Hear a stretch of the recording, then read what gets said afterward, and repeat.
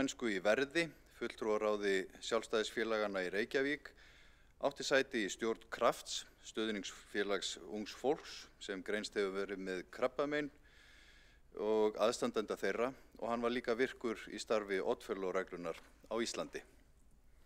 Egill Þór var tryggur sjálfstæðismaður alla tíð.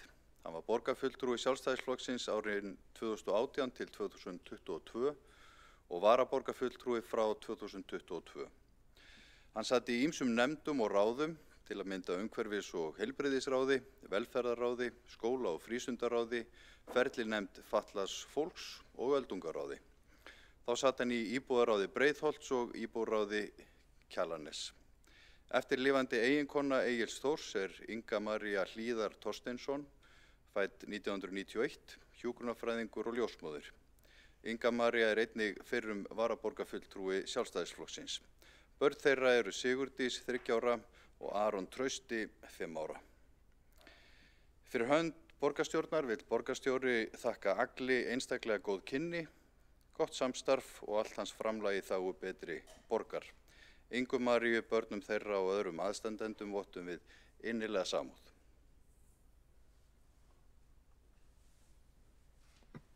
Borgarstjóri hefur lokið við mál sitt, þá hefur Hildur Björnsdóttir borgarfulltrúi óskað eftir því að taka til máls.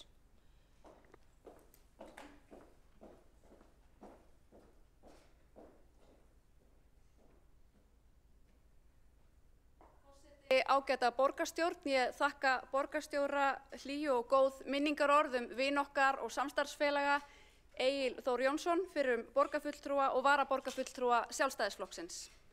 Og það sannarlega auðvelt að standa hér í dag og tína til öll fegurstu orð í litrófi íslenskunnar til þess að lýsa vini okkar. Hann var góður samstarfsmaður, traustur vinur og einstakur mannasættir. Hann var falslaus og einlægur, réttsýnn og heiðarlegur. Í trúnaðarstörfum sínum fyrir Sjálfstæðisflokkinn gat Egill sér allstaðar gott orð fyrir kurteisi og hlýja framkomu. Á vettvangi borgarstjórnar varði hann kröftum sínum helst í þágu þeirra sem höllum fæti standa. Það var hans erindi, þar lá hans ástríða og það lýsti honum best. Egill mætti veikindum sínum af auðmýkt og æðruleysi en sýndi jafnframt einstakt baráttuþrek. Við ræddum saman fáeinum vikum fyrir fráfallið og þrátt fyrir langa og þunga sjúkrahúslegu mátti enn greina mikla bjartsýni og einstaka þrautseigu. Fyrir hönd borgarstjórnarhóps Sjálfstæðisflokksins sendi ég Ingu Maríu, eiginkonu Egils Þórs, börnum þeirra og nánustu aðstandendum dýpstu samúðarkveðjur. Minningin góðan vin og traustan samstarfsfélaga mun ávallt lifa.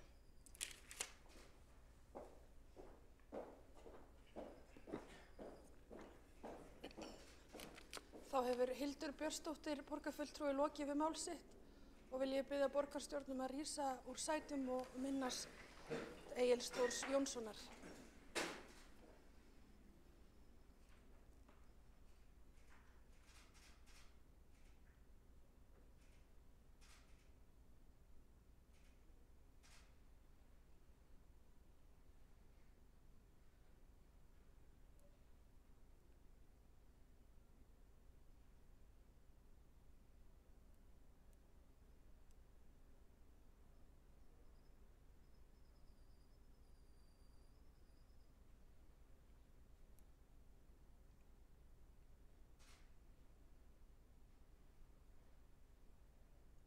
Takk fyrir.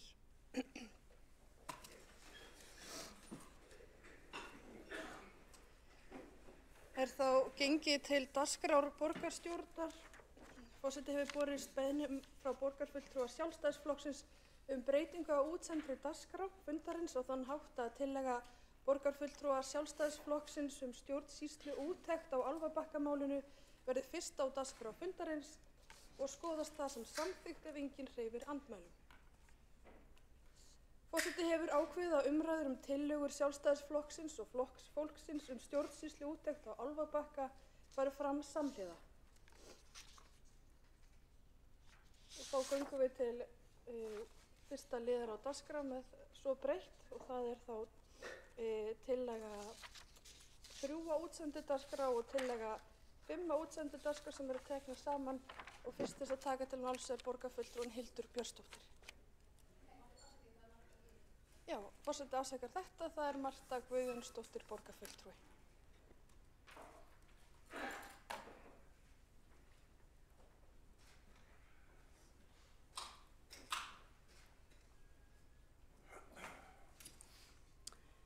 Forseti, góði borgarfulltrúar, á aðvendunni stóð yfir eldheitar umræður í fjölmiðlum, á samfélagsmiðlum og mann á meðal Álfabakkamálið. Lífsgæði, nærumhverfi og fasteignir fjölda einstaklinga hafa verið gjaldfelld með ótrúlegu klúðri. Og þetta skipulagsklúður er ekki einkamál borgaryfirvalda og þeirra borgarbúa sem hér sitja í súpunni.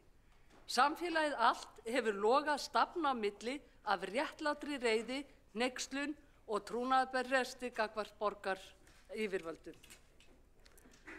Engu að síður sá meirihluti borgarstjórnar ekki ástæðu til að ræða þessi mál hér í borgarstjórn fyrir jólafrí og kom reyndar í veg fyrir slíka umræðu. Þau vonuðust til að málið féll í gleymsku yfir hátíðarnar, en þeim verður ekki að þeirri ósk sinni. Nú er hafin almenn undirskriftasöfnun vegna málsins og því er hvergi nærri lokið. En hvað fór hér eiginlega úrskeiðis? Ekki hafa fengið skýr svör við þeirri spurningu frá þeim borgarfulltrúum sem setið hafa fyrir svörum málið í fjölmiðlum. Þau viðbrögð borgarfulltrúanna er heill kapítuli út af fyrir sig sem krefst sérstakrar skoðunar. En engu að síður er eitt og annað kýrskýrt og óumdeilanlegt í þessu kostulega máli. Hér er það hafið yfir allan vafa að borgaryfirvöld hafa valdið gífurlegu tjóni á fasteignum fjölda fólks með óafsakanlegu klúðri. Hér eru það skemmdarvargarnir sem tjóninu valda sem bera ábyrgðina, ekki saklausir borgarar sem verða fyrir þessum skemmdarverkum. Svona mistök kalla á ítarlega, óháða og faglega rannsókn. Því mistök eru til að læra af þeim og lágmarka þannig líkur á að þau endurtaki sig. Að öðrum kosti vinna borgaryfirvöld ekki aftur þann trúnað sem þau hafa nú glatað hjá borgarbúum. Það skýtur svolítið skökku við að borgaryfirvöld reyna að afsaka ákvarðanir sínar í þessum efnum með þeirri viðleitni að reyna að einfalda regluverk. Það er óskiljanlegt að einfaldara regluverk þurfi að hafa í för með sér aðra eins katastrófu og hér ræðir. Það er ekki að sjá að almennir borgarar hafi hingað til notið góðs af þessari einföldu regluverks hjá skipulagsyfirvöldum Reykjavíkur. Almenningur verður enn og aftur að fjárfesta í ótal teikningum, kynningum og leyfum og bíða mánuðum jafnvel árum saman eftir því að fá leyfi til að breyta einum kjallaraglugga eða setja lítinn kvist á þakíbúð. En það er ekki sama hvað er einfaldað í regluverkinu, né heldur fyrir hverja það er gert. Staðreyndin er sú að eftir að borgaryfirvöld hættu að úthluta almenningi lóðum í Reykjavík hafa fjársterkir verktakar og fasteignaspekulantar haft sífellt meiri áhrif á skipulag og uppbyggingu íbúðahverfa á kostnað almennra lífsgæða og manneskjulegs umhverfis. Sem dæmi þetta má nefna að eftir einungis fáeina mánuði munu fasteignaverktakar hefja byggingu á íbúðablokkum meðfram og svo nálægt flugbraut Reykjavíkurflugvallar að ekki verður leyfilegt að hafa opnarleg fög á gluggum íbúðanna sem snúa að flugbrautinni. Þetta þykir góð latína hjá skipulagsyfirvöldum og fjáraflamönnum sem sjá ekkert athugavert við það að breyta íbúðabyggð almennings í mauraþúfur og býflugnabú. Það er svo annar þáttur í stjórnsýslunni og viðhorfi borgaryfirvalda sem ég hef ekki síður áhyggjur af. Það er sá kúltúr borgaryfirvalda á undanförnum árum sem felst í sívaxandi virðingarleysi gagnvart borgarbúum, eignum þeirra og nærumhverfi. Aðförin að íbúalýðræði. Gróðrarstía fyrir slíkt virðingarleysi eru yfirvöld sem telja sig alltaf vita betur en þegnarnir hvað þeir sjálfum er fyrir bestu. Það skyldi þó ekki vera að þessi leiðindakúltúr eigi sinn þátt í Álfabakkamálinu. Besta skipulagið er ekki útópíur hugsjónamanna. Besta skipulagið verður til við samspil venjulegs fólks og lýðræðissinnaðra yfirvalda sem stjórna í umboði almennings og samkvæmt vilja fólksins. Borgaryfirvöld er því miður komin langt af þeirri vegferð. Við slíkar aðstæður hætta yfirvöld að virða þegna sína, rétt þeirra og lífsgæði. Eða er einhver hér í þessum sal sem veit hvenær íbúarnir í nágrenninu við Álfabakka 2 gerðu fyrst athugasemdir við þessi byggingaráform? Og er einhver hér í þessum sal sem veit hversu oft það var gert eða hvernig þeim athugasemdum var tekið? Nei, þeir í þessum sal sem standa eiga vaktina þegar almenningur gerir athugasemdir eða kemur með umkvartanir hafa bara aldrei staðið þá vakt og standa hann ekki enn. Þau telja það ekki hlutverk sitt að taka tillit til borgarbúa í einu né neinu. Það höfum við fjölmörg dæmi og þeim fjölgar stöðugt. Í frétt í Morgunblaðinu á aðventunni segir meðal annars með leyfi forseta: Umboðsmaður Alþingis hefur ákveðið að taka til skoðunar hvort rétt sé að hefja frumkvæðisathugun á því hvernig aðgangi almennings að starfsmönnum og þjónustu umhverfis- og skipulagssviðs Reykjavíkurborgar er háttað. Þetta kemur fram í bréfi Kristínar Benediktsdóttur umboðsmanns Alþingis til borgaranna vegna samskipta í tilefni af kvörtun ónefnds aðila til umboðsmanns yfir því að meira en 2 ára gömul beiðni hans gögn og upplýsingar frá Reykjavíkurborg hafi ekki verið afgreidd. Góðir borgarfulltrúar, staðreyndin er sú að ofþéttingarstefnan sem hér hefur viðgengist hefur ekki einungis hægt mjög á uppbyggingu íbúðarhúsnæðis í borginni, skapað húsnæðisskort og stórhækkað leigu- og fasteignaverð. Hún hefur vakið illdeilur borgaryfirvalda við borgarbúa alla borg. Í hverju íbúðahverfinu á fætur öðru og þeim fjölgar stöðugt. Í Bústaðahverfinu, í Vesturbænum, í Skerjafirðinum, í Grafarvogi og nú síðast við Laugardali. Það er löngu orðið tímabært að borgaryfirvöld átti sig á því að þau standa í stríði við borgarbúa alla borg. Það er ekki farsæl stefna né stjórnsýsla. Þessa ofþéttingarstefnu segir Páll Jakob Líndal, skipulagsfræðingur í viðtali við Morgunblaðið 17. desember síðastliðinn með leyfi forseta: Við erum komin að mörkum þess sem er einfaldlega boðlegt. Borgin hlýtur að vera komin í þrot með þessa þéttingarstefnu og þetta skeytingarleysi gagnvart fólki að hleypa því ekki að skipulagsmálum. Að byggja svona vegg í 14–15 metra fjarlægð fyrir framan glugga hjá fólki er bara nokkuð sem á ekki að geta gerst. Það er fráleitt að bjóða upp á þetta. Góðir borgarfulltrúar, alla borg herja borgaryfirvöld á íbúa sína. Alla borg reyna íbúasamtök að veikum mætti að verja nærumhverfi fólks, verja útsýni þess, græn svæði, útivistarsvæði og leiksvæði barna, gömul kennimörk gróinna hverfa, bílastæði fólks og verðgildi fasteigna. Alla borg reyna borgarbúar að veikum mætti að verja þessi gæði fyrir yfirvöldum sem telja sig þurfa að hafa vit fyrir þegnum sínum, rétt eins og forráðamenn að hafa vit fyrir óvitum. Af þessum sökum, segir Páll Jakob Líndal í sama viðtali með leyfi forseta: Það er ekki bara íbúar Árskóga 7 sem þurfa að hafa áhyggjur, heldur allir íbúar borgarinnar. Hvað gerist næst? Það virðist vera undir hæli lagt hvað er kynnt fyrir fólki og svörin sem það fær eru beinlínis röng. Í fréttinni segir ennfremur: Páll Jakob segir mikilvægt fyrir fólk að hafa það á tilfinningunni að það hafi eitthvað sitt nánasta umhverfi að segja. Sé fólk svipt því skapi það vanmátt, óöryggi og vanlíðan. Og að lokum segir hann: Það liggja fyrir rannsóknir sem sýna að þetta er glórulaust og heilsuspillandi. Svo mörg voru þau orð. Af þessum sökum legg ég til að borgaryfirvöld hætti að herja á borgarbúa, sættist við þá og fara að virða rétt þeirra til að hafa áhrif á sitt nærumhverfi og skólastarf barnanna sinna í borginni. Batnandi manni er best að lifa og góð byrjun á slíkum sinnaskiptum fælist í því að samþykkja hér tillögu okkar sjálfstæðismanna að framfari stjórnsýslu úttekt á Álfabakkamálinu af innri endurskoðanda og ég ætla að fara hérna aðeins yfir greinargerðina, en í greinargerð með tillögunni segir meðal annars: Með heildstæðri úttekt og virkri eftirfylgni er hægt að tryggja að lærdómur verði dreginn af mistökunum, með það að markmiði að borgarstjórn taki nauðsynleg skref til umbóta og endurheimti traust íbúa. Umboðsmaður Alþingis eða innri endurskoðun ætti í raun að hefja frumkvæðisathugun á málinu. Þar sem það varðar á beinan hátt hvernig stjórnsýslan getur íþyngt landsmönnum, bæði fjárhagslega og í formi skertra lífskeiða, með ónákvæmni eða óvandaðri ákvarðanatöku. Skipulagsákvarðanir af þessari stærðargráðu snert ekki aðeins borgarbúa, heldur hafa þær víðtæk áhrif á allt samfélagið, sem treystir á faglega stjórnsýslu, gagnsæi og réttláta ákvarðanatöku. Ábyrg stjórnsýsla felst í því að læra af mistökum og bregðast við með skilvirkum og trúverðugum hætti. Nauðsynlegt að fyrirbyggja að slík mistök endurtaki sig í þeirri viðleitni að stuðla að auknu trausti til stjórnkerfisins.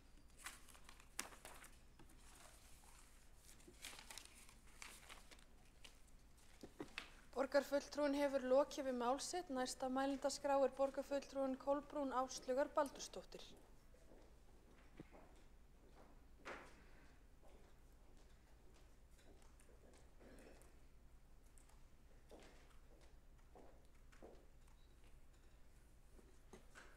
Forseti, ágæta borgarstjórn og aðrir gestir. Fulltrúi Flokks fólksins leggur hér fram tillögu sem á pari við þá sem nú þegar hefur komið fram hjá borgarfulltrúinni Mörtu Guðjónsdóttur frá Sjálfstæðisflokki að fela innri endurskoðun og ráðgjöf Reykjavíkurborgar eða öðrum óháðum aðila að gera sérstaka stjórnsýslu úttekt á skipulagsferli varðar Álfabakka 2A suður í Mjódd eða vöruskemmunni eins og málið stundum kallað. Þessi tillaga var lögð fram hér 17. desember á fundi borgarstjórnar af þessum tveimur flokkum, Sjálfstæðisflokki og Flokki fólksins, og þá var óskað eftir að hún tekin inn með afbrigðum en það var ekki samþykkt og þess vegna komum við hér aftur og gerum sem sagt aðra tilraun. Kjarni málsins sá, eins og fram hefur komið, að vöruhús við Álfabakka hefur verið reist fáeinum metrum frá íbúðablokk. Þeir sem þarna búa, sem satt og horfa út gluggann, þar blasir við 13 metra hár grænn gluggalaus veggur. Fólk eðlilega miður sín og spyr hvernig gat svona gerst.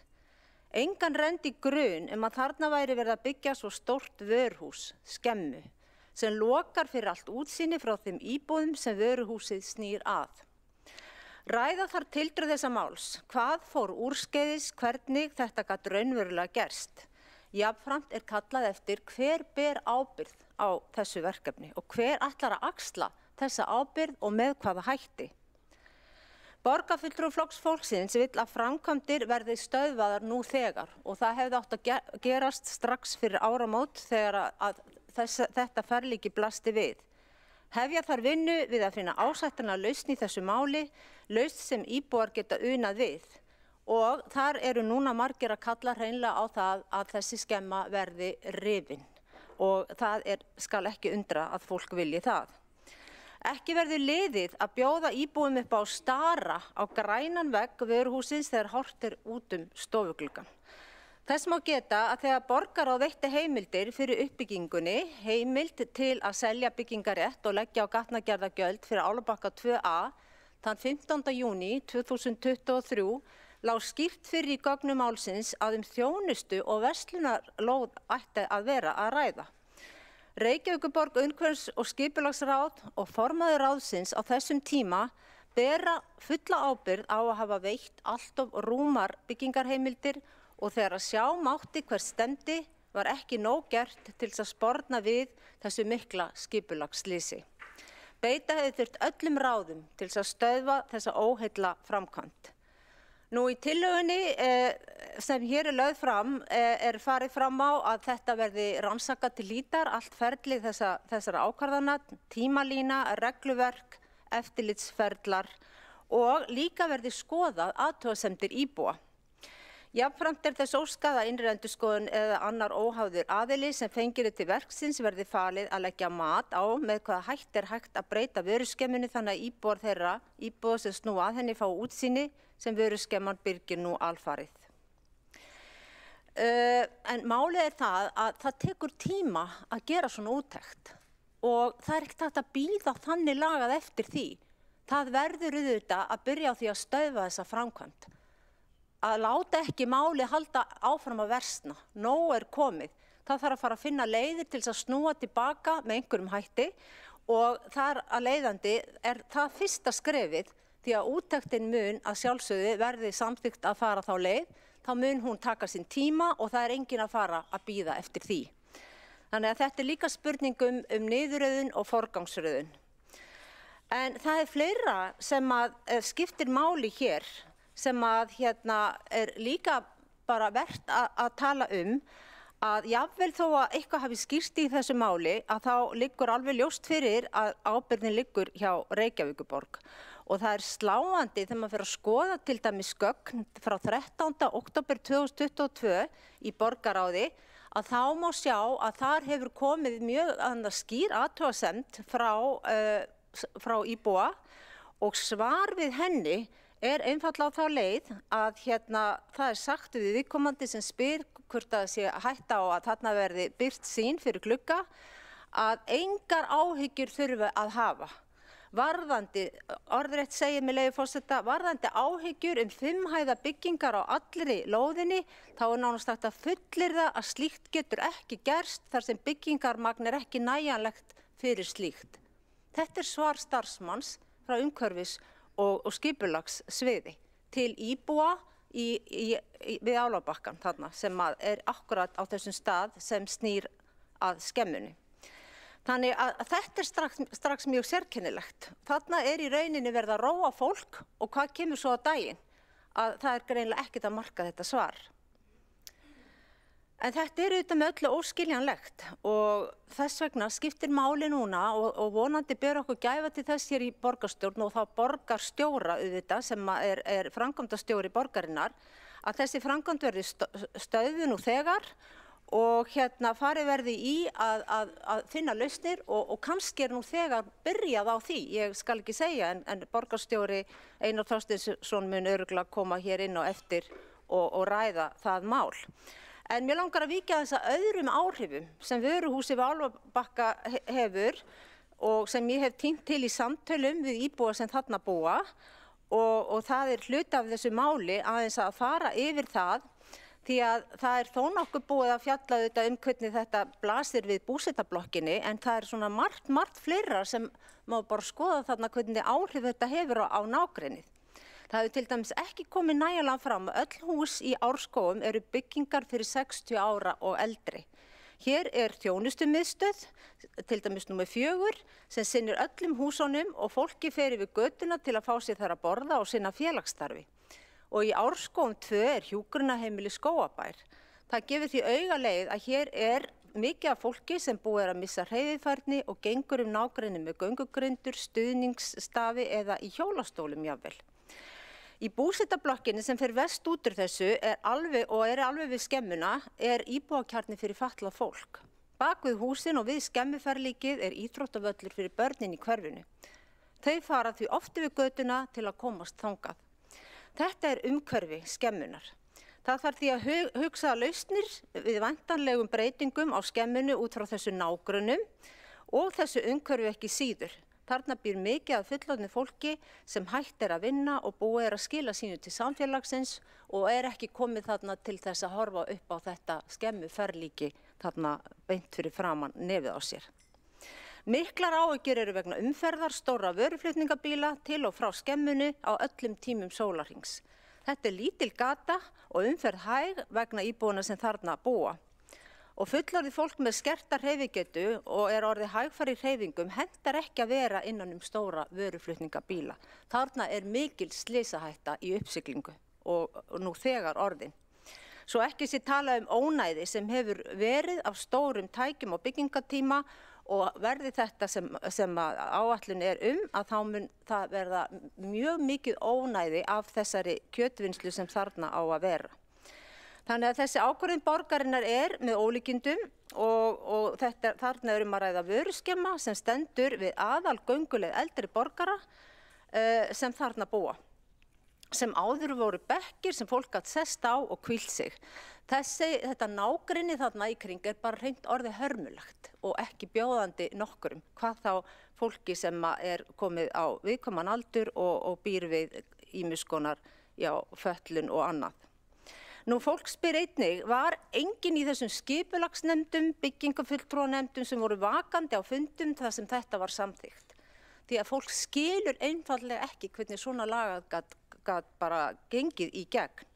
Og það eru margar aðra spurningar sem liggja fyrir og bíður svars, En mér var sent hérna í morgun eitthvað sem væri gott líka að fólk vissi og það úr stjórnartíðindum frá því 2. október 2024.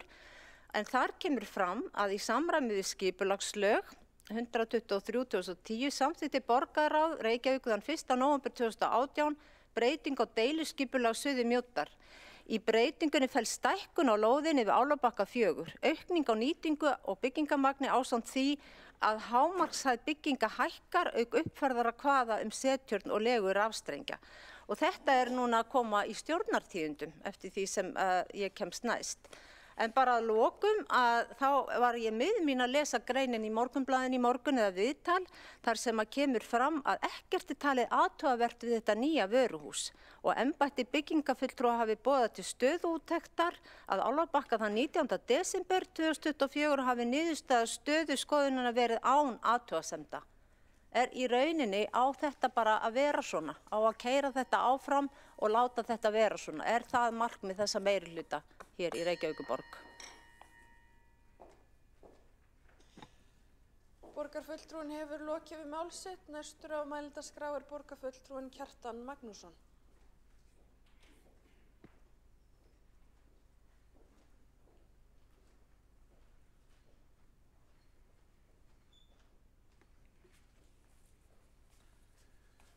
Forseti, góðir borgarfulltrúar, það full þörf á að ræða vel þetta mál sem hér undir, Álfabakkamálið svonefnda, eða lóðina Álfabakka 2A og hvernig sú uppbygging, rauninni hvaða áhrif þessi uppbygging hefur á sitt næsta nágrenni.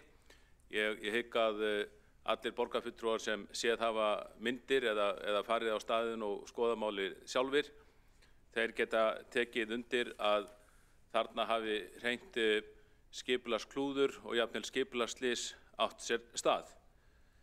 Og það mjög mikilvægt að við viðurkennum það hreinskilnislega að einhver staðar fór borgarstjórn og borgarkerfið illa út af sporinu í þessu máli, því að ég trúi ekki að nokkur borgarfulltrúi mæli því bótað og telji þetta vera eðlilegt, eins og reyndar svör úr kerfinu gefa til kynna, eins og rakið var hér í ræðunni hér á undan. Það lá skýrt fyrir í gögnum málsins upphaflega að það væri þjónustu- og verslunarlóð að ræða. Með einhverjum hætti þá rís hins vegar á þessari lóð stærðarinnar vöruhús sem ætti miklu frekar heima á athafnasvæði eða iðnaðarsvæði. Það að auki ljóst að þessari starfsemi munu fylgja hávaðasamir vöruflutningar á ýmsum tímum sólarhringsins með ama fyrir íbúana. Þegar maður kafar í þetta mál er ekki einfalt og þetta á sér ákveðna sögu hefur verið tekið fyrir á ýmsum sviðum, þá furðar maður sig á því að borgarfulltrúum hafi ekki verið gert ljóst hvers konar óskapnaður þarna myndi rísa á lóð við hliðina á þéttri íbúabyggð, einmitt á svæði, svokölluðu þéttingarsvæði, sem hefur verið undirbúið í mörg ár. Það hefur mikið verið fjallað þetta svæði í borgarstjórn og í nefndum ráðum borgarinnar. Þetta var ekki gert í neinum flýti eða asa. Borgarkerfið tók sér góðan tíma í að undirbúa uppbyggingu á svæðinu og það voru mörg orð höfð uppi það, því að þetta á sér langan aðdraganda, að þarna ætluðu menn sér svo aldeilis að vanda sig og þarna myndi rísa frábært hverfi, íbúabyggð aðallega fyrir eldri borgara, en ákveðin rök síðan fyrir því að það svæði sem var í næstu hraðbrautinni, það var ekki íbúabyggð, þar var hægt að hafa atvinnusvæði, atvinnuhúsnæði sem mikil spurn eftir og skortur í borginni. En svo tekst þetta illa. Ég sannfærður það að það hefði verið hægt að skipuleggja þetta atvinnusvæði með þeim hætti að það hefði verið í góðri sátt við íbúabyggðina sem þarna og auðvitað þurftu menn að vera sérstaklega varkárir í vinnunni þegar það ljóst að það einungis nokkrir metrar á milli atvinnuhúsnæðisins og íbúðarhúsnæðisins. Og ég verð að segja, mig rak aðeins í rogastans því að ég sitt í umhverfis- og skipulagsráði og margt er vel gert í því ráði fyrir okkur sem þar sitjum og þar er oft tíma eitt í svokölluð smáatriði kannski sem okkur finnst en eru auðvitað ekki smáatriði fyrir þá íbúa sem við erum að fjalla hverju sinni. Þó okkur finnist, okkur eru oft sýndar myndir af einhverjum hálfgerðum smáatriðum, jafnvel einhverjum kvistum sem á að bæta við einhver hús. Þetta er kannski smáatriði, einhver slíkur kvistur er smáatriði í okkar huga, en hann eru auðvitað ekki smáatriði kannski fyrir íbúan í næstu íbúð sem fær með þeim ætti skerðingu á útsýni eitthvað slíkt. Þessna held ég að allir þessu ráði reyna að vanda sig og fara vel yfir gögnin og okkur eru oft sýndir miklu minni hlutin í þetta en því segi ég þetta að þarna er alls ekki neitt smáatriði að ræða. Það er sama hvernig maður lítið á máli. Þetta er stór mál, stórt hús og stór mál bæði fyrir auðvitað þann sem hefur fengið úthlutað lóðinni en líka fyrir íbúana í næsta nágrenni. Og það má segja það kannski hér í framhjálpi að það á kannski ekki, maður skildi halda að það ætti ekki að þessu fólki að ganga sem þarna býr, því að það er eiginlega bara nýlokið öðru máli sem var því einmitt mjög óþægilegt sem snerist efnisöfnun. Það var efnisöfnun á einmitt þessu svæði, á horni Álfabakka og Árskóga á svæðinu þar í kring. Sennilega hófst það 2022 og var fram á ár 2023 og jafnvel 2024. Það var mikil efnisöfnun sem ég gæti ekki séð annað en væri þarna í óleyfi. Þarna voru háir haugar af möl og grjóti og sandur, mold og ryk fauk úr þessum haugum yfir svæðið og yfir íbúðabyggðina, yfir þessi nýju hús sem þarna voru.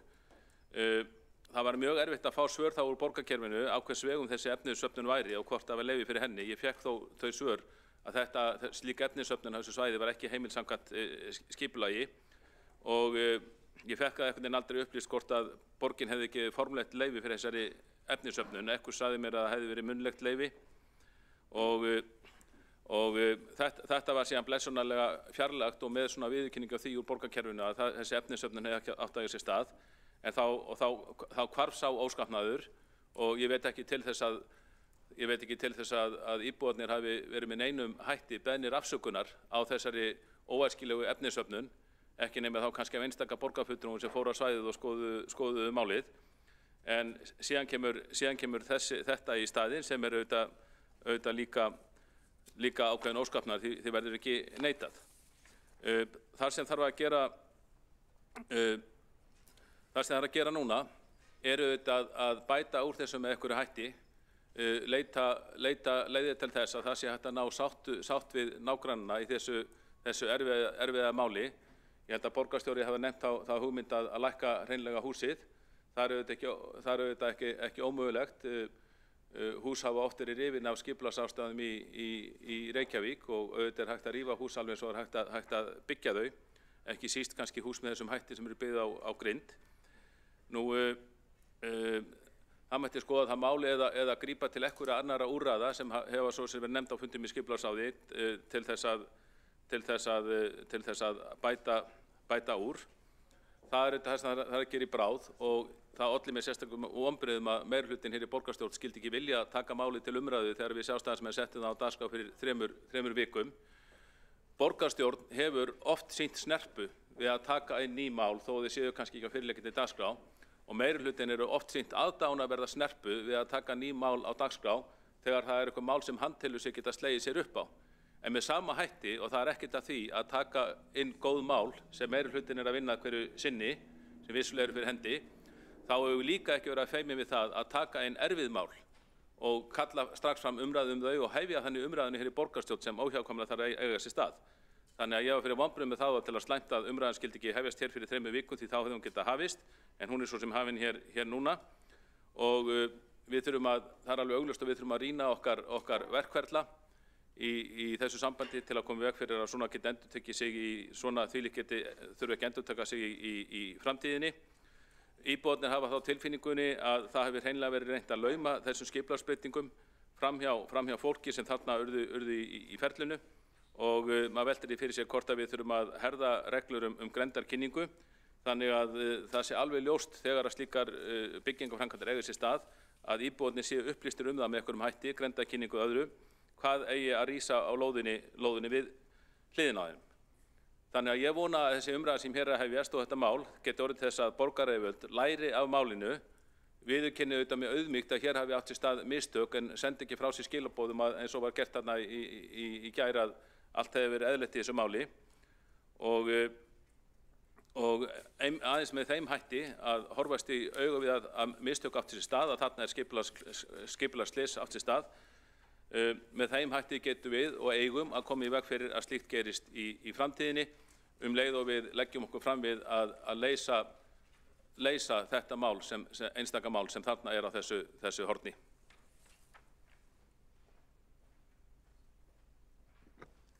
Borgarfulltrúinn hefur lokið við mál sitt. Næsta mælendaskrá er borgarfulltrúinn Hildur Björnsdóttir.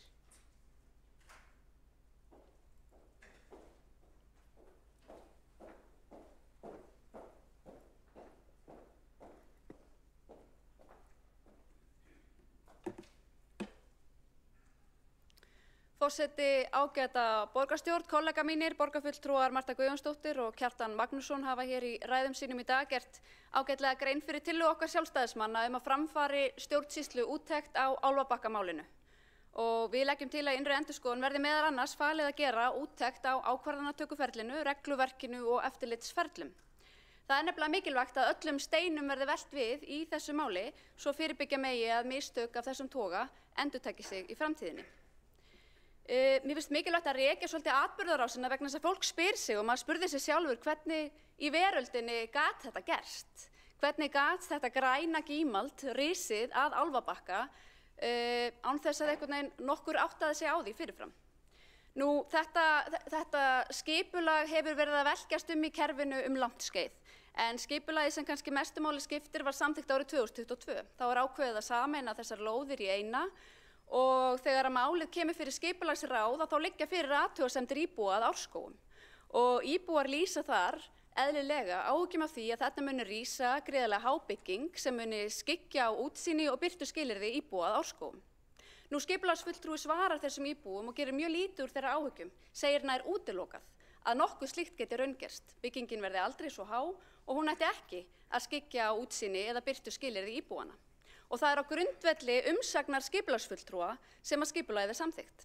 Það er svo staðfest í borgarráði aftur á grundvelli þessarar umsagnar í trausti þess að skipulagsfulltrúi segi þarna rétt frá. Nú svo verður ákveðin vendipunktur í málinu sumarið 2023 þegar að lóðinni er formlega úthlutað í borgarráði.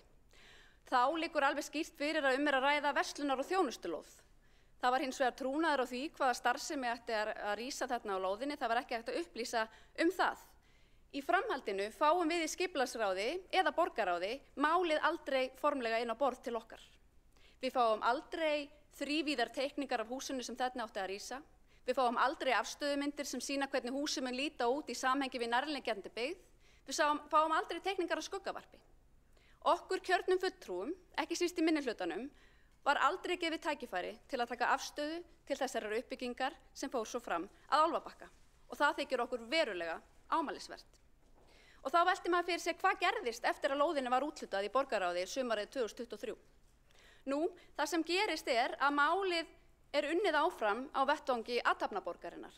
En athafnaborgin er hluti af skrifstofu borgarstjóra sem heldur utan ákveðna atvinnu þróun hér í borginni og samkvæmt þeim upplýsingum sem að ég hef fengið að þá var athafnaborgin í samskiptum við byggingafulltrúa á öllum stigum þess máls þegar þessar teikningar sem síðar voru samþykktar fóru í gegnum borgarkerfið, án þess að við kjörnir fulltrúar fengjum að leggja blessun eða gera athugasemdir við þær.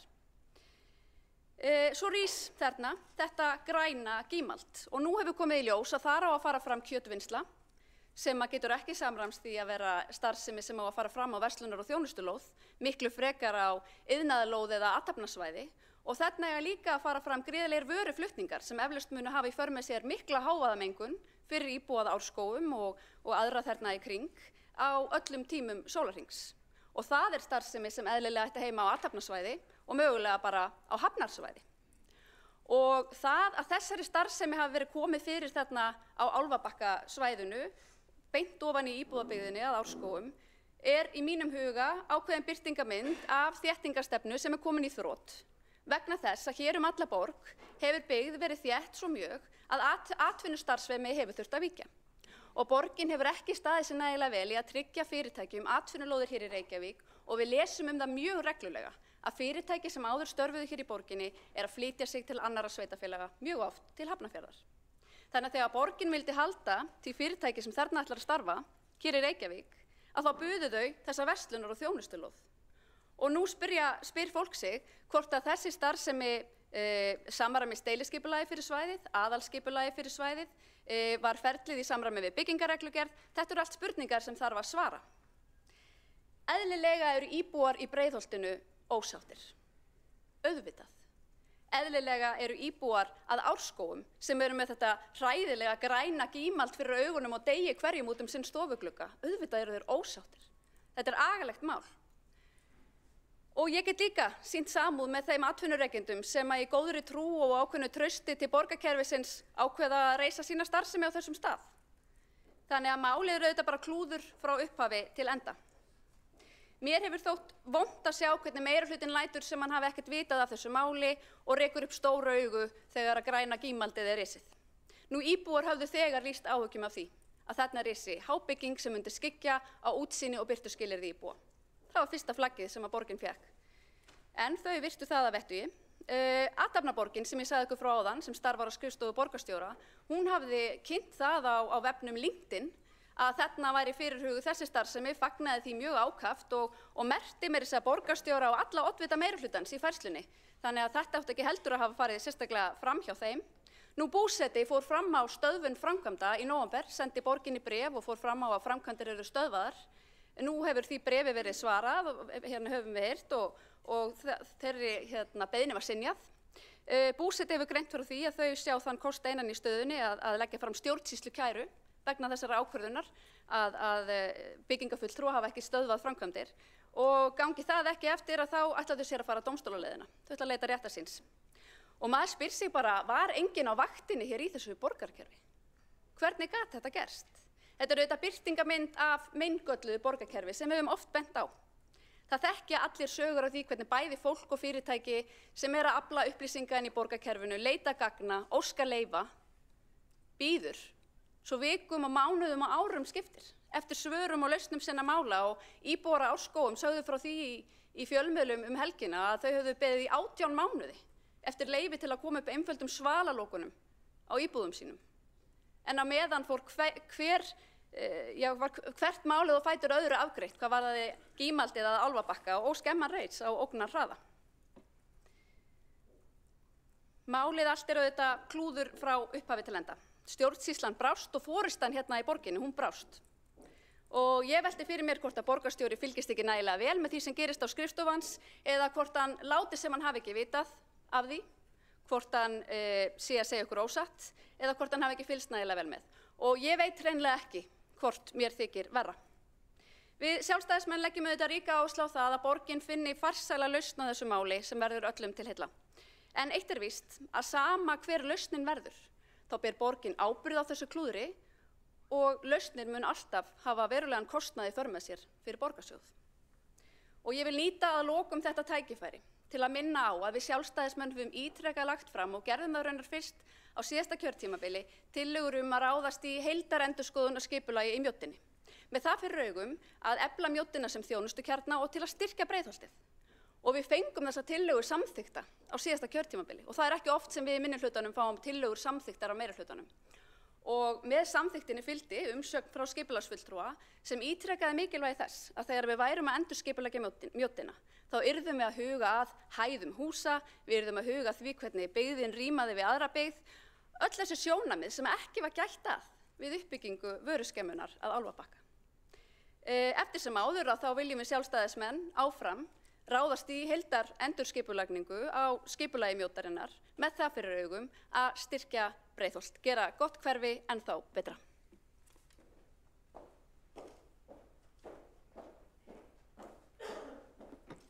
Borgarfulltrúinn hefur lokið við mál sitt. Næsta mælendaskrá er borgarfulltrúin Dóra Björt Guðjónsdóttir.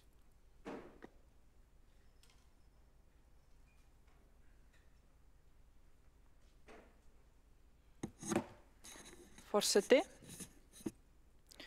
ágætu íbúar, auðvitað eru þið ósátt, auðvitað eru íbúar ósáttir og ég tek undir það og ég skil það.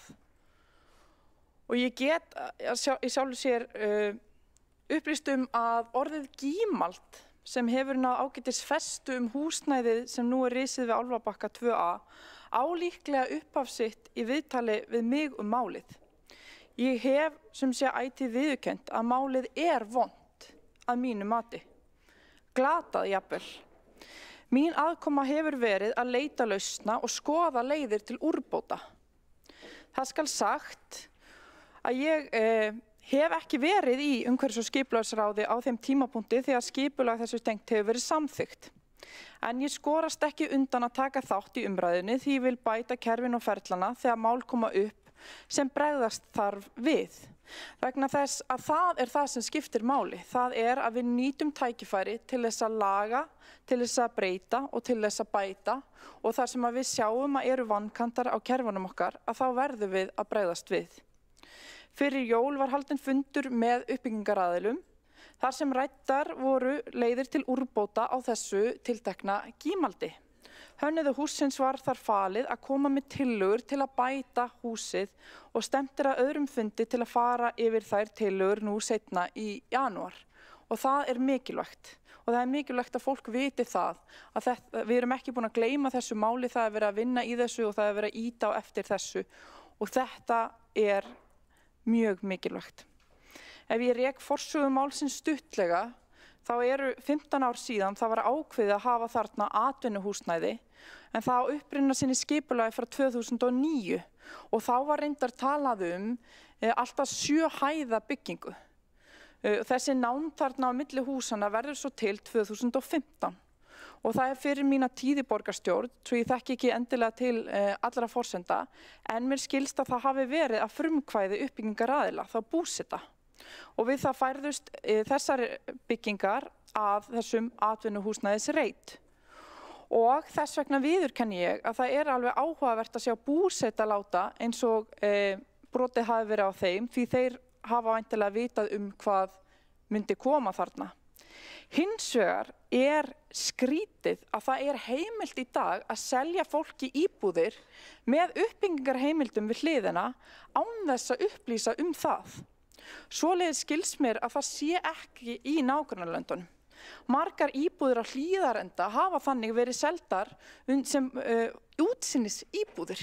Jafnvel þó að seljendum ætti að vera það fyllilega ljóst að húsnæði myndi rísa þar við hlið og takmarka útsýnið í kjölfarið. Það er verið að blekkja fólk og það er ekki í lagi. Hugmyndin var að hafa þarna sem sé atvinnuhúsnæði, starfsemi sem að myndi skýla byggðinni fyrir hljóðum frá stofnveginum og það eru auðvitað margir kostir þess að fá atvinnustarfsemi inn í hverfið.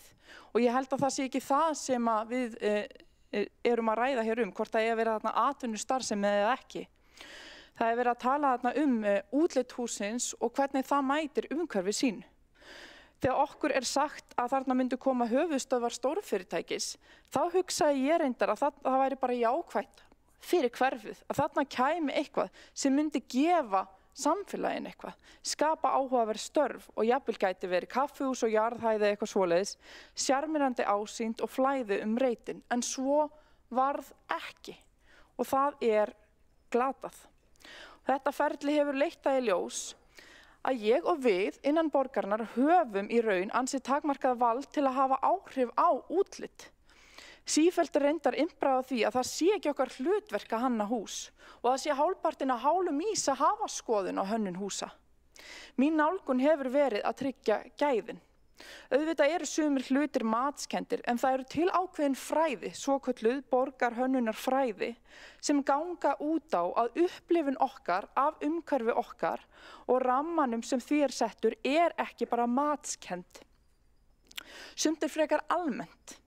Ég myndi vilja stíga í þá átt að tryggja betur gæðin. Þess vegna erum við að móta fyrstu borgarhönnunarstefnu Reykjavíkur undir minni forystu og af mínu frumkvæði. Hún gæti í reynd verið kölluð gæðaskipulagsstefna eða eitthvað í þeim dúr, en það allavega viðfangsefnið. Við erum að þétta byggð, en það ekki sama hvernig það gert. Það málið, þar koma gæðin inn. Og í þessu máli þá vantar þau að miklu leyti og það alveg ljóst og það vandamálið. Þegar ég var að undirbúa vinnu við borgarhönnunarstefnu ræddi ég reyndar við Pál Líndal umhverfis sálfræðing sem hefur verið til viðtals þetta mál. Því ég persónulega mikinn áhuga á sálfræðilegum álitaefnum skipulags og umhverfis. Hans sjónarmið að mörgu leyti verðu að mínu mati og það mikilvægt að taka inn allavega þann þátt í skipulagsgerð, hvernig upplifun okkar af umhverfinu, af skipulaginu sem við erum að ákveða. Þetta snýst allt fólk og þetta snýst að fólki líði vel í því umhverfi sem við erum að skapa. Og þetta það sem mín pólitík snýst og þetta það sem ég hef mikinn áhuga á. Ég hef mikinn áhuga á birtu en það frekar sjokkerandi að fyrst í haust var birtur ljósvistarkafli sem ætti að fara inn í byggingareglugerð þar sem gerðar eru kröfur að sé næg birta í húsnæði. Það var ekki áður. Það fyrst í haust, sjáu þið til.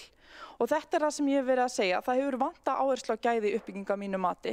Það stanslaust talað að það þurfa að einfalda ferlana en munum það að ferlarnir og kerfið okkar þarna til að tryggja gæðin, til að bæta verkin vegna þess að hið opinbera og við kjörnir fulltrúar eigum að standa vörð almannahag. Uppbyggingaraðilar að hugsa sínar þarfir. Það hefði þurft að vera stífari skilmálar þetta hús og það hef ég sagt ítrekað oft. En það alltaf verið að kvarta yfir að við séum að skipta okkur af. Þarna hefði frekar þurft að skipta sér meira af en minna og hafa strangari kvaðir. Og við ættum að hætta að tala að kerfi og kvaðirnar sé alltaf vandamáli og það þurfi bara að skræla byggingareglugerð. Í einni skrælingunni var ekki alveg ljóst að vera ennþá kvöð glugga á íverurými og þá hægt að spyrja sig, hvert erum við komin? Á síðasta fundi umhverfis- og skipulagsráðs fyrir jól fengum við Álfabakka 2A til umfjöllunar. En ég bað umsvifalaust svör og yfirferð eftir að málið kom upp. Þar var rætt að taka málið áfram á næsta fundi sem einmitt í næstu viku og þar var hugmyndin að leggja fram úrbótatillögu næstu skref. Að sama skapi var rætt að það yrði að hefja samtal við uppbyggingaraðila úrbætur sem og var gert og verður gert áfram eins og ég hef upplýst hér í dag. Ég get upplýst það þegar ég sá í hvað stemdi, þó mig hafi ekki grunað að þetta yrði svona slæmt, þá beitti ég mig fyrir því að það yrði bætt úr og við erum að gera það. Ég vil bregðast við því að við þurfum að tryggja gæðin. Ég ekki viss að stjórnsýslan hafi verið vandamálið, heldur þarf líklega að styrkja stjórnsýsluna, það að segja getu og heimildir hennar til að hafa skoðun, til að geta brugðist við. Við þurfum neyðarhemil, við þurfum að fá gæjast betur í pakkan. Það vont að við séum stundum að samþykkja heimildir án þess að vita neitt það sem að koma, án þess að fá teikningar. Ég held ekki að þetta sé bannað, ég held bara að þetta sé vont. Þetta vont fyrir útkomuna, niðurstöðuna og almannaheill og þessu viljum við bregðast við. Þess vegna hyggjumst við samþykkja tillögu stjórnsýsluúttekt sem góðra gjalda verð en líklega ekki nóg til að bregðast við því sem þarf að bregðast við hér. Þess vegna viljum við ganga lengra með þeirri tillögu sem við stefndum að því að leggja fyrir á næsta fundi umhverfis- og skipulagsráðs. Við viljum bæta henni við tillöguna stjórnsýsluúttekt og ég legg því til að gera breytingatillögu og bæta við þann þátt stjórnsýsluúttekt í tillögu Sjálfstæðisflokksins sem ígrunduð og góð eftirfarandi. Sömuleiðis lagt til að hafin verði vinna við að endurskoða feril skipulagsmála innan borgarinnar til að tryggja frekari gæði við skipulagsgerð og ekki síst skilvirka innleiðingu borgarhönnunarstefnu sem liggur fyrir í drögum og verður samþykkt með vorinu.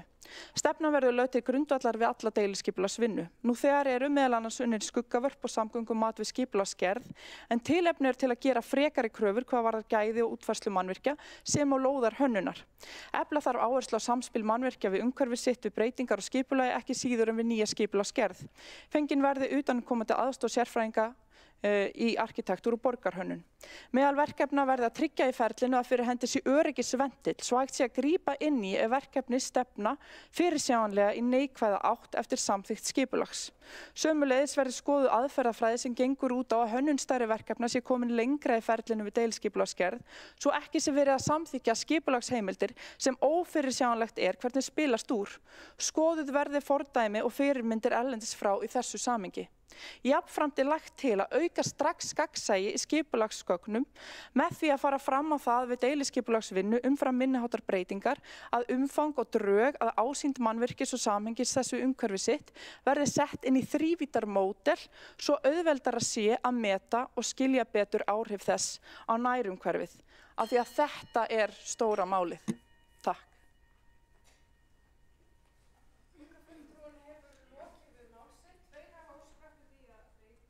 Andsvar. Fyrstur til að veita andsvar borgarfulltrúinn Kolbrún Áslaugar Baldursdóttir. Forseti, ágæta borgarstjórn, ég vil byrja á að þakka borgarfulltrúanum Dóru Björt Guðjónsdóttir fyrir sitt innlegg og þar hefur komið fram að samþykkja á tillögum stjórnsýsluúttekt og með viðbótum sem að held ég sé bara hið besta mál, en það sem að mjög margir hafa áhyggjur af núna nákvæmlega að það verið að halda áfram að byggja skemmuna bara í þessum töluðu orðum og nú á næsti fundur til lausna að vera í lok janúar. Sko, það ekki betur séð en að ef eitthvað vita á að vera í að finna einhverja lausnir að framkvæmdir verði stöðvaðar strax. Það ekkert viti að halda áfram með að ljúka þessari byggingu, hún gengur hratt og svo eftir einhverja vikur á að halda áfram með að finna einhverja lausnir. Lausnir þá að rífa hlutennar eða rífa hana, það ákall að þetta verði rifið. Þannig að til þess að gefa svigrúm og rými til að skoða lausnir, hvort sem það að rifa hluta eða alfarið, þá verður að stöðva framkvæmdir. Borgarfulltrúinn hefur lokið við það að veita andsvar. Svara það andsvari borgarfulltrúinn Dóra Björt Guðjónsdóttir. Forseti, eins og ég segi þá eru þessi samtöl eitthvað sem við höfum verið að taka og erum að taka áfram. Ég þekki ekki alveg til lagatækninnar við að stöðva framkvæmdir og hversu flókið einfalt það að gera það. Það strandar í sjálfu sér ekkert á okkur að gera það og það ekki þannig að það sé þannig að við viljum ekki stoppa framkvæmdir og höfum svo mikinn vilja fyrir því að þetta haldi áfram. Það þarf að leysa úr þessu máli og það kannski eðlilegt að hingra við á meðan það gert. En ég get ekki úttalað mig einhverju lögfræðileg álit sem ég þekki ekki nægilega vel til, það bara aðeins að bara treysta lögfræðingunum fyrir því. En við erum að reyna að bæta þetta og það stóra myndin og það það sem skiptir máli. Borgarfulltrúinn hefur lokið við að svara andsvari. Veitir þú andsvar öðru sinni borgarfulltrúinn Kolbrún Áslaugar Baldursdóttir. Forseti, ágæta borgarstjórn, því lengra sem haldið áfram með skemmuna, því dýrara verður að finna lausn. Því að lausnin hlýtur að felast í því að einhverju leyti að það verður eitthvað rifið hluta af henni ef ekki allt. Ég velti bara fyrir mér hvort að borgin og skipulagsyfirvöld sé í einhverju sambandi við eigendur, við hönnuði, við þá sem eru að byggja, hvort það sé einhver brú þarna yfir eða bara hvort að hver sé í sínu horni og ég vil minna á að bæði borgarstjóri og formaður umhverfis- og skipulagsráðs búin að segja að það verði að gera þessu breytingar og verði að laga þetta, einhvern veginn finna lausnir og þær lausnir hljóta að vera í samráði við íbúana sem kalla eftir að rífa þetta og samt á að halda áfram að byggja þetta. Þetta náttúrulega, þetta bara, með leyfi forseta, meikar ekki sens. Ég fæ bara orða það hreint út þannig. Borgarfulltrúinn hefur lokið við að veita andsvar öðru sinni.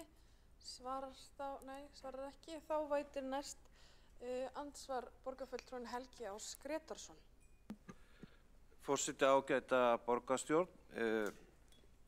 Í ræðu borgarfulltrúans Dóru Bjartar Guðjónsdóttur var að finna málflutning þar sem var einhverju leyti að vera að vísa ábyrgðina annars vegar á búseta, eiganda fasteignanna Árskóga 7 og svo þeirra sem að reisa skemmuna, gímaldið eins og fulltrúinn kallaði það, að Álfabakka 2A og talaði skipulagsreglur og svo framvegis. En punktur hjá mér þessi sem ég vil beina spurningu til borgarfulltrúans. Skipulagsskilmálarnir voru opnir meðal annars til þess að það væri hægt að selja lóðina. Hún var seld í júní 2023 fyrir núvirði 1 milljarðs króna.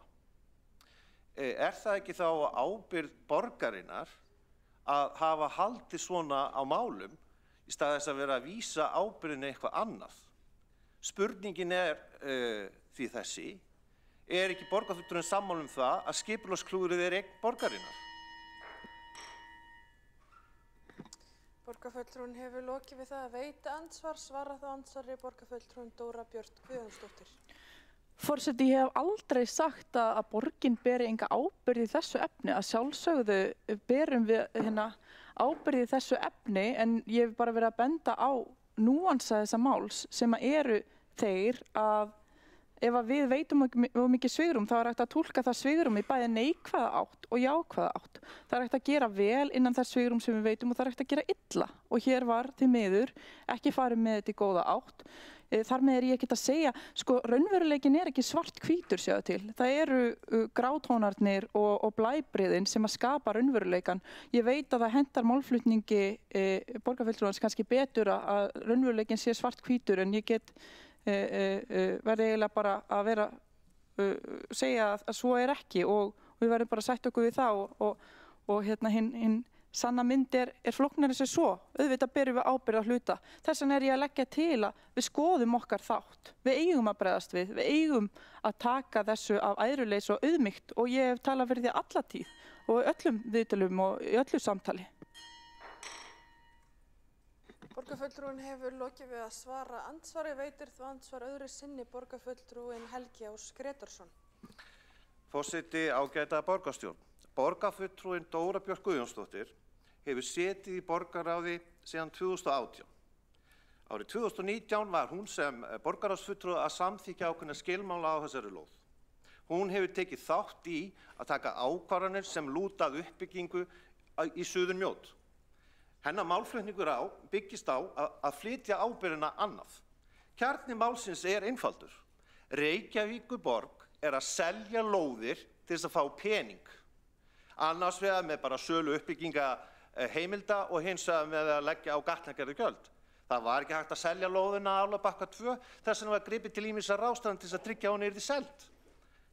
Dóra Björt Guðjónsdóttir, borgarfulltrúi, ber ábyrgð á afgreiðslu þessa máls á öllum hliðum, bæði sem formaður skipulagsráðs og svo sem fulltrúi í borgarráði. Þess vegna hvet ég Dóru Björt til þess að viðurkenna það að ábyrgðin á þessu máli fyrst og fremst Reykjavíkurborgar. Borgarfulltrúinn hefur lokið við það að veita andsvar öðru sinni. Forseti minnir borgarfulltrúa að vísa til fulltrúa með titli. Svara þá ansvari öðru sinni borgarfulltrúinn Dóra Björt Guðjónsdóttir. Forseti, það sem ég hef sagt að ég get ekki segja að ég hef nokkuð tímann setið í umhverfis- og skipulagsráði þeim tíma þegar samþykkt hefur verið skipulag í þessu máli og það snýst ekki bara ábyrgð með, það snýst að ég þekki ekki forsendur eða hvort það hefur verið rætt skilmálana á fundum. Við vitum að umhverfis- og skipulagsráði þessi skilmálar samþykktir, svo tekur borgarráð við og samþykkir endanlega. Það oft meiri svona formsins vegna, það umhverfis- og skipulagsráð sem tekur oft meiri svona dýptar faglega umræðu. Þannig ég bara segja, ég veit ekki nákvæmlega hver umræðan var, af því ég var ekki á staðnum. 2019 var ég ekki í umhverfis- og skipulagsráði.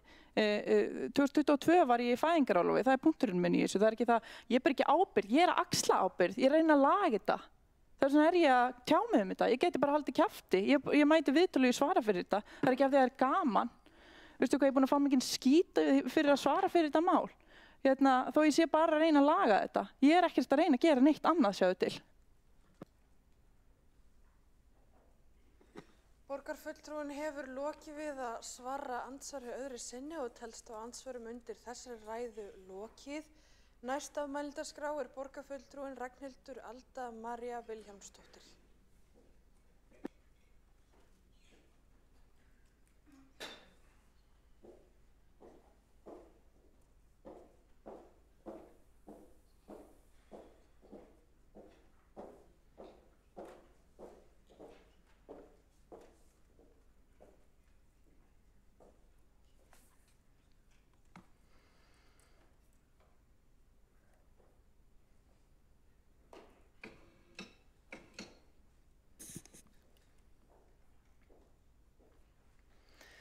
Já, ágæti forseti og borgarstjórn og góðir gestir. Borgarstjórn ekki oft sammála en miðað við fullyrðingar undanfarna daga þá það þó eitt sem að sameina fólk hérna inni og það það að þykja bygging þessa græna kassa eða grímalds vera eitt ótrúlegasta klúður sem sést hefur í skipulagi í Reykjavík.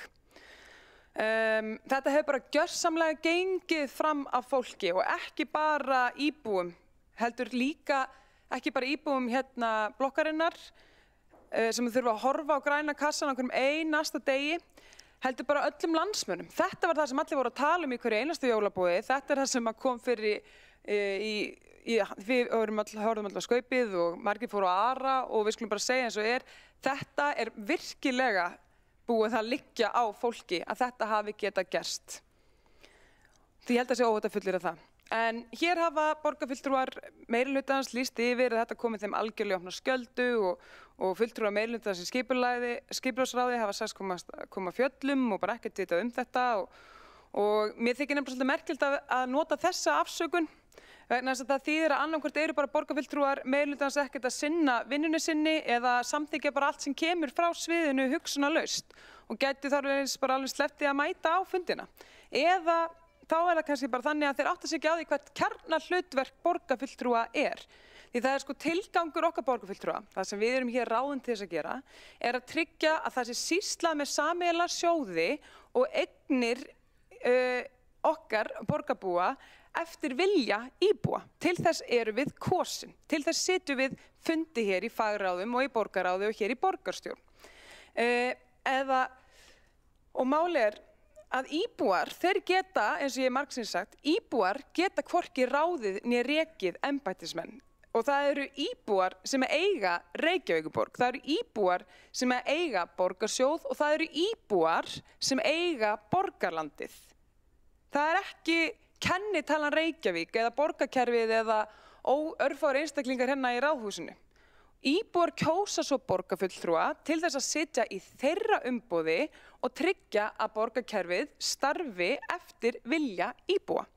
Og borgarfulltrúar samþykkja eða hafna deiliskipulögum eftir því hvort það sameinist þeirra skipulagssýn fyrir borgina eða ekki. Það það sem við vorum ráðin hér til þess að gera. Þannig ég gef voðalega lítið fyrir það að sitja í mesta valdastólnum, formaður skipulagsráðs, eða í meirihluta hér í borgarstjórn og vera svo kvart yfir því að þurfa að axla ábyrgð.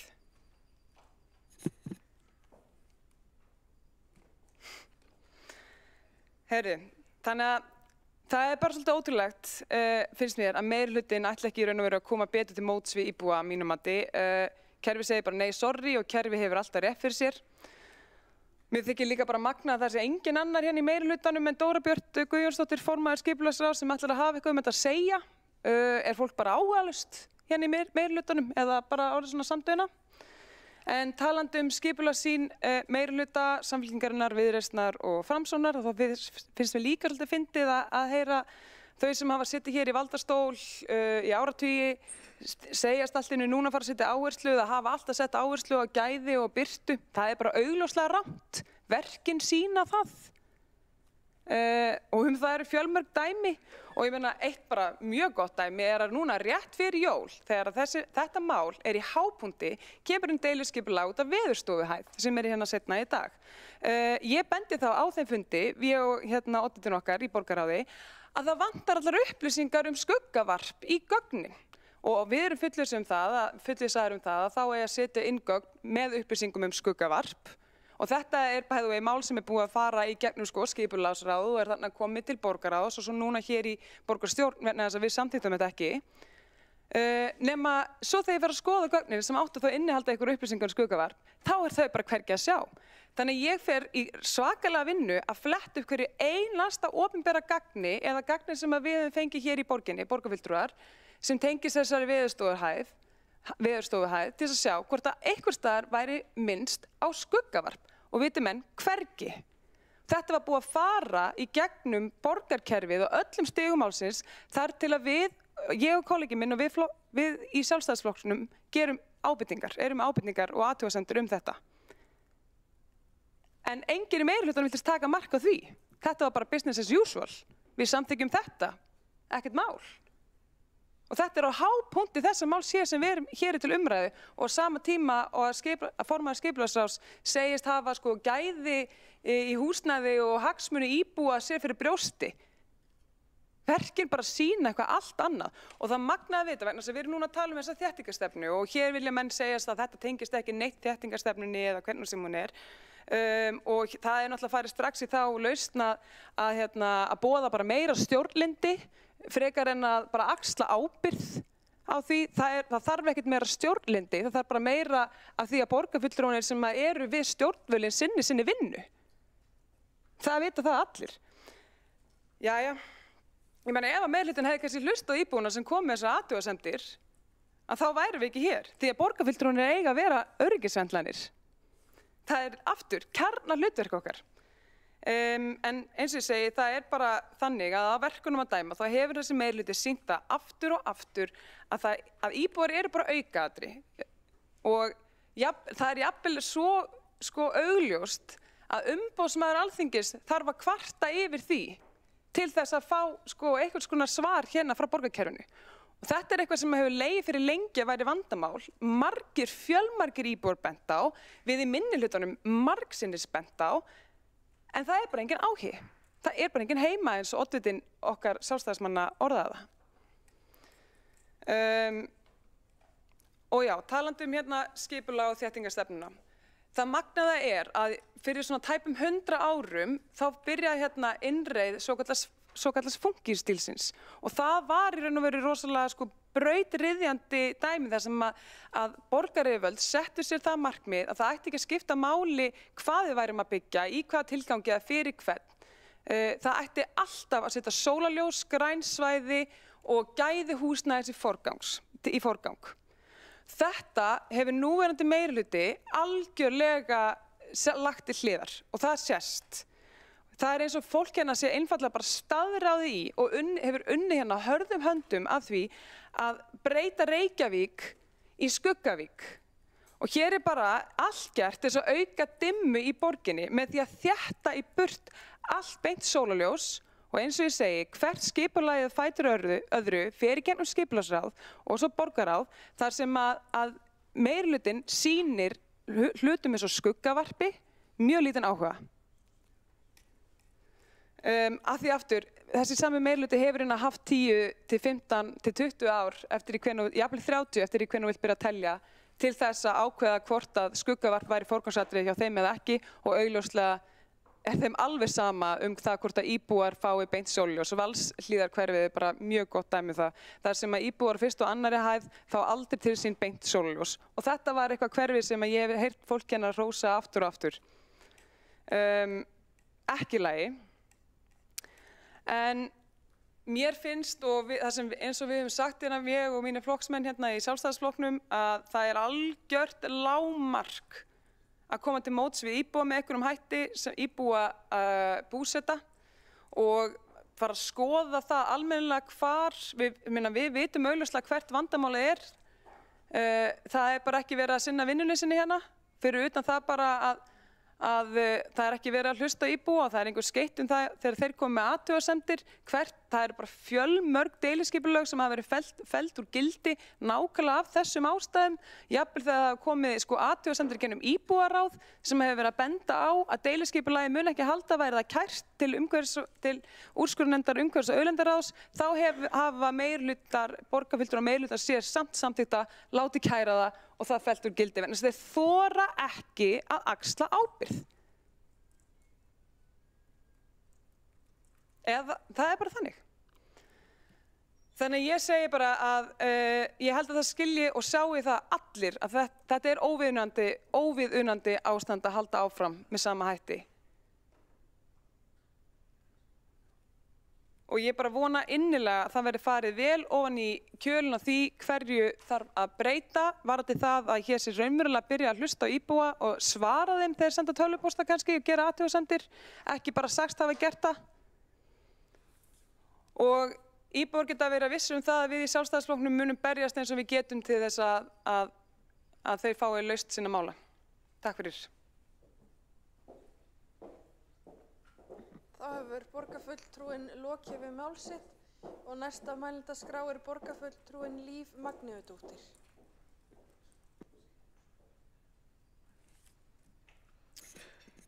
Forseti og ágætu borgarfulltrúar, já, öllum sýnist okkur eitthvað í þessu máli, hvaða viðbrögð eru best, hvað ber að gera í þessu klúðri og margt hefur komið hér fram í dag sem ég get hjartanlega tekið undir, en ég ætla að leyfa mér að fullyrða það að við sem erum hér í þessum sal, okkur ofbýður þessi framkvæmd og mér heyrist að þessi tillaga og breytingatillaga sem bara verulega góð og mikil þörf á að hún verði samþykkt hér samhljóða í dag.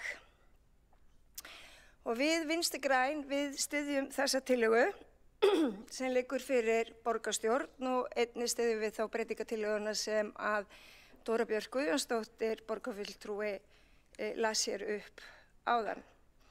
Við þurfum að velta hverjum steini við í þessu máli og það augljóst að aðgerða þörf af því hvernig málið vaxið. Og ég ætla svo sem ekkert að fara yfir hvað hefur verið sagt hér. Við höfum öll hlýtt vandlega á það sem hefur komið fram, enda málið alvarlegt.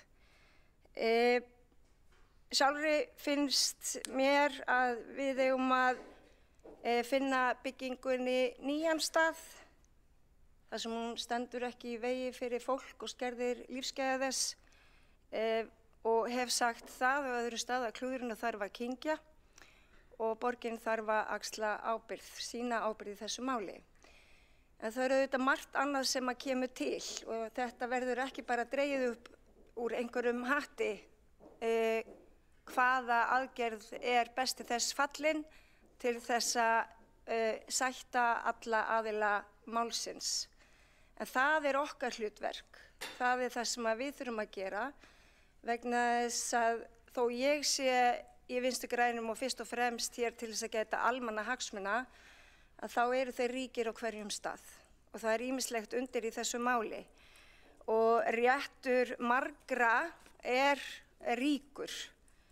Við auðvitað með þessa uppbyggingar aðila og lóðarhafa sem telja sig vera í fullum rétti og telja sig hafa farið eftir öllum lögum og reglum og leyfum í einu og öllu og við þá þarf að ræða. Við líka að gæta hagsmuna íbúa fyrst og fremst sem hafa fjárfest í heimili í góðri trú að búa í vaxandi og skemmtilegu hverfi, eiginlega, ég ætla að leyfa mér að segja, í besta hverfi Reykjavíkurborgar, vaxandi hverfi í björtum íbúðum og með útsýni.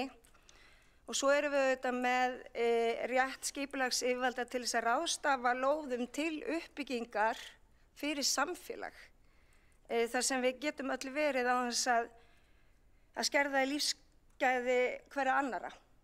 Og þetta okkar úrlausnarefni, okkar hér í borgarstjórn, að finna leið sem allir geta vel við unnað. Og það auðvitað verk fyrir höndum.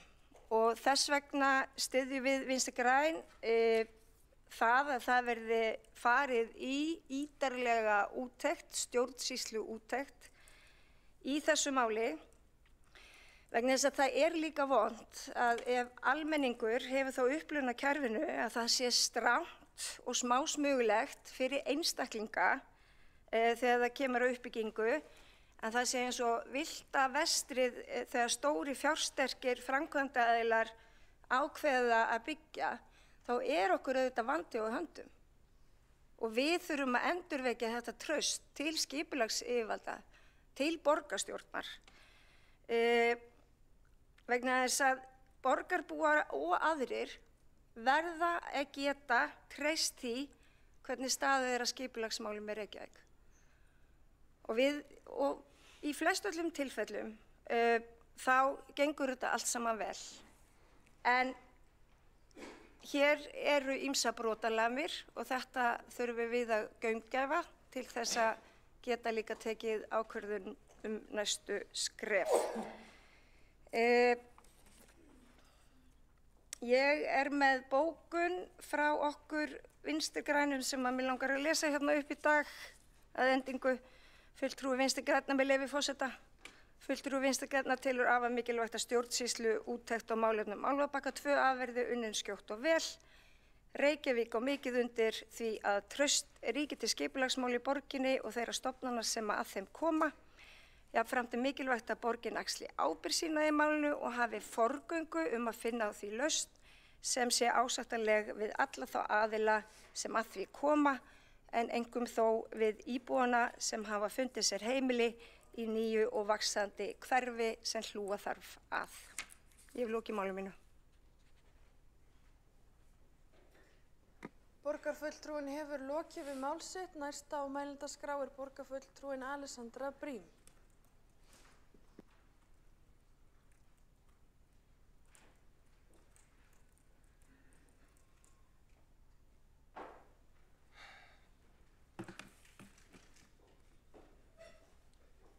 Forseti, borgarstjórn og bara góðir gestir.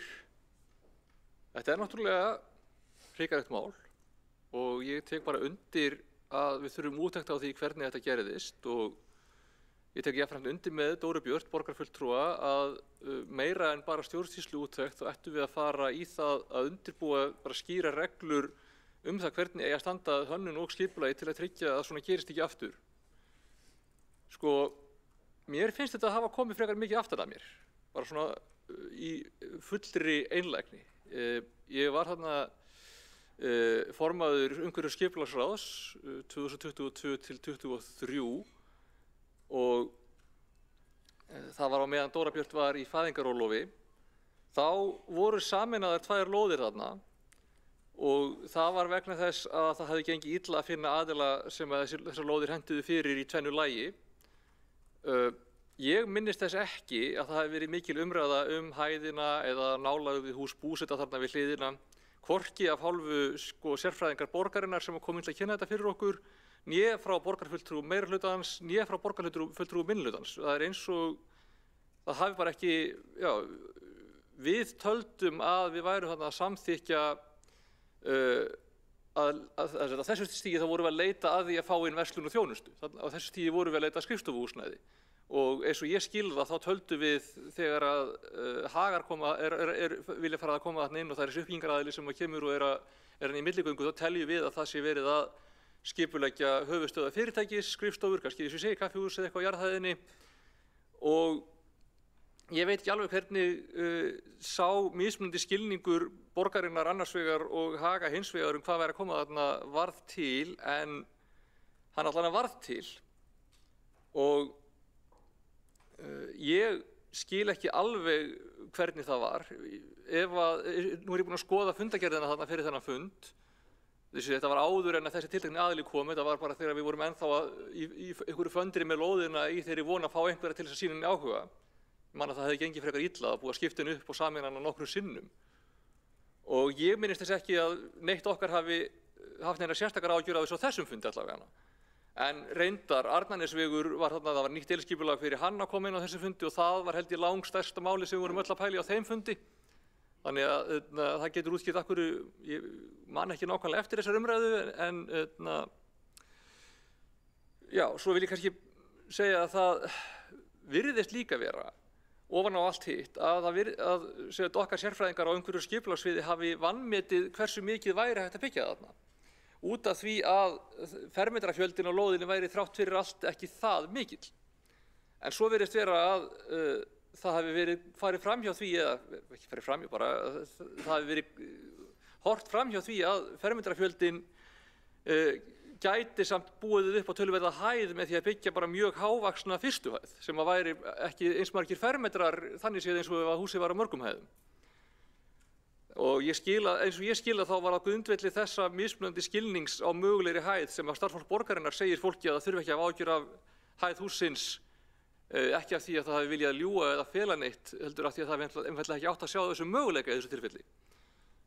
En það sem kannski skiptir máli er að við þurfum að finna einhverja lausn á þessu og bara eftir því sem er mögulegt. Það náttúrulega því miður þannig að það í gilt deiliskipulag og uppbyggingarheimildir og það mjög erfitt einhvern veginn að afnema þær eftir á.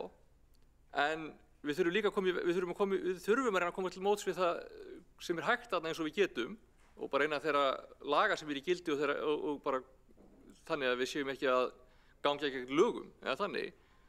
En við þurfum líka að passa að svona gerist ekki aftur og til þess þá okkar tól skýr stefna borgarhönnun og við verðum að passa að setja ekki of mikið íþyngjandi reglum vissulega en þetta dæmi sýnir okkur það svart á hvítu að við verðum samt að hafa reglur til þess að tryggja þau gæði sem að við viljum gera kröfu Sko, fulltrúar borgarinnar reyndu þegar að ljóst var í hvað stemdi að sannfæra þennan uppbyggingaraðila að gangi ekki svona gróflega fram en það samtal bar ekki mikinn árangur. Það líka bara erfitt að sannfæra markaðsaðila að gera hlutina ekki með þeim hætti sem þeir telja hagkvæmast, telja þessi hafa heimild til þess, jafnvel þá þeir heimildi séu ekki endilega í samræmi við það sem að skipulagsyfirvöld töldu sig vera að veita og þannig virkar svolítið bara markaðshagkerfið því miður. Þannig að það margt sem við þurfum að læra af þessu máli. Það hefði ekki átt að leyfa þetta deiliskipulag á þess að fyrirvara útlit og hæð. Þetta væri til dæmis ekki alveg svona svakalegt ef þetta væri til dæmis skrifstofuhús með gluggum og trjám fyrir framan eða eitthvað, þó að nándin sé vissulega mikil. Og svo hefði heldur ekki átt að leyfa búseta á sínum tíma að færa sína blokk svona nálægt lóðamörkunum á sínum tíma. En auðvitað var ekki fyrirséð á þeim tíma hvernig útlitið myndi vera. Svo ég heldur ekkert eitthvað að segja ábyrgðin sé alfarið þeirra. Þeim alveg vorkunn fyrir það að þeir vissi ekkert hvað ætti að koma þarna seinna. Og enda hefðu við örugglega ekki samþykkt, það var einhver annar borgarmeirihluti 2015, en þau hefðu heldur örugglega ekki samþykkt að hefðu ef þessi hönnun á þessu húsi hefði verið fyrirliggjandi þá hefðu ekki samþykkt að færa íbúðarhús svona nálægt. Sko, ef við veitum of mikið svigrúm í deiliskipulagi, þá getur það mjög greinilega farið illa. Svo að það sem við þurfum að gera í framtíðinni að passa hvernig svigrúm við veitum. Og svo þurfum við líka bara að hafa í huga að þegar að það eru miklar breytingar á lóðum yfir langt tímabil, þar sem að mismunandi starfsmenn fara með málið, þar sem mismunandi formenn fara fyrir skipulagsráði, mismunandi meirihlutar fara með stjórn borgarinnar, þá alltaf hætta á því að eitthvað svona sleppi í gegn eða gleymist. Og það ekki gott, það ekki sanngjarnt og það ekki, það bara hræðilegt. Og eiginlega mín stærsta lexía út úr þessu að í framtíðinni þá upplifi ég þurfi að vantreysta frekar þeim tillögum sem eru lagðar fyrir skipulagsráð og vera tortryggnari. Mér finnst það mjög leiðinlegt. Þá ekkert endilega að segja bara gagnvart þessum aðila, bara gagnvart öllum aðilum og kannski sérstaklega þeim sem að hafa bólmagn til að vera með dýra sérfræðinga til þess að presentera jákvæðustu myndina fyrir okkur, eða þannig. En mér finnst það leiðileg og óæskileg þróun, en það okkar hlutverk sem fulltrúar almennings að passa upp á svona. Við berum á endanum ábyrgðina, þó við getum auðvitað bent á hvað aðrir hafi gert vitlaust og getum bent á ástæður þess að þetta fór eins og fór, getum bent á hvaða hagsmuni hinn og þessi aðili hafi haft og af hverju staða málsins á hverjum og einum tíma hafi ekki endilega gert hættuna augljósa, þá erum við satt á endanum skipulagsyfirvöld og það okkar ábyrgð að hafa yfirsýnina, að passa að við vitum hvað gæti gerst og passa að við séum ekki að hleypa ykkur í gegn. Og þess vegna held ég að úttekt á þessu máli sé góð hugmynd. Við verðum að læra af þessu. Þetta hefði náttúrulega aldrei átt að gerast. Við héldum ekki að þetta geti gerst. Þetta var ekki einn af þeim möguleikum sem við sáum fyrir okkur þegar þessi deiliskipulag voru á sínum tíma samþykkt. Það auðvitað ekki þannig að pólitíkin hefur nokkurn tímann sest niður og rætt sín á milli að það væri bara fínt að hafa risavaxinn gluggalausan vegg á móti íbúðarhúsnæði. Auðvitað gerist það samtal átti sér aldrei stað, svo að því sé haldið til haga. Og það má líka segja að það var alveg á sínum tíma til einhvers að vinna að hafa þarna öfluga starfsemi. Ég held að ef við hefðum á frumstigum máls gengið svo hart fram að Hagar vildi bara alls ekki vera þarna, þá væri það fréttin að Reykjavíkurborg og meirihlutin væru svo smásmugleg í skipulagskröfum að stórfyrirtæki eins og Hagar vildi ekki lengur hafa höfuðstöðvar í Reykjavík. Höfum það í huga að það svona öfgamótdæmið sem hefði getað gerst. Þannig að af því að það þannig að við getum ekki verið að fara eitthvað pólitískt og eftir bara einhverju hendusemi og bara persónulegum áhuga eða tilviljun hverju sinni inn í hönnun hér og þar bara eftir hvað okkur þetta í hug, þá verður svarið að vera að við þurfum heildstæða stefnu borgarhönnun sem að uppbyggingaraðilar vita af og geta miðað við og sem að við getum þá bent á ef það stefnir í að uppbyggingin sé farið á sporinu. Ef að við hefðum í desember geta sagt, býtu, akkur byggja þetta svona, við erum með borgarhönnunarstefnu, þið verðið að passa upp á þetta og þetta og þetta, þá hefði það samtal verið allt öðruvísi. Þannig að það liggur fyrir að við verðum að klára að gera svona borgarhönnunarstefnu. Og einhverja lausn þarf að finna eftir því sem mögulegt og það þarf líka að koma að staði hvað gerðist og af hverju hættan á þessu var ekki ljós áður hún raungerðist. Mér finnst það ofsalega fáránlegt að svona gerist og að ég upplifi ekki að ég viti eftir á að hyggja af neinum tímapunkti þar sem ég hefði bæði geta vitað af að þetta væri að fara að gerast og geta stoppað áður það væri of seint. Mér finnst það alveg fáránleg staður til að vera í. Þannig að, já, við þurfum auðvitað bara aðeins að passa okkur upp á lögfræðina, við viljum ekki skapa okkur einhverja rosalega skaðabótaskyldu og við þurfum að passa upp á að við veitum ekki einhver furðuleg fordæmi. Ég er til dæmis ekki tilbúin til þess að það verði einhvers konar fordæmi að það megi aldrei skerta neitt útsýni, þá getum við gefist upp á því að reisa borg. En þetta er full mikil skerðing á útsýni og ef þetta hefði verið íbúðarhús eða skrifstofuhús og ef það hefði kannski verið aðeins innar á lóðinni, þá væri þetta ekki svona svakalegt. En svona á ekki geta gerst og þess vegna þurfum við einhverja staðla fyrir það í framtíðinni. Þurfum einhverja skýra stefnu sem að við getum vísað í en ekki bara, nei, mér finnst þessi hönnun ekki falleg. Það á ekki að vera þannig að formaður skipulagsráð sé bara eitthvað svona, mér finnst svona hönnun falleg og ekki svona, eða þú veist, afsakið. Borgarfulltrúinn hefur lokið við mál sitt, einn hefur óskað eftir því að veita andsvar og það er borgarfulltrúinn Kolbrún Áslaugar Baldursdóttir. Forseti, ágæta borgarstjórn. Ég er alveg að upplifa það að borgarfulltrúinn Alexander Briem þykir málið afar leiðilegt og eins og okkur öllum. En borgarfulltrúinn var tíma formaður skipulags- og umhverfisráðs og þekkir því þessi mál vel.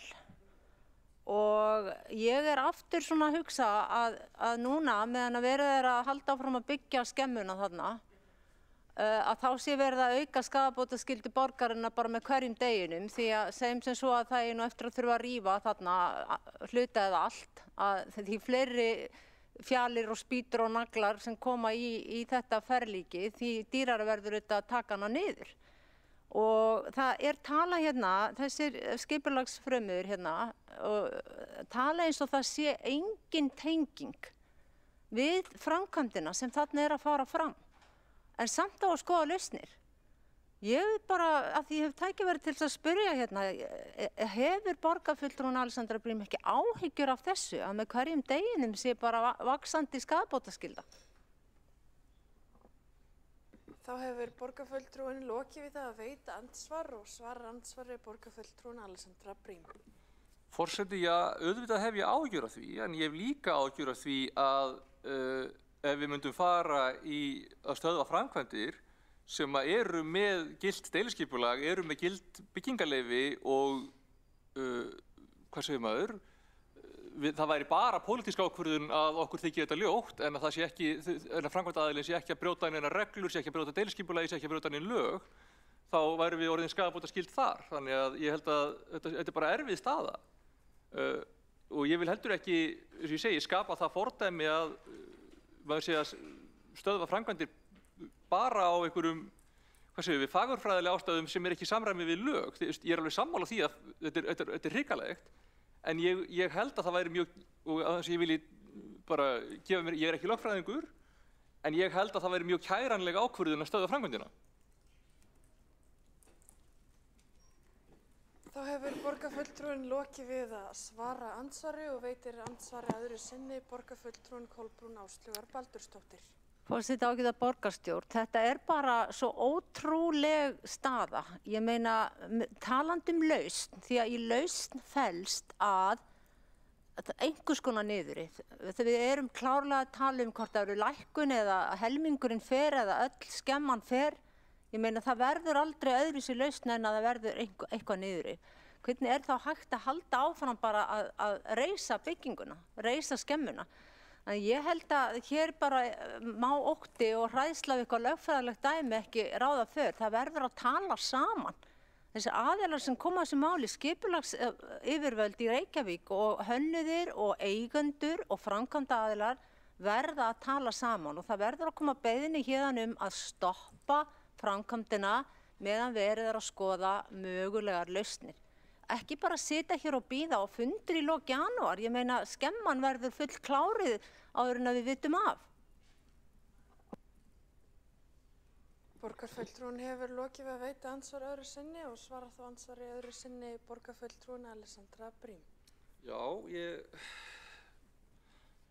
skil alveg þessar áhyggjur, en á sama tíma ef að það verður einhvers konar samkomulag eða breyting á þessu, þá verður það út frá samkomulagi eða samtali. Það er ekki þannig að við getum með boðvaldi stoppað þetta og það myndi bæði drepa áhuga viðmælenda á að reyna að koma til móts við okkur, held ég, og það myndi mögulega skapa okkur sjálfstæða skaðabótaskyldu í hina áttina og setja þetta í enn meiri flækju.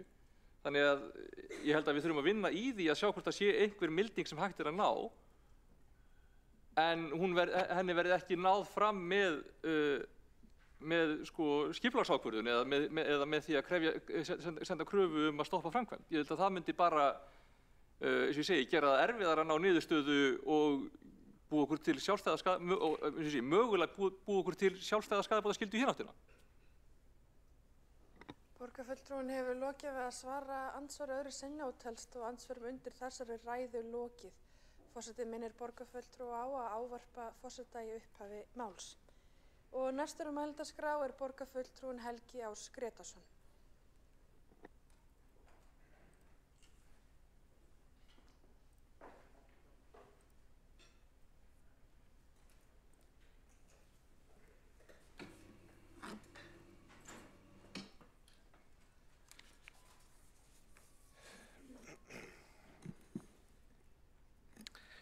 Forseti, ágæta borgarstjórn, ég vil koma hérna upp í upphafi bara til að segja að mér finnst þetta mál afar leitt.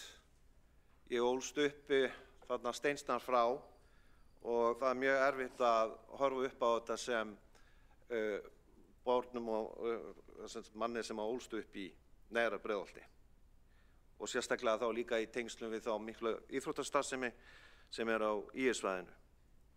Þannig að frá öllum sjónarmiðum er þetta erfitt mál. Þess vegna skiptir miklu máli að það sé talað þessi málefni af ábyrgð og vissri auðmýkt, vegna þess að hér hafa allir meira og minna gert mistök. Ég líka horfi í eigin barm. Ég sit í íbúðaráði Breiðholts og einhverju leyti fyrir mitt frumkvæði var verið að ræða umferðaröryggi í tengslu við Garðheima á þessu svæði og við fengum kynningu í desember 2023. Og það var það aðalega umferðaröryggismál en þar var líka skipulagsfulltrúi sem veitti upplýsingar. En ég náttúrulega sitt hvorki í umhverfis- og skipulagsráði né í borgarráði og áttaði mig ekki alveg á skipulagsþáttum málsins. En sem fræðamaður í lögum og áhugamaður eignarrétt þá hafði ég mikla þekkingu á innviðum skipulagslaga og grundvallar uppbyggingu þeirra laga. Og þannig að maður svona eftir á að hyggja hefði átt að kannski að grúska í þessu máli eins og ég hef síðan gert eftir að það kom upp. Nú er hér tillaga sem liggur fyrir að þetta fari til innri endurskoðunar. Ég veit ekki alveg nákvæmlega hversi staðan og starfsemi innri endurskoðunar, satt best að segja, en ég veit til dæmis að það er búið að vísa stórum málum þangað eins og varðandi Brákaborg og meðal annars sölu bensínstöðvarlóðanna og ég veit ekki svo sem alveg hvenær eitthvað svona úttekt geti farið fram, þannig að við sjáum til hvað setjum með það. Ég tala kannski í seinni ræðinu meira mögulega lausnir. Það sem ég vildi koma hérna upp var aðalega, fólk skilur ekki hvernig gat þetta gerst. Mín reynsla í svona málum er að til þess að vita hver sé sannleikurinn, þá þurfum við að fylgja peningaslóðinni. Hvar eru peningarnir? Hvar eru hagsmunirnir? Og hverjir eru þeir í þessu máli? Þeir eru þess eðlis að borgin er með stefnu sem byggir á því að lóðir í borgarlandinu séu seldar eftir atvikum hæstbjóðanda Þannig að eins og í þessu tiltekna skipulagi, sem búið að vera í gildi lengi eins og hér hefur komið fram, þá á þessari tilteknu lóð sem var á sínum tíma margar lóðir, af því að þarna átti að vera mismunandi starfsemi,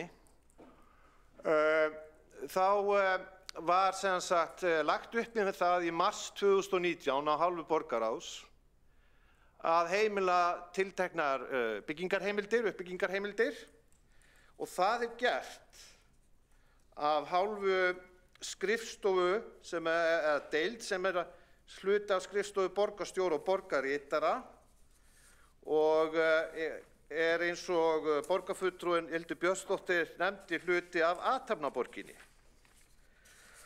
Nú þetta formlega heiti sem sagt skrifstofa eign- og atvinnuþróunar.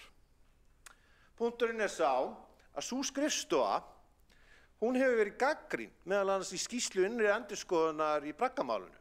Og hún hefur bara allt frjálsar hendur. Án samhengis við önnur stjórnsýslukerfi hérna í borginni. Sem sagt í mars 2019, þar sem meðal annars borgarfulltrúinn Dóra Björk Guðjónsdóttir var viðstödd, var samþykkt að hefja í raun og veru sölu á þessum lóðum. Og þetta gert af frumkvæði þessarar skrifstofu. Það tekst ekki að selja lóðina. Það fást ekki peningar fyrir þessa eign borgarinnar. Það tekst ekki. Þess vegna var hægt við að reyna að selja á opnum markaði og það tókst að gefa út lóðarvilyrði í byrjun árs 2021. Sem þýddi það að það var fyrirtæki sem samkvæmt gögnum málsins heitir Eignabyggð EHF sem greiddi fyrir lóðarvilyrðið. Og auðvitað þetta svona tæknilegt málefni og svo framvegis. En það þýðir í hnotskurn að þessi aðili hann hafi þá tryggt sér það að geta keypt uppbyggingarheimildir og fleira á þessari lóð. Og þetta gerist í ársbyrjun 2021. Síðar það ár þá leitað til borgarinnar og breytingar á þessu lóðarvilyrði vegna þess að það sé verið að vinna í því af hálfu fjárfestisins að fá traustan leigutaka vegna þess að án þess að fá traustan leigutaka þá fjárfestingin í lóðinni algjörlega tilgangslaus. Þannig að lóðarvilyrðinu breytt, þannig að það verði tveir aðilar sem í raun og veru standa að því og þetta ákveðið haustið 2021. Og eitt af skilyrðunum fyrir því var að lóðirnar yrðu sameinaðar. Vegna þess að það kemur fram í gögnum málsins, en bréf 14. september 2021. Þá kemur fram og með leyfi forseta, þar sem núverandi skipulag lóðarinnar hentar ekki þeirri starfsemi, óskar Eignabyggð EHF eftir vilyrði fyrir lóðunum með það fyrir augum að kanna möguleika á að breyta deiliskipulagi lóðanna í samræmi við þarfir félaganna. Sem sagt, það hefur verið að greiða 50 milljónir á ári til borgarinnar. Borgin hefur áhuga að selja lóðina. Þessir aðilar sem að hafa lóðarvilyrðir hafa hagsmuni af því að geta byggt með ákveðnum hætti til þess að þjóna hagsmunum sinna leigutaka. Hér erum við komin í rökræna slóð peningana. Borgin vill græða, þeir sem hafa lóðina vilja græða. Svo fer af stað ferli 2022, rétt fyrir kosningar vorið 2022, þar sem óskað eftir þessum breytingum og þær fara síðan í gegn og allt ferli við að auglýsa deiliskipulagsbreytinguna sem töluverð var mjög undarleg vegna þess að þetta var birt í lögbirtingablaði annars vegar og svo í mjög skrítinni auglýsingu í sumarið 2022 í Fréttablaðinu. Þannig að nágrannar almennt séð höfðu mjög erfitt með að átta sig á að það væri verið að breyta eða sameina lóðinni og færa aðeins lóðamörkin. Þetta gengur síðan í gegn. Það sem gerist síðan er að í ársbyrjun 2023 þá lögð fram fyrirspurn og á henni tekið af hálfu skipulagsfulltrúa. Vegna þess að það var ein forsenda leigutakans, væntanlegs leigutaka, að væri hægt að reka þar kjötvinnslu. Ef það ekki hægt að reka kjötvinnslu, þá mun ég ekki leigja húsið. Og það ekki ennþá búið að selja uppbyggingarheimildirnar á þessum tímapunkti. Skipulagsfulltrúi, hann samþykkir það að það sé í samræmi við skipulagsskilmála lóðarinnar og það bréf sem aðgengilegt dagsett 10. janúar 2023. Dagsett 10. janúar 2023. Þar með komnar forsendur fyrir því að hefja í raun og veru ferlið. Og svo það þannig að í 12. júní 2023 þá var bréf hérna frá þessari ágætu skrifstofu eign- og atvinnuþróunar úthlutun lóðar og sölu byggingarréttar. Þar sem meðal annars borgarfulltrúinn Dóra Björk Guðjónsdóttir sat á fundi borgarráðs 15. júní 2023 og samþykkti þessa úthlutun lóðarinn og sölu byggingarréttarins. Og það var ekki lág fjárhæð sem borgin fékk. Að nú verði næstu 1 milljarð króna samtals. Svo í framhaldinu farið á stað í mjög sérstakt ferli við að samþykkja bygginguna. En kjarni málsins einfaldur. En menn að elta peningana. Það var hagur aðila Reykjavíkurborgar að koma lóðin í verð og það var hagur aðila að byggja með ákveðnum hætti þannig að allt ferli hérna í þessu máli eign borgarinnar, þetta skipulagsklúður eign Reykjavíkurborgar og halda öðru fram og reyna að dreifa ábyrgðinni á þá sem að reisa þetta húsnæði eða búseta svo lágkúruleg pólitík að það halva væri nóg. Þá hefur borgarfulltrúinn lokið við mál sitt. Tveir hafa óskað eftir því að veita andsvar og það fyrst Dóra Björk Guðjónsdóttir borgarfulltrúi sem veitir andsvar.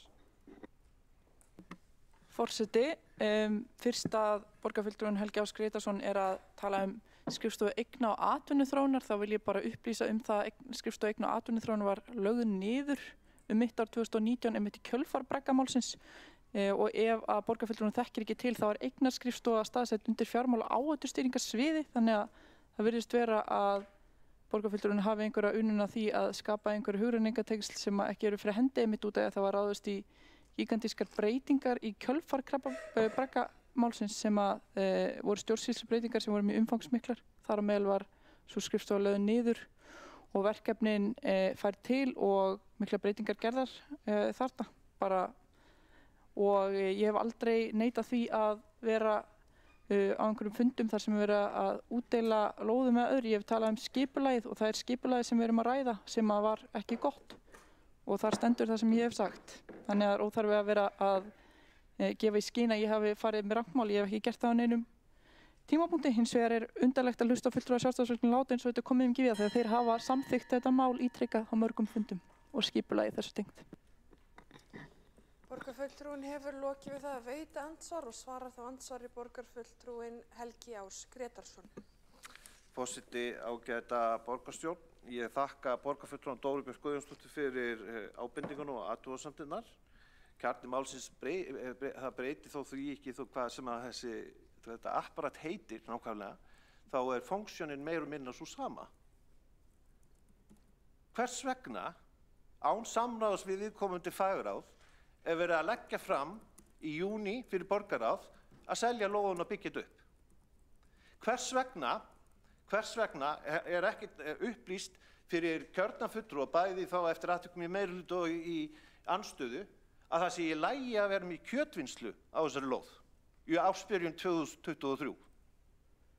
Vegna þess að það hefur komið fram að það var frumforsenda leigutakans að mætti reka þarna kjötvinnslu.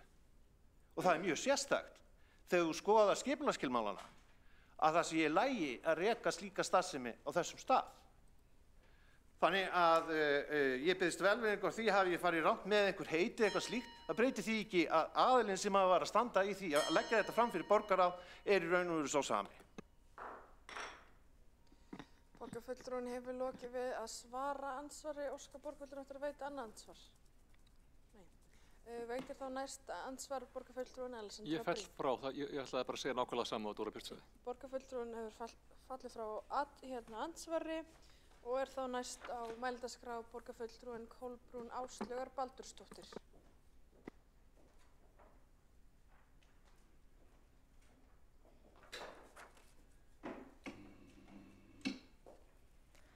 Forseti, ágæta borgarstjórn og aðri góði gestir hérna í borgarstjórnarsalnum. Ég vil byrja á að þakka borgarfulltrúnum Helga Ásgreitasinni fyrir góða skoðun og gott yfirlit á þessu máli. Og í rauninni má segja að svona kannski eru bara flest kurl dálítið komin til grafar. Búið að rekja þetta ágætlega, það hægt að sjá núna svona hvernig kannski þetta bara þróaðist og hvar voru svona helstu pittirnir sem að meirihlutinn og skipulagsyfirvöld féllu í. En auðvitað verður engu að síður mjög gott að fá formlega úttekt á þessu og svona mín fyrsta ósk að það er óháður aðili, það er að segja annar en innri endurskoðun því mér aldrei þótt innri endurskoðun alveg óháð. En það er nú bara svona mín persónulega upplifun. En ég hef áhyggjur á stöðunni eins og hún er í dag. Og þrátt fyrir öll þessi orð og fólki þykir þetta leiðilegt og hræðilegt eins og við höfum líka heyrt frá meirihlutafulltrúum og ég trúi sannarlega þeim þykir, að þá er nú ennþá verið bara að negla þarna spýtur og annað byggingarefni, álplötur og hvað eina þetta er þarna, ég er nú ekki sérfróð í byggingu svona skemmu. Og síðan er verið að tala um að finna lausnir. Og ég vil bara aðeins fara inn í grein í Morgunblaðinu í dag og með leyfi forseta aðeins að skoða hana. Það er fullir þar, ekkert sé athugavert við nýja vöruhúsið. Og þar segir með leyfi forseta, embætti byggingafulltrúa hafi boðað til stöðuúttektar á Álfabakka þann 19. desember 2024 og hafi niðurstaða stöðuskoðuninnar verið án athugasemda. Og svo kemur setning sem mér þótti pínlítið skondin í ljósi þessa hörmungamáls að þar segir, með leyfi forseta, þar hafi jafnframt komið fram að engin sjáanleg frávik séu frá aðaluppdráttum og að byggingarstaður sé til fyrirmyndar varðandi hreinlæti. Orðið hreinlæti stakk mig dálítið í þessari í þessu samhengi því að hreinlæti er kannski ekki alveg það sem við erum að tala um heldur svolítið mikið stærra og alvarlegra. En svo segir með leyfi forseta, viðstaddir stöðuskoðun voru úttektarfulltrúi byggingafulltrúa og byggingarstjóri framkvæmdarinnar. Og ég spyr mig nú aðeins, að því að þetta voru nú úttektar þetta var úttekt, stöðuúttekt, voru þessir aðilar óháðir?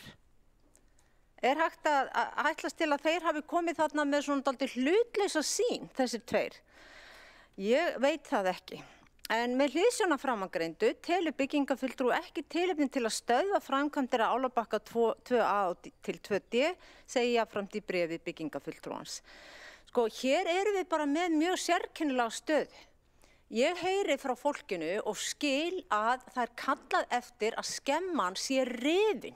Hún sé fjarlægð og það hefur meira sér komið fram frá einum borgarfulltrúanum að henni sé bara fundið nýr staður, hún eigi ekki heima þarna og ég held við getum öll tekið undir það. Þessi skemma og þessi vinnsla sem þarna á að vera á ekki heima þarna, bara alls ekki.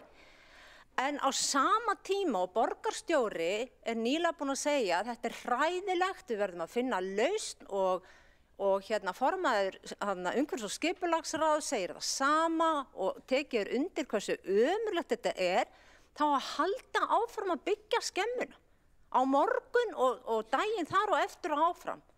Og síðan þegar kemur nú kannski einhverju lausn, hvort sem að það er að rífa niður eitthvað af þessu eða hafa meiri uppbrot í byggingunni, setja glugga, ég veit það ekki, eða bara rífa alla skemmuna, að þá kostar það jafn mikið og kostar núna að setja hvern nagla á spýtu og álplötu að rífa það niður sem verður alltaf kostnað borgarsjóðs. því að ábyrgðin er alfarið borgarinnar. Það mun aldrei neinn axla þessa ábyrgð og eiga að gera það nema borgin, meirihlutin og skipulagsyfirvöld. Það vitum við núna. Við erum búin að sjá það alveg kýrskýrt.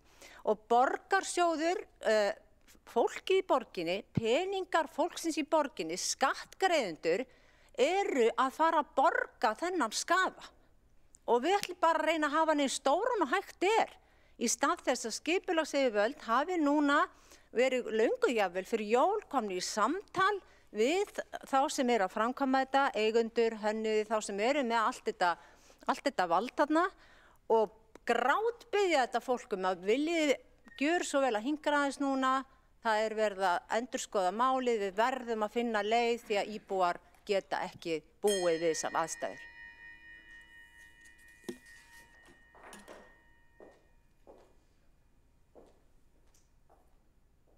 Þá hefur borgarfulltrúinn lokið við mál sitt. Næst á mælendaskrá er borgarfulltrúinn Dóra Björt Guðjónsdóttir.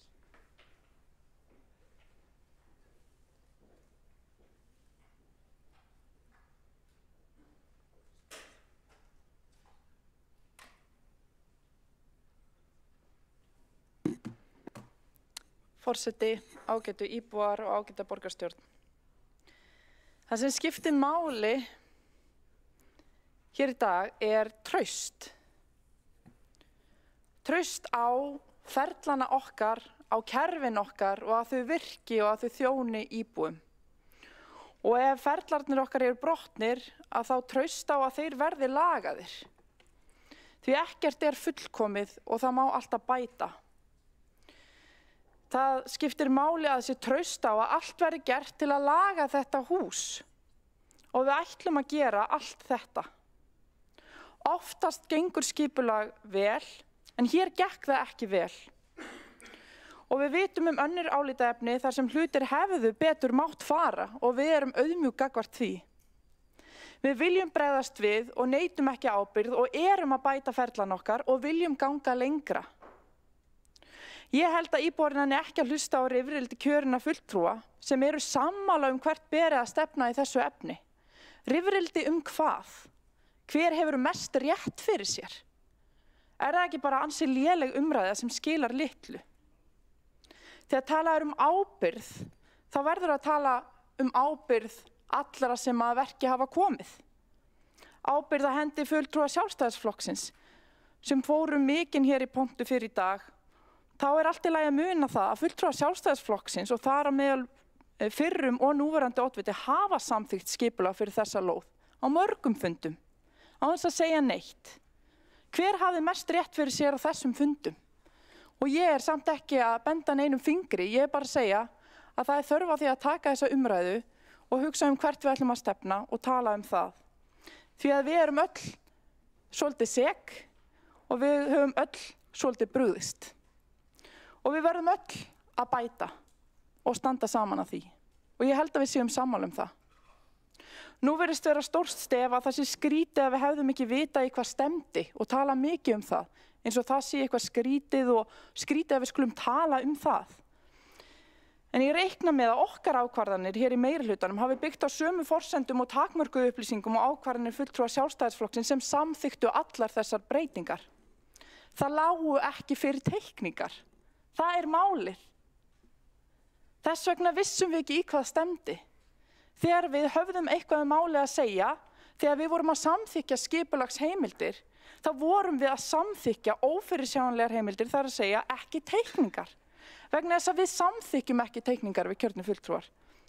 Eins og við vitum sem að störfum í þessu, auðvitað þekkja íbúar ekki nákvæmlega hvernig ferli gengur fyrir sig og það er ekki eðlilegt að við séum að villa þeim sýn með að gefa skyn að sé eitthvað skrítið að við höfum ekki vita nákvæmlega í hvað stemdi. Vissu þið það þegar þið samþykktu þetta? Ég efa það. Skipulagsferli gerir ekki ráð fyrir því, heldur það byggingafulltrúi sem samþykkir teikningar byggt á skipulagi og hvert teikningarnar uppfylli skipulagsheimildir og byggingareglugerð. Tillagan sem ég mældi fyrir í dag gengur út á það að skoða hvort ekki þurfa að vera til staðar öryggisvendill eða betri yfirsýn yfir fyriráætlanir áður en skipulagsheimildir eru samþykktar. Eða einhver tæki eða tól til þess að grípa inn í þegar við sjáum að það stefnir í eitthvað sem við viljum ekki sjá verða veruleika hér í borginni. Stóra máli ekkert að við vissum ekki hvað stemdi en það ekki gert ráð fyrir aðkomu kjörinna fulltrúa ákvörðun skipulagið eftir að skipulagsheimildir eru samþykktar. Þrátt fyrir þetta og að hafa ekki haft neitt formlegt þetta að segja, þá get ég upplýst það að ég hef frá fyrstu stundu gert allt sem ég hef getað til að laga þetta. Þegar ég sá hvað stemdi, þó mér hafi ekki grunað að þetta svona slæmt, þá beitti ég mér fyrir því að það yrði bætt úr. Og þá var löngu búið að samþykkja skipulagið og í raun ekki með neitt í höndunum. En ég gerði allt sem ég gat og við erum að gera allt sem við getum hér í dag. Með því að sameinast tillögu úrbætur og með því að þrýsta á að þetta verði lagað. Við erum sammála það. Þegar húsið reis, þá var niðurstaðan vond. Við erum öll sammála það. Og ég held að það hljóta að vera öllum ljóst af þessu máli að dæma að stundum treystum við uppbyggingaraðilum og mikið í blindni. Viðurkennum það bara því það fyrsta skref í átt að úrbótum. Vandamáli líka að það heimilt að gera svona vont. Vandamáli ekki að þetta bannað, heldur kannski frekar að niðurstaðan heimil. Ég efa persónulega reglur eða lög hafa verið brotin, en hver veit. Og það bara gott mál að láta skoða það eins og við ætlum að gera og við ætlum að sameinast að gera. En við þurfum að ganga lengra og það það sem okkar tillaga gengur út á. Það búið að tala mikið skipulag, skuggavarp, við að tala að vanti gögn í veðurstofuhæð. Það hefur verið gert skuggavarp veðurstofuhæð og það liggur fyrir í opinberum gögnum. Þannig að við skulum allavega ekki reyna að búa til einhverja hugmyndir og einhverja loftfimleika sem að standast ekki skoðun, tölum málið, leysum þetta mál og stöndum saman að því. Borgarfulltrúinn hefur lokið við mál sitt. Forseti minnir borgarfulltrúa á að virða ræðutíma og veit það að við erum öll nýkomin úr jólafríi en minnir á að vísa til annarra borgarfulltrúa með titlin ekki þú og þið. En einnig hefur óskað eftir að veita andsvar og það borgarfulltrúinn Hildur Björnsdóttir. Já, tveir hafa óskað eftir afsakið þetta og fyrst það Hildur Björnsdóttir, borgarfulltrúi. Forseti, ágæta borgarstjórn, það alrangt að borgarfulltrúar Sjálfstæðisflokks hafi samþykkt fyrirliggjandi uppbyggingu eins og hún raungerðist vegna þess að þegar fulltrúar okkar samþykktu þetta skipulag í skipulagsráði þá var það gert með vísan til umsagnar skipulagsfulltrúa sem sagði skýrt og greinilega að þetta myndi rísa lægra hús sem ekki myndi skyggja á útsýni og birtuskilyrði íbúa. Þannig að þessi samþykkt í raun byggð á fölskum forsendum sem gefnar eru af skipulagsfulltrúa og það mjög vont. Þegar lóðinni var svo úthlutað sumarið 2023 samþykktu fulltrúar Sjálfstæðisflokks ekki lóðaúthlutunina og fengu engar upplýsingar uppbygginguna í framhaldinu. Á engu stigi máls var borið undir okkur hvort það mætti hefja kjötvinnslu eða aðra starfsemi sem mætti betur heima á athafnasvæði á þessari lóð sem skilgreind verslunar og þjónustulóð. Á engu stigi máls. Það margt mjög óeðlilegt við framkvæmd þessa máls og ég stend fast við það. Borgarfulltrúinn hefur lokið við það að veita ansvar og svara þá ansvari borgarfulltrúinn Dóra Björt Guðjónsdóttir. Forseti, fulltrúar meirihlutans hafðu ekkert fleiri upplýsingar heldur en fulltrúar minnihlutans í þessu máli og byggðu ákvörðun sína nákvæmlega sömu umsögn og borgarfulltrúinn vitnar til og voru því jafn hissa á borgarfulltrúinn og það staðan. Og það staðreyndin og það skipulagsheimildir sem eru samþykktar sem skapa ramman, úthlutun lóðar bara svolítið annað mál. Það skipulagsheimildir sem ákveða ramman. Þess vegna skrítið að láta eins og það skipti ekkert máli að fulltrúinn hafi samþykkt skipulagsheimildir af því hann samþykkt ekki lóðarúthlutun. Þetta bara að búa til einhverja hugmynd að hann ber ekki einhverja ábyrgð sem hann ber. Hættum að tala það, hættum frekar að tala hvað við ætlum að gera og við erum sammála það hér í dag. Borgarfulltrúinn hefur lokið við það að svara ansvari. Óskað eftir að veita annars og veitir þá ansvar öðru sinni borgarfulltrúinn Hildur Björnsdóttir. Forseti, ágæta borgarstjórn, ég sjálf alveg eins og borgarfulltrúi Dóra Björt sat ekki þennan tiltekna fundi skipulagsráði þar sem athugasemdir íbúa voru kynntar og skipulagið var samþykkt. En hins vegar endurtek ég að athugasemdum íbúa var svarað á þann veg að þetta myndi rísa lægri bygging sem ekki myndi skerða útsýni og birtuskilyrði íbúa og þess vegna var ekkert óeðlilegt að fulltrúar samþykktu þetta skipulag í því trausti. Hins vegar það sem gerist í framhaldinu eftir lóðaúthlutun, það finnst mér líka mjög sérkennilegt og Dóra Björt segir að kjörnir fulltrúar meirihlutans hafi ekki haft frekari upplýsingar en við hin. En það ekki rétt skilið hjá mér að framgangur málsins hafi að einhverju leyti farið fram hjá athafnaborginni inni á skrifstofu borgarstjóra og þar með átti borgarstjóra vissulega að vera kunnugt hvaða störf eiga sér stað inn á hans skrifstofu ef hann væri að sinna eðlilegum skyldum í sínu starfi. Og þá fulltrúin lokið við að veita andsvarari sinni og svarar andsvarari sinni borgarfulltrúin Dóra Björt Guðjónsdóttir.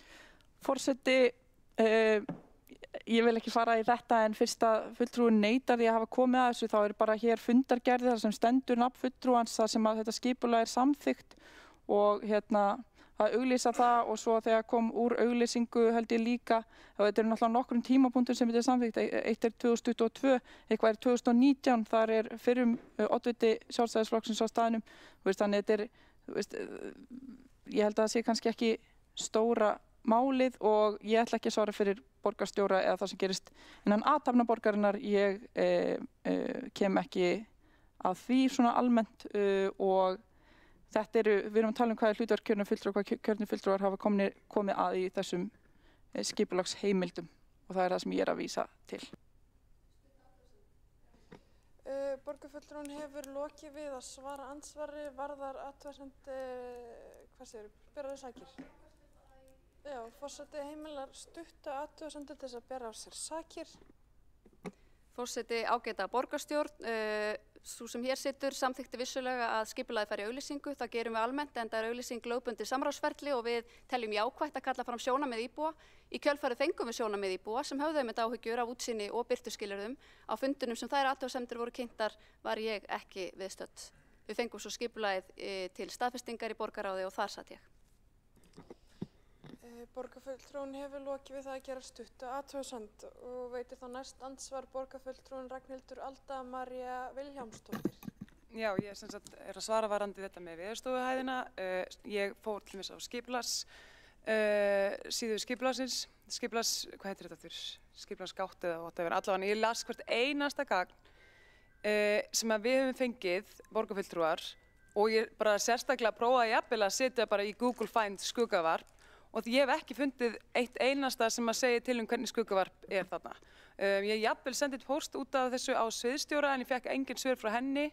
Svo það annað í þessu sem líka þetta að það áberandi á fundum oft hversu lítinn tíma við í minnihlutanum fáum oft til þess að ræða hinn og þessi mál.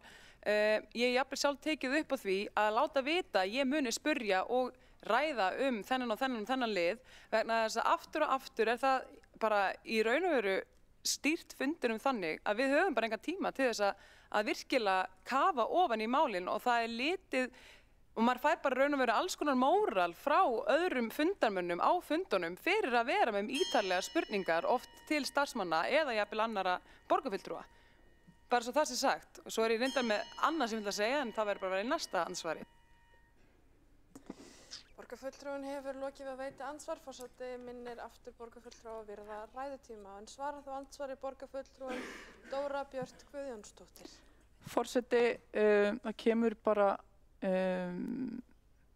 fyrir í skipulagsgátt að skuggavarp hafi verið metið í tengslu við uppbyggingu á Veðurstofureit.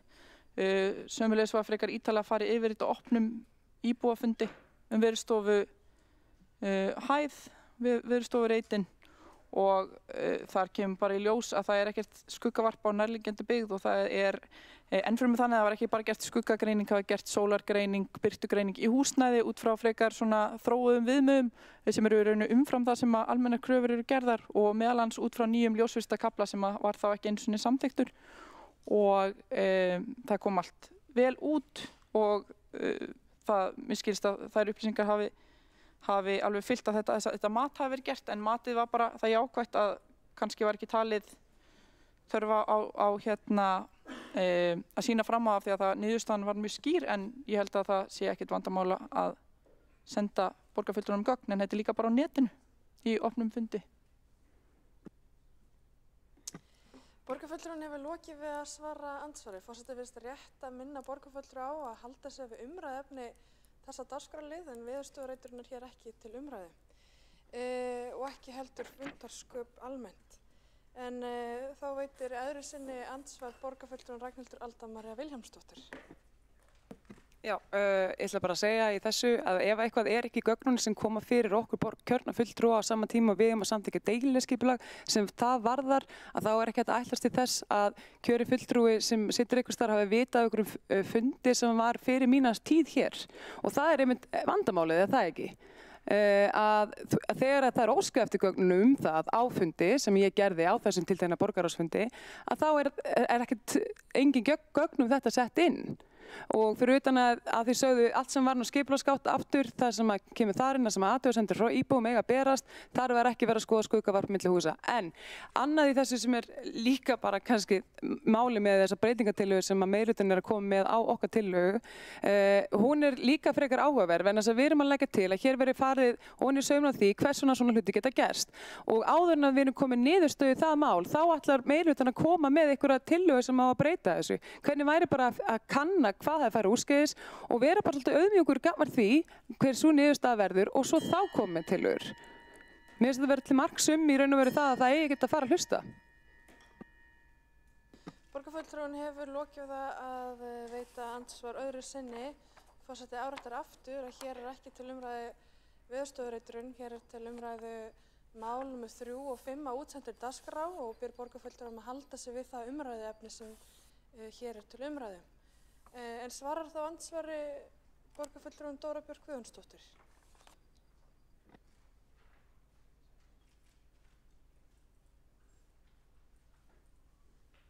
Borgarfulltrúinn ætlar ekki að svara þessu andsvari og þá andsvar undir þessari ræðu lokið. Forseti hefur ákveðið að loka mælendaskrá eftir næsta ræðu, en næst tekur til máls borgarfulltrúinn Andrea Helgadóttir.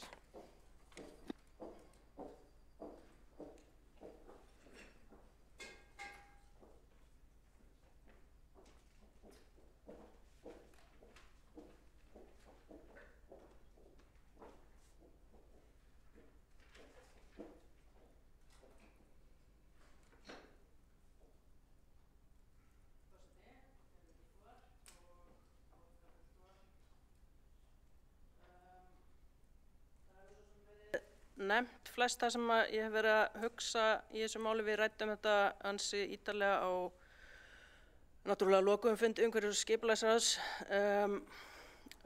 og í sjálfu sér tek ég undir þá gagnrýni sem hefur komið þarna fram það að skipulag á því hvernig þessi ferlar eru augljóslega eitthvað. Því eitthvað ábótavant. Það má vel vera að í breytingatillögunni felist einhvers konar vitneskja þær brotalamir sem að þau hafa þó fundið og við styðjum þess vegna stjórnsýsluúttekt og teljum þessa breytingatillögu bara ágæta. Það sem að mér finnst í sjálfu sér mikilvægast og það bara að það sé ekki gerð kerfi, svona ferlar sem að geta einhvern veginn hlaupið frá okkur sem að getum fylgt þeim eftir. Og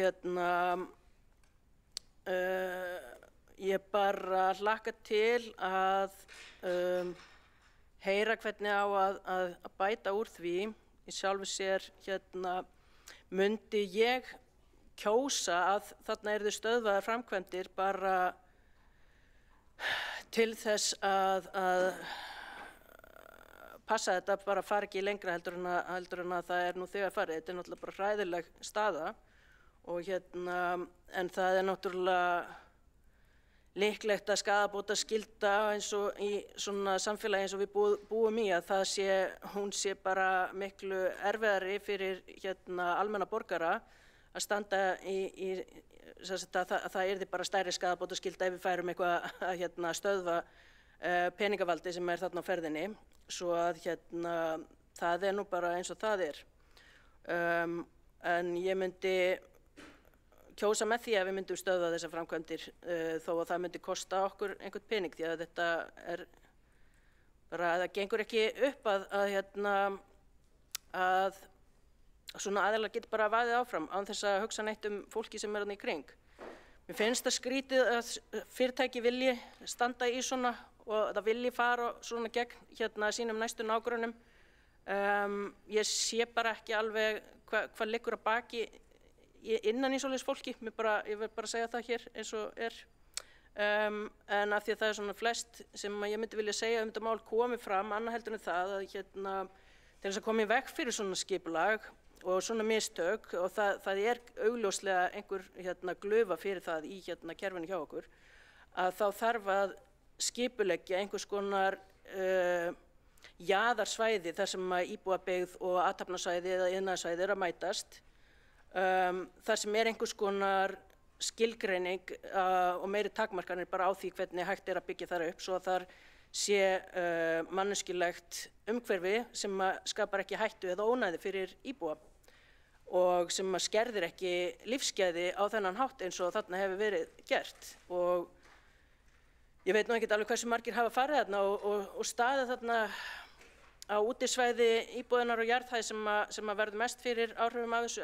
en ég bara vil ekki bjóða neinum upp á það að fara að búa við þetta. Ég sé bara ekki, ég sjálfur sér bara, þetta bara ómöguleiki í mínum huga að þetta nái á þennan stað og hafi komist þetta langt. Þannig að ég ætlaði kannski bara að lesa upp bókun okkar þetta í lokin. Sósíalistar styðja stjórnsýslu úttekt á máli Álfabakka 2a. Það mikilvægt að íbúar séu ávallt hafðir í öndvegi og þeir séu varðir fyrir mistökum sem þessum. Því skipulag borgar þarf að miða manneskjulegu umhverfi fyrir alla íbúanar. Þar sem athafna- eða iðnaðarsvæði og íbúabyggð mætast þarf að vera til skipulagsleg skilgreining á jaðarsvæði sem með ríkari skilyrðum til manneskjulegar ásýndar og umhverfis sem á takmörkun og starfsemi sem veldur hættu eða ónæði fyrir íbúabyggðina. Sósíalistar hafa mælt fyrir því umhverfis- og skipulagsráði og munu leggja fram tillögu slíkt. Ég þakka ykkur.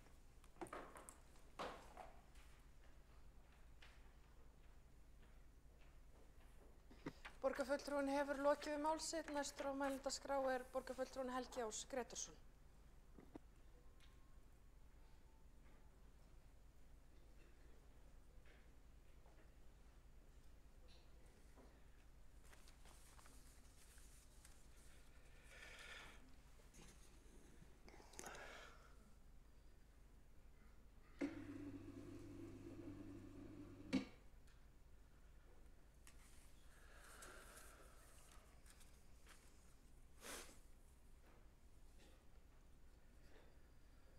Forseti, ágæta borgarstjórn, mér var það á að kalla skrifstofu eign- og atvinnuþróunar eitthvað annað en það sem það en ég með glærukynningu, athafnaborgin, atvinnu- og borgarþróunarteymi á skrifstofu borgarstjóra og borgarritara. Það að sjálfsögðu náttúrulega allt annað en skrifstofu eign- og atvinnuþróunar. Allt annað. Að sjálfsögðu þetta í grundvallaratriðum það sama. Veikleiki stjórnskipulagsins hefur legið fyrir síðan að skýrsla innri endurskoðunar kom út í desember 2018. Þessi skrifstofa starfar ekki endilega í nánu samstarfi við fagráð og það var þessi skrifstofa sem lagði til sölu uppbyggingarheimilda og álagningu gatnagerðargjalda í júní 2023. Og þannig fékk borgin pening fyrir þessa eign. Ef að þetta hefði ekki gerst, þá hefði borgin þurft að greiða yfir 100 milljónir vegna þess að lóðarhafinn hefði skilað lóðinni. Það kemur fram í Morgunblaðinu í viðtali 18. desember 2024, í viðtali við lögfræðing framkvæmdaaðilana að Álfabakka 2 og með leyfi forseta, þá segir hér orðrétt. Þá segir hann framkvæmdaaðila vilja árétta að samþykki skipulagsfulltrúa fyrir starfsemi kjötvinnslu hafi verið forsenda leigusamnings við leigutaka. Slíkt samþykki hafi verið veitt að skipulagsfulltrúa Reykjavíkurborgar 10. janúar 2023. Þannig það alveg ljóst að þeir sem að réðu hér ríkjum og hafa ráð hér ríkjum hjá Reykjavíkurborg voru meðvitaðir í hvaða farveg þetta mál færi og að reyna að varpa ábyrgðinni á aðra aðila sem að fara eftir lögum og eftir alls konar kvöðum sem að embættismenn borgarinnar setja og reyna að fría sjálfan sig síðan ábyrgð lágkúruleg pólitík. Lágkúruleg pólitík. Þetta mál hryggilegt. Ég vil nota núna þann tíma sem eftir til þess að velta vöngum hver framtíðin. Hvernig glímum við þetta mál? Eins og borgarfulltrúinn Hildur Björnsdóttir minntist á, liggur fyrir þetta mun kosta borgarsjóð umtalsverðar fjárhæðir að leiðrétta. Ég held að það sé í sjálfu sér óumdeilt. Það flókið mál lagalega með tilliti til eignarréttarverndar í stjórnarskránni að segja við þann sem hefur byggt vöruhúsið í ljósi allra heimilda sem að skipulagsyfirvöld hafa veitt að hann eigi að fjarlægja á sinn eigin kostnað. Það of mikið inngrip í eignarréttinn og þess fyrir utan að borgin seldi viðkomandi þessar uppbyggingarheimildir og hann nýtti þær sér með að segja það ekki alveg allu fullu. Bara 11.000 fermetra rúma í staðan fyrir 15.000 fermetra. Það virðist því vera ansi róttækt. Það myndi allan að kosta borgina mjög mikið að rífa skemmuna í heilu lagi. Að lágmarki nokkra milljarða myndi ég halda. Annar kostur að koma til móts við hagsmuni þá íbúa sem að árskoðun 7 með einum eða öðrum hætti, hvort sem að það fæli í sér einhvers konar fegrunaraðgerðir á hálfu byggingaraðalans að Álfabakka 2A eða þá að íbúðarnir yrðu keyptar eftir atvikum á yfirverði. En ég get ekki betur séð í öllum aðalatriðum að það sé heppilegt að borgin viðurkenni sína ábyrgð á þessu máli. Hún hafi verið of áköf í að koma þessum lóðum í verð og hún hafi gengið of langt á hagsmuni íbúa í hverfinu og á hagsmuni breiðhyltinga almennt með því að sinna stjórnsýslunni með þeim hætti sem hún gerði. Það væri meiri bragur af því að ganga þannig til verka í stað þess að drepa málinu á dreif og reyna að kenna öðrum Að lokum þá vona ég að framsóknarmennirnir í borgarstjórnarmeirihlutanum finni fyrir ábyrgðarkenndar sinnar og leiði málið til lykta.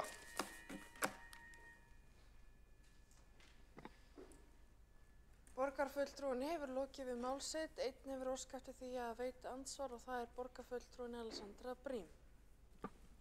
Forseti, já, ég ætla ekki að fara út í það í mjög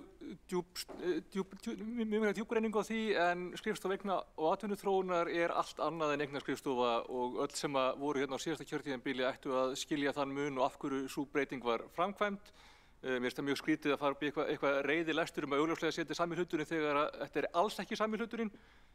Ég vil svo líka bara biðja borgarfulltrúan Helga Ásk Grétarsson velvirðingar á því að við virðumst hafa skemmt söguna sem langaði að segja af þessu fundi með því að samþykkja tillöguna þeirra með ákveðnum viðbætum og með því að gangast við því að við berum ábyrgð á þessu skipulagslega, því að mér finnst það mjög gróft að koma inn upp og tala að við séum að kenna öllum öðrum Við vissulega förum aðeins yfir söguna og bendum á af hverju hinir þessi hluti geti hafa gerst, en það enginn hérna að segja að við berum ekki ábyrgð á þessu skipulagi og við þurfum ekki að finna út úr því hvað ég að gera næst. Og mér finnst það frekar asnalegt að byggja heila ræðu á því hvað við séum að fara undan í flæmingi þegar að akkurat öfugt í það þá höfum við komið inn upp og sagt jú, við erum skipulagsvaldi hérna, við berum ábyrgð á því að hafa þessa yfirsýn sem við greinilega mistum þarna og það ekki nógu gott.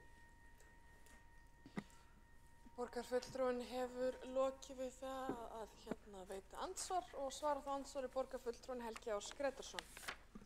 Forseti, ágæta borgarstjórn. Það alveg ljóst að það þarf að athuga starfsemi þessa sem á skrifstofu borgarstjóra og borgarritara, sama hvað nafni hún nefnd. Varðandi þennan pólitíska málflutning sem maður hefur þurft að hlýða á, meðal annars á hálfu núverandi formanns umhverfis- og skipulagsráðs að ýja því að annars að búseti hafi mátt vita þetta allan tíman og hins vegar það að byggingar heimildir séu of rúmar, skipulagsheimildir séu of lausar í reipunum og þess vegna hafi sá sem að reisa vöruhúsið geta byggt það á þann hátt sem að viðkomandi gerði. Semst að dreifa ábyrgðin annað en það sem hún á heima hjá Reykjavíkurborg. Það kjarni minnar gagnrýni í staðan fyrir að ganga hreinlega til verks, viðurkenna sína ábyrgð, leita síðan í lausna í samstarfi við aðila og viðurkenna að skattgreiðendur hér í Reykjavík muni þurfa að punga út verulega fjárhæðir til að leysa úr þessari krísu sem upp komin. Borgarfulltrúinn hefur lokið við það að svara andsvari, veitir þá andsvar öðru sinni borgarfulltrúinn Alexandra Brím. Forseti, ég ætla bara fyrsta lagi að árétta að það ekki í neinum skilningi að drepa málinu og dreif að samþykkja að fara í stjórnsýsluúttekt á þessu máli, bara svo það sé sagt. Og svo vil líka benda á það að það samt alveg rétt að búseti færði upp í sínu uppbyggingu vísvitandi nær lóðinni. Það alveg rétt að með því að veita of óljósar heimildir og með því að vera með of lítið regluverk þá erum við að bjóða hættunni heim á að svona skipulagsslys eigi sér stað. Það ekki þar með sagt að við berum ekki á endanum ábyrgð sem skipulagsyfirvaldið en við hefðum bjargað þessu með því að vera gagnrýnni, með því að hafa skýrari reglur og jafnvel meiri reglur, ekki með því að hafa færri reglur eða með því að fylgjast minna með, bara svo því sé haldið til haga. Og þess vegna finnst mér þetta fáránlegt. Við megum alveg benda á það að það ýmsir hlutir sem ollu því að þetta gerðist þó að þar með séum við ekki að firra okkur pólitískri ábyrgð á því að það skipulagið samþykkt á okkar vakt. Og já, svo má alveg benda á það líka að það líka ábyrgð minnihlutans að fylgjast með og veita aðhald og ekki voru fulltrúar Sjálfstæðisflokksins að gagnrýna þetta í skipulagsráði allavega ekki á þeim fundum sem ég satt. Borgarfulltrúinn hefur lokið við að veita andsvar öðru sinni og svara þá andsvar öðru sinni borgarfulltrúinn Helgi Ás Grétarsson.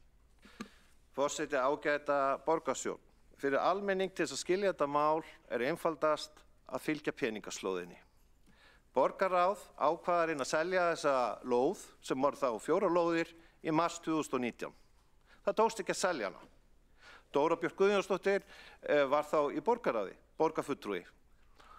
Nú, svo tekin ákvörðun sem hjá þessu apparati sem á skrifstofu borgarstjóra og borgarritara, hvort sem við köllum það athafnaborg eða hvað svo sem það sem að bara vinna í því að reyna að koma lóðum sem þessum í verð.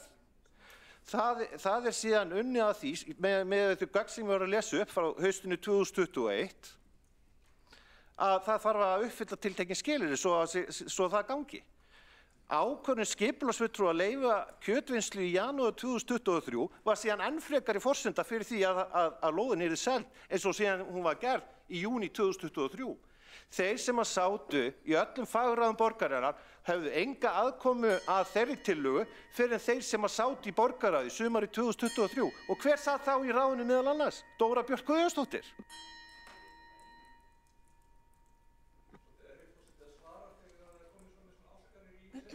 Borgarfulltrúi hefur lokið við það að svara andsvari öðru sinni og næst tekur til máls borgarfulltrúin Ásta Þótt-Skjaldal Guðjónsdóttir.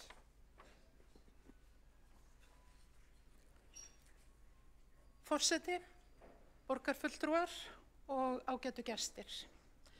Ég held að við getum öll verið sammála að þarna á ferðinni skerðing á lífsgæðum íbúa þeirra húsa sem snúa að þessu græna ferlíki og þá sérstaklega þeirra íbúa sem hafa eingöngu glugga í þá áttina.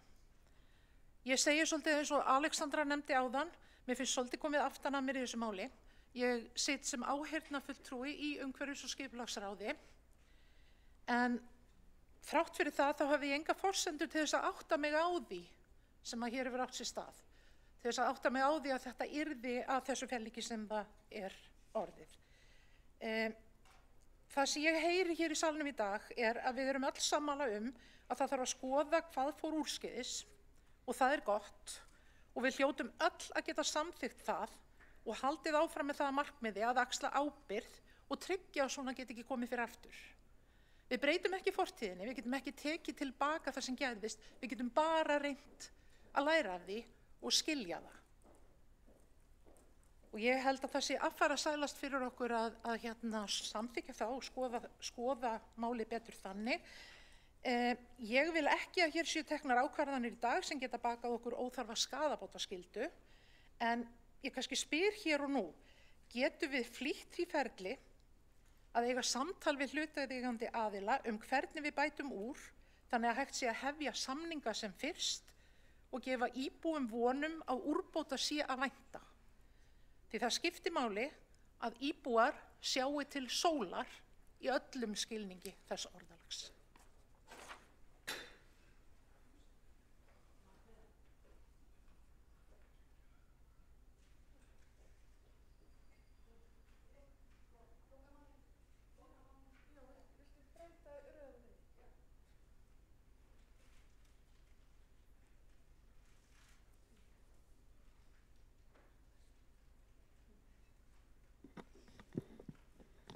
Borgarfulltrúinn hefur lokið mál sitt og næstar á mælendaskrá borgarfulltrúinn Friðjón Friðjónsson.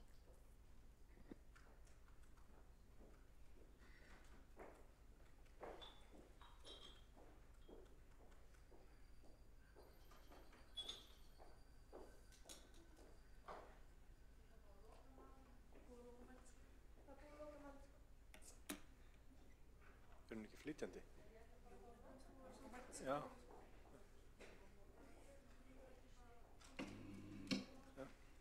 Nei, ég er hættur að verja kolumnist. Forseti, mig langaði til þess að koma hérna aðeins upp stuttlega til þess að vekja athygli á einu sem að mér finnst vera áhugavert í þessu máli. Nú erum við búin að tala hérna í bráðum 3 klukkutíma þetta ágæta mál og mér finnst lítið hafa heyrst til meirihlutans fyrir utan Pírata. Og ég veit alveg að borgarstjóri ætlar að koma hérna upp á eftir og ég vona það að hann komi með eitthvað markvert inn í þessa umræðu. En ég velti því fyrir mér, hvar í ósköpunum Samfylkingin í þessu máli. Vegna þess að við erum að tala mál sem að var á skrifstofu borgarstjóra Samfylkingarinnar, borgarstjóra sem ekki lengur hérna, eða öllu heldur ekki mættur hérna í dag. Þar átti málið heima, en Samfylkingin algjörlega að skila auðu í þessu máli. Það hefur verið farið hérna vel yfir í hvernig þessi máli liggur og ræður borgarfulltrúans Helga Áss Grétarssonar hafa varpað ljósi eins og borgarfulltrúinn Kolbrún Áslaugar Baldursdóttir nefndi hérna áðan, hafa varpað ljósi á málið. Og það vel hvernig hann hefur staðið sig í þessari umræðu. En fjarvera Samfylkingarinnar og í raun og veru meirihlutans í þessu máli fyrir utan það hvernig Píratar hafa kosið að kasta sér fyrir þessa lest aftur og aftur, vekur hjá manni furðu og ég hreinlega auglýsi eftir því að Samfylkingin og einhver fulltrúi Samfylkingarinnar taki þátt í þessari umræðu og aðeins sýni að þeir bera ábyrgð á þessu máli líka, en skýlir sér ekki á bak við það að oddviti þeirra ekki á staðnum og Guð veit hvar hann kannski hérna hinum megin í einhverjum þingstörfum, ég veit það ekki. en hann allavega ennþá skráður hérna sem borgarfulltrúi. Hér eru fulltrúar sem hafa setið við í skipulagsráði eins og borgarfulltrúinn Hjálmar Sveinsson, lon og don, árum saman. En ekki hann að koma og útskýra stöðu og afstöðu Samfylkingarinnar í þessu máli. Grúfið sér bara ofan í tölvuna. Þannig að mig langar til þess að sjá og heyra aðeins í Samfylkingunni og hvernig þau ætla að útskýra sína afstöðu í þessu máli.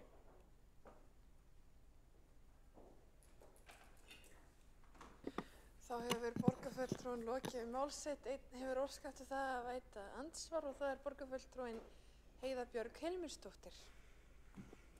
Já, forseti, ágætu borgarfulltrúar, ég skil vel að þessi kalla eftir ræðum frá fólki úr Samfylkingunni.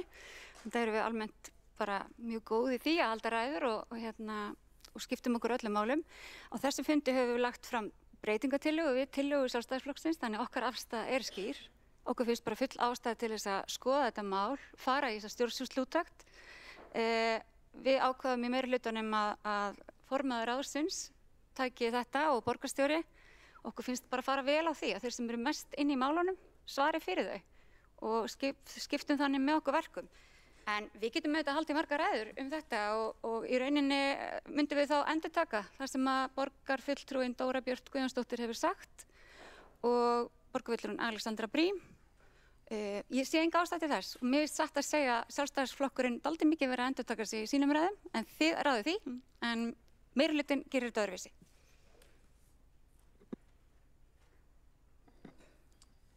Borgarfulltrúinn hefur lokið við það að veita andsvar. Forseti minnir enn og aftur á það að vísa til borgarfulltrúa með titli en ekki þú og þið.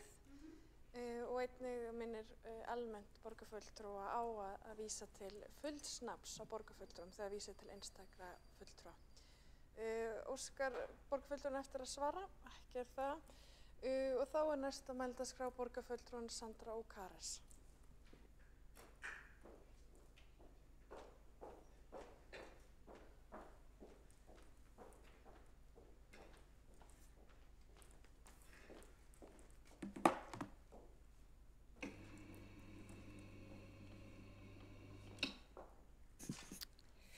Forseti, ágæta borgarstjórn. Ég er nú búin að vera utan fundar en nú búin að leggja við hlustur. Örugglega er dyggur aðdáandi borgarstjórnar í beinni á YouTube, fylgist mér vel með. Þannig ég er nú svona mestuleyti inn í því sem hefur komið fram.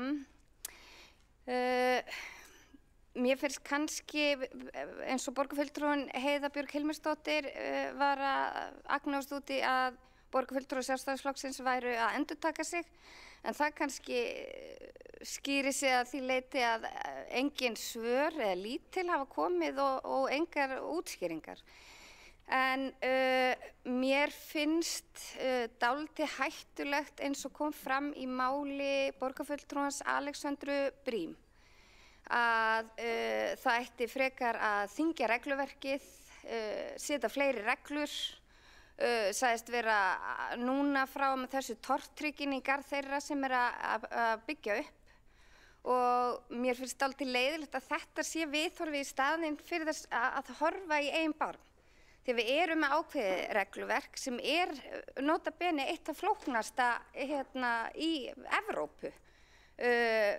Það að kenna regluverkinu inn finnst mér ódýrlaust því við eigum frekar að einfalda regluverkið, byggingarreglugerð og skipulagslöggjöfina eins og er gert víða í löndunum hérna í kringum okkur og við höfum fengið athugasemdir við þetta frá OECD meðal annars. Það sem að mér finnst potturinn vera brotinn er líka það að það er rosalega erfitt að horfa inn í stjórnkerfið og fylgjast með öllum ferlum, teikningum, hvenær var þetta afgreitt, hvað er samþykkt og hvað ekki.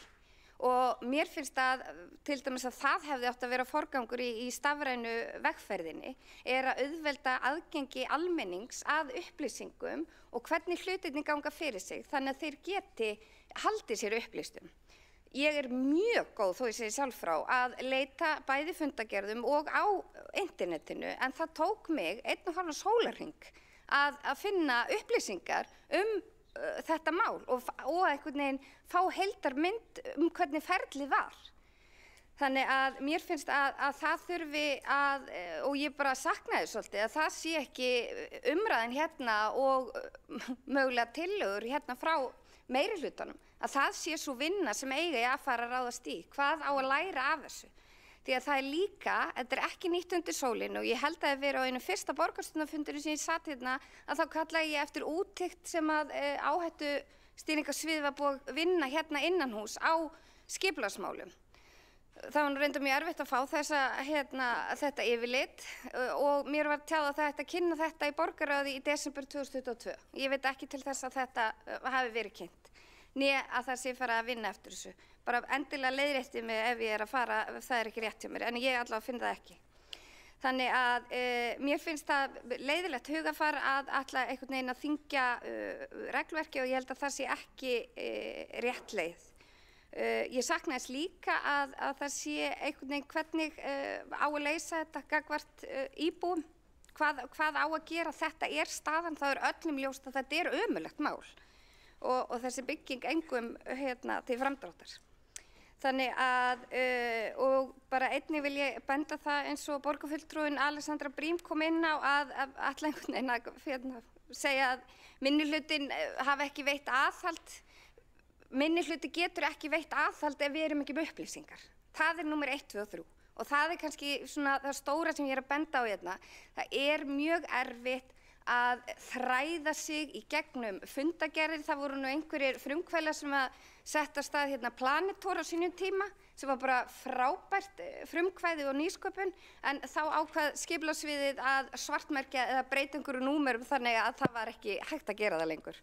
Þannig að ég bara hvet meirihlutann til að axla ábyrgð á þessu máli og finna raunverulegar lausnir og koma með þær hratt og örugglega.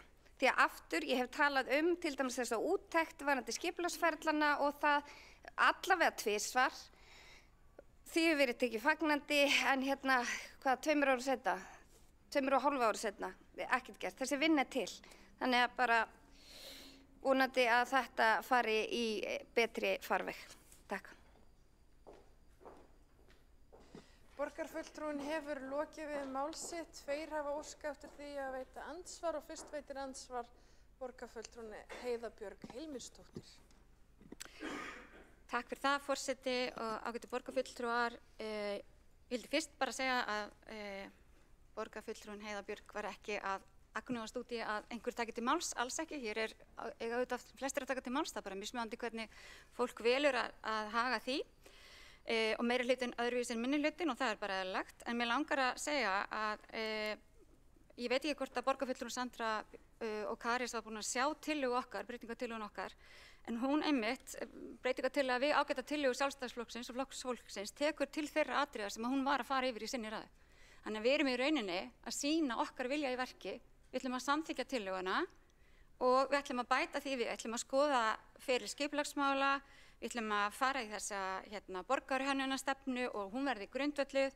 Við ætlum að skoða að það sé öryggisventil þannig að við getum gripið inn í sem við höfum ekki núna og við erum öll þar á sama stað.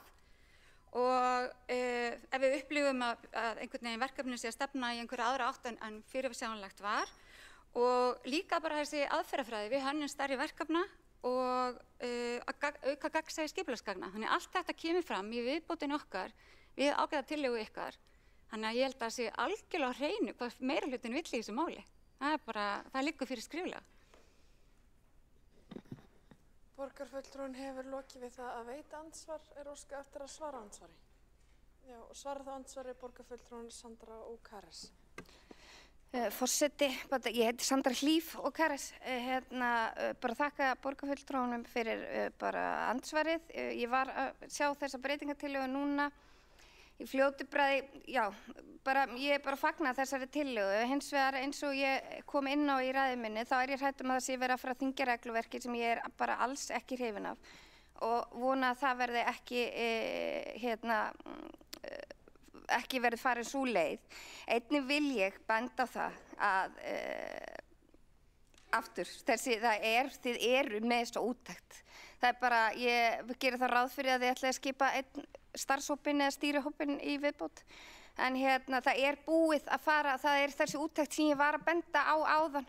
Það búið að vinna mjög flotta úttekt inn á áhættustýringarsviðinu, á skipulagsferlunum, hvernig má stytta, hvað má bæta. Þannig ég bara bendi á að bara dusta rykið þá af þessari úttekt eða óska eftir henni. Að sjá hana, það takk. Borgarfulltrúinn hefur lokið við það að svara andsvari. Veitir það andsvar öðru sinni borgarfulltrúinn Heiða Björg Hilmarsdóttir. Já, forseti, ágætu borgarfulltrúar. Já, ég bara sammála borgarfulltrúunum að þetta fín atriði sem bætast hér við tillöguna. Við förum í þessa stjórnsýslu úttekt og einhverjum verið falið það eru ferlar fyrir það. En annað eigum við margt og varðandi borgarhönnunarstefnu, þá verðum við bara í sameiningu að tryggja að hún verði ekki þannig að hún verði eitthvað íþyngjandi. En ég held að við getum öll verið sammála að við erum ekki ánægð með til dæmis útlitið á þessu húsi. Og við þurfum að gera eitthvað þannig að við getum tryggt það sem eru byggt upp í borginni, bara sé okkur til sóma og vekja ekki svona viðbrögð eins og þessi bygging hefur. Og við þurfum bara að fá að vita hvernig gerðist það, hver var fyrir til málsins, hverju tóku ákvörðun hvar. Og ég meina, við erum hér fulltrúar íbúa, allar og öll. Og þurfum bara að tryggja þetta, þannig að við sem fulltrúar íbúa höfum meiri aðgang að gögnunum og meiri tækifæri til þess að þá grípa inn í og gera það sem íbúar vilja. Borgarfulltrúinn hefur lokið við að veita andsvar öðru sinni. Svarað andsvar öðru sinni borgarfulltrúinn Sandra Hlíf Ókaris. Forseti, ágæta borgarstjórn, já, ég held að við séum bara sammála að mörgu leyti. En aftur bendi ég á og eins og borgarfulltrúinn kom inn á að það okkar að hafa eftirlit og fylgjast með. En það hefur augljóslega klikkað í þessu máli. Og ég bara fagna því að fólk ætlar að líta inn á við og gera betur. Ég reyndar sakna þess aðeins bara meira samtal við íbúa og hvernig hægt að koma til móts við þá. Takk. Borgarfulltrúinn hefur lokið við að svara andsvar öðru sinni. Næst veitir andsvar borgarfulltrúinn Dóra Björt Guðjónsdóttir. Forseti, ég bara mjög sammála mikilvægi þess að tryggja gagnsæi skipulagsgagna. Það bara eitt af mínum stóru pólitísku áherslum. Þess vegna einmitt eins og Heiða Björg Hilmarsdóttir borgarfulltrúi hefur bent á hluti af þessari breytingatillögu að fá inn þrívíddarteikningar sem mjög nýtt og mikilvægt og það hluti af því. Önnur verkefni sem við höfum verið að vinna til að auka gagnsæi kringum skipulag og uppbyggingu að það verið að þróa og klára kortasjá húsnæðisuppbyggingar þannig að það sé enn gagnsærra hvar verið að byggja og allur rammi og allar upplýsingar í kringum það. Það verið að vinna betri leitarvél. Við höfum samþykkt og það búið að innleiða aðgengilegra yfirlit yfir svona lykil tölfræði skipulag sem fylgir hverju skipulagi fyrir sig og það bara nýkomið í virkni hjá okkur. Þannig að við erum búin að gera mjög margt í þessu og gott að heyra að það sé áhugi fyrir því. En mér finnst svolítið, þessi umræða var svolítið svona, ber vott að þessari svart-hvítu umræðu sem að það má ekki þyngja regluverk en samt eigum einhvern veginn að passa upp á allt sé í lagi. Þú veist, það svo svart-hvítt. Við þurfum einhvern veginn að passa upp á að það regluverk til staðar sem skiptir mestu máli og það ekki bara ekki þyngja regluverk. Sumt regluverk bara gott og við þurfum á því að halda. Borgarfulltrúinn hefur lokið við að veita andsvar. Svarað andsvari borgarfulltrúinn Sandra Hlíf Ókaris. Já, forseti, ágæta borgarstjórn. Bara fagna því sem fram kemur í máli borgarfulltrúans Dóru Bjartar Guðjónsdóttir varðandi framþróun og betri skilvirkni og gagnsæi í þessum málum. Varðandi regluverkið, ég finnst eitt reglur sem að viðkomandi þarf að fara eftir og svo líka eftirlit og það mjög mikilvægt að hálfu hins opinbera að sinna eftirlitinu vel. Vera með skýra og viðaramma en sinna eftirlitinu vel sem að mér finnst, já, það bara mjög augljóslega, það hefur eitthvað klikkað hérna því að þetta græna hús fer nú ekki fram hjá neinu og ætti ekki að hafa farið fram hjá neinu eftirliti. Þannig að auðvitað vitum við það því skýrari og einfaldari þessi reglurnar eru því auðvitað auðveldara að fara eftir þeim. Það náttúrulega, allavega, það mín upplifun og aftur upplifun nágrannalanda okkar sem að hafa, eru með töluvert einfaldara regluverk og kringum byggingar og skipulag. Borgarfulltrúinn hefur lokið við að svara andsvari, veitir það andsvar öðru sinni borgarfulltrúinn Dóra Björt Guðjónsdóttir. Forseti, eftirliti segir borgarfulltrúinn, þá erum við að tala það að við erum með verkefnastjóra sem að vinna því að vera í samtölum við uppbyggingaraðila það sem að verið að gera og hvernig verið að þróa hluti. Þau eru að vinna skipulagið. Þegar búið að samþykkja skipulagið þá það algjörlega úr höndum þeirra að hafa neitt þetta að segja.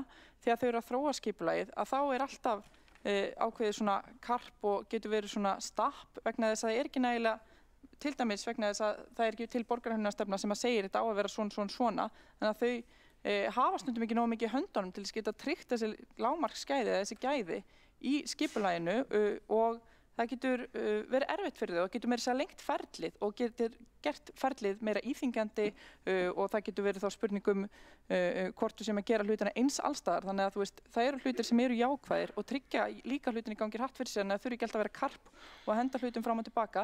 Mér finnst skrítið að við ætlum að hafa allt svona vítt og svo eða bara vera kjörnir fulltrúar sem eru með endalegt eftirlit í ráðunum sem eiga að grípa þetta vegna þess að það gigantískur yfirlestur í þessum ráðum og það líka þannig að við viljum að jafnræðis sé gætt, að sé gagnsæi, sé ekki bara matskennt hverju sinni, að sé bara eitthvað hér á að vera svona, passi upp á þetta. Þetta eru lágmarksviðmið og lágmarksgæði og þannig að þú veist, ef við erum með of víðan ramma eins og hér og nú, að þá bara mjög erfitt að bregðast við. Þannig að ég held að það sé ekki lausnin, ég held að skýrleiki sé lausnin. Þannig að þurfi ekki að vera að taka þetta karp og stapp sem að lengja ferlið í dag. Borgarfulltrúinn hefur lokið við það að veita andsvar öðru sinni, svara það andsvar öðru sinni borgarfulltrúinn Sandra Hlíf Ókares. Forseti ágæti borgarstjórn, ég bara get ekki undir það með borgarfulltrúanum að skýrleiki skipti máli en ég held að það sé líka einfaldleiki sem að felur í sér skýrleika og það að fari, ég ekki að tala með ekki vera neina reglur og fari það að það sé, þetta bara við erum að tala eins og í þessu tilviki, hæð, skuggavarp og nálægð, þetta ekkert eitthvað það flóknast undir sólinni en ég bara aftur fagna því að það sé vera að vinna að því að betrumbæta þetta og gera kerfið skýrara og gagnsærra og aðgengi auðveldara. Borgarfulltrúinn hefur lokið við að svara andsvari og telst á andsvarum undir þessari ræðu lokið og næstur mælendaskrá borgarstjóri Einar Þorsteinsson. Forseti, ágæta borgarstjórn. Mér langar að þakka fyrir þessar umræður hér í dag. Þær hafa verið ágætar. Þetta eins og við öll vitum og erum sammála ekki gott mál og það leitt að sjá hvernig þetta hefur þróast þarna við Álfabakkann á undanförnum árum en upp af þessa máls eins og hefur verið rakið hérna á síðasta og þar síðasta kjörtímabili. Mér langar nú eiginlega að bjóða hingað í borgarstjórn velkomna nágranna mína úr Seljakverinu sem eru komin hingað til þess að sýna óánægju sína og halda upp í þrýstingi á okkur að bæta úr þeirri stöðu sem upp komin og ég held að þessi ágætu hópur sem hér og nágrannar þeirra í búsetablokkinni þarna í Árskógum vilja helst af öllu að við leysum bara úr þessu máli með skynsamlegum hætti og vöndum okkur við það. Og ég held að pólitíska deilur hér á milli okkar séu ekki efst á óskalistanum hjá þeim. En við hingað inn á þennan fund komu 2 tillögur stjórnsýsluúttekt og meirihlutinn kom með breytingartillögu við það að horfa líka til framtíðar það hvernig við getum bætt kerfið þannig að við getum lært af þeim mistökum sem ég held að við séum öll sammála að hafa verið gerð hér. Og það eru góðar fréttir til þeirra sem eru komin hér á pallana og þeirra sem að hlusta á og fylgjast með fréttum af þessum fundi að borgarstjórn í grunninn sammála það að það þurfi að finna út úr því hvað gerðist og líka að við verðum að hafa augun á því að læra af þeim mistökum sem að hafa verið gerð. Og eitt af því sem kom hérna fram í umræðinu og hefur verið bent á eru svör borgarinnar við athugasemdum íbúa frá árinu 2022.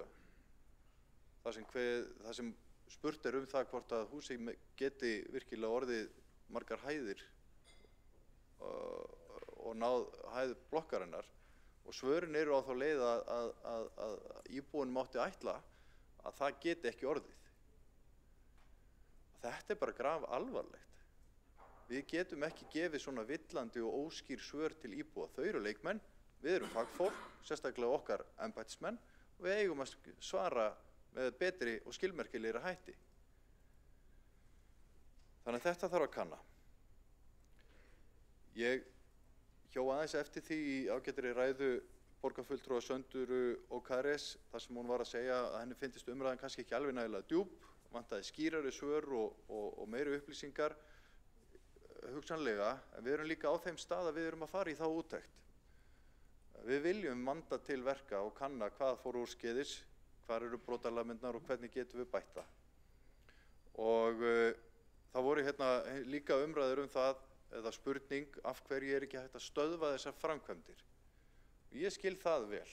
Það eðlileg krafa. Nú verið að vinna laust málsins. Ég fékk nú hérna bréf þar sem svar byggingafulltrúa við kröfu búseta stöðvun framkvæmda sem sett saman hérna rétt fyrir jól og leita á þetta núna og það stendur einfaldlega að það sé afstaða byggingafulltrúa út frá lögum og reglum sem gilda þessi mál að útgefi byggingarleyfi sé í samræmi við byggingarreglugerð og gildandi deiliskipulag og þess vegna sé ekki hægt að stöðva framkvæmdirnar gegn vilja uppbyggingaraðilanna. Þannig að þessi afstaða byggingarfulltrúa hins vegar kæranleg og hugsanlega mun verður látið á það reyna. En ég skal samt upplýsa borgarstjórn það og íbúana hér sem fylgjast með að strax þegar þetta mál kom upp þá hafði ég samband við alla þessa aðila og leitaði til þeirra það að við myndum reyna að finna lausn á þessu. Þetta var augljóst að þetta mál var ekki að fara neitt og þurftum að vinna það einhvern veginn saman. Og síðast bara í morgun óskaði ég eftir því að þeir myndu stöðva framkvæmdir í það minnsta í þeim hluta hússins þar sem verið að vinna tillögum að breytingum á húsinu. Og nú veit ég ekkert hvernig þær verða, en það kemur í ljós. En það hefur komið fram að það verður í lok þessa mánaðar sem að slíka tillögur eiga að vera tilbúnar. Og við þurfum að kynna það vel. Það eðlilegt að við komum hérna upp og sumir úr meiri hluta og aðrir úr minni hluta og minni hlutin segir þið verðið að axla ábyrgð, hvetjið okkur til þess.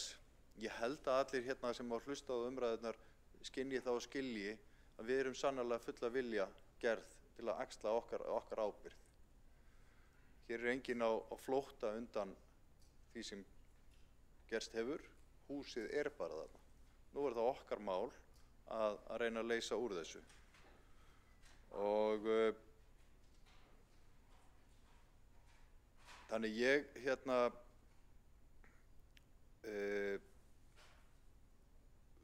sem framkvæmdastjóri borgarinnar vík mér alls ekki undan ábyrgð á því sem gerist í stjórnsýslunni. En ég skal alveg viðurkenna það samt að ég lúsles ekki allar teikningar og uppdrætti að húsum sem eru byggð. Það væri ekki góð nýting á mínum tíma og maður reiðir sig dálítið á embættismenn að flagga því sem gæti orðið umdeilt eða þar sem gengið á hagsmuni íbúanna. nú förum við bara og könnum það hvernig að þessu máli var staðið og hérna lærum af því og tryggjum að við lendum ekki aftur í sömu stöðu. Þannig að ég styð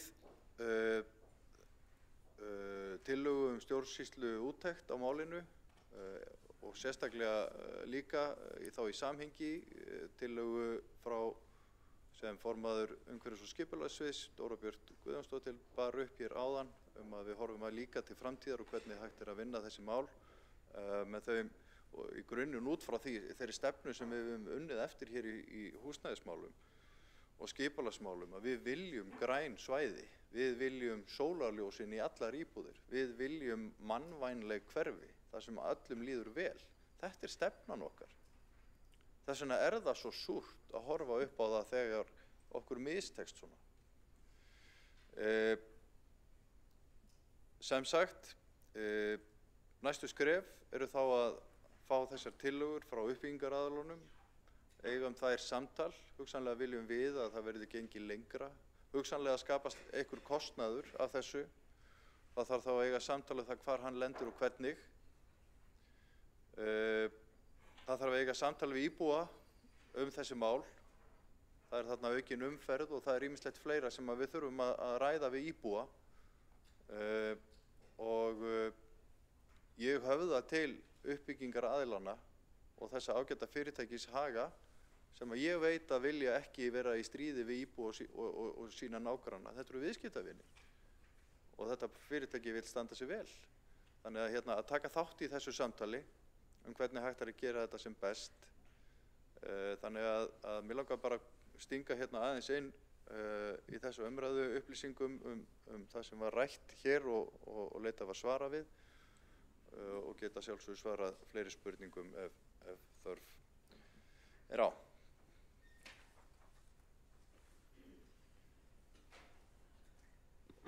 Þá hefur borgarstjóri lokið við mál sitt og 3 hafa óskað eftir það að koma upp í andsvar og fyrst það Hildur Björnsdóttir, borgarfulltrúi. Forseti, ágæta borgarstjórn, ég vil byrja á að segja að ég geri nú enga kröfu það að borgarstjóri lúslesi allar teikningar sem fara fyrir byggingafulltrúa. En ég geri hins vegar kröfu að borgarstjóri sé upplýstur þá vinnu sem fer fram á hans skrifstofu og bendi líka á eins og Helgi Ás Gretarsson borgarfulltrúi hefur farið yfir hér í dag að það skynsamlegt að rekja peningaslóðina og þessi lóð seld á árinu 2023 og hér hefur borgin oft hlaupið upp til handa og fóta til að reyna að fá sem mest verðmæti út úr eignasölu, hvort sem það sala byggingaréttar eða sala perlunar eða hvað eina annað til að færa hjá sér bókhaldið og þetta lyktar af slíku. En mér langar að spyrja vegna þess að ég sammála borgarstjóra við verðum að líta til framtíðar og ég vil vita að því að nú hafa viðræður farið fram við húseigendur hverjar eru lausnirnar sem verið að ræða, kemur til álita að húsið verði rifið eða eingöngu verið að ræða breytingar á byggingunni. Borgarfulltrúinni hefur lokið við það að veita andsvar og svarar þá andsvari borgarstjóri. Forseti, það alveg rétt að það eðlilegt að selja lóðir og auðvitað viljum við fá mest verð fyrir þær. Það nú verið umræðum það að lóðir hafi verið seldar á undirverði og það harðlega gagnrýnt. Þannig að þetta einhvers konar jafnvægi. Það skiptir máli hins vegar hvað byggt og þar verðum við að vera með augun á boltanum. Ég treysti mér hreinlega ekki til þess, Hildur Björnsdóttir borgarfulltrúi, að fara að útlista eitthvað nánar en ég gerði bara í viðtali hér á dögunum fyrir jól það hvað við ættum að gera við þessa byggingu eða hvað ég vildi að verði gert. Nú þetta í höndum hönnuða og verkfræðinga sem að þessari byggingu standa. Ég stakk því nú bara inn í umræðunum í þetta eðlilegt að reyna að sjá hvort það verði ekki hægt að lækka bara bygginguna á þessum kafla þar sem að hún næst blokkinni, kannski það of mikið, en ég veit að íbúar sumir vilja rífa bygginguna alla, ég held að það sé óraunhæft, en það bara einfaldlega of mikill kostnaður sem felst í því og flókið í framkvæmd líka. Þannig að við þurfum bara að bíða og sjá þessar tillögur og sjá hvað kemur.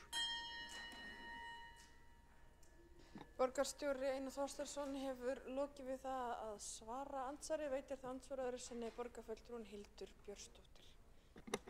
Forseti, ágæta borgarstjórn, mér langaði þá bara að óska upplýsingu það hvernig tímalínan í málunni í framhaldinu. Hvenær stefnt að því að það verði komin lausn á þessu máli? Hvenær geta íbúar að Árskógum vænt þess að það sé komin lausn í málið? Borgarfulltrúinn hefur lokið við það að veita andsvar öðru sinni, svarað andsvari öðru sinni, borgarstjóri Einar Þorsteinsson. Forseti, síðustu upplýsingar sem að ég hef fengið það að stefnt að því að það verði einhvers konar tillögur tilbúnar til þess að fara yfir 22. eða 3. janúar segi ég, þannig að í lok þessa mánaðar, en það er nú hættulegt að vera að gefa út einhverja svona tímasetningar, þetta er hönnunarvinna og einhver verkfræðileg vinna að skoða þetta, þannig að ég held að sé eðlilegt að tala bara í lok mánaðarins. Það skiptir máli bara að vinna þetta vel. Borgarstjóri hefur lokið við að svara andsvari, veitir þá andsvar borgarfulltrúinn Helgi Ás Grétarsson. Forseti, ágæta borgarstjórn, ég hef 3 spurningar til borgarstjóra.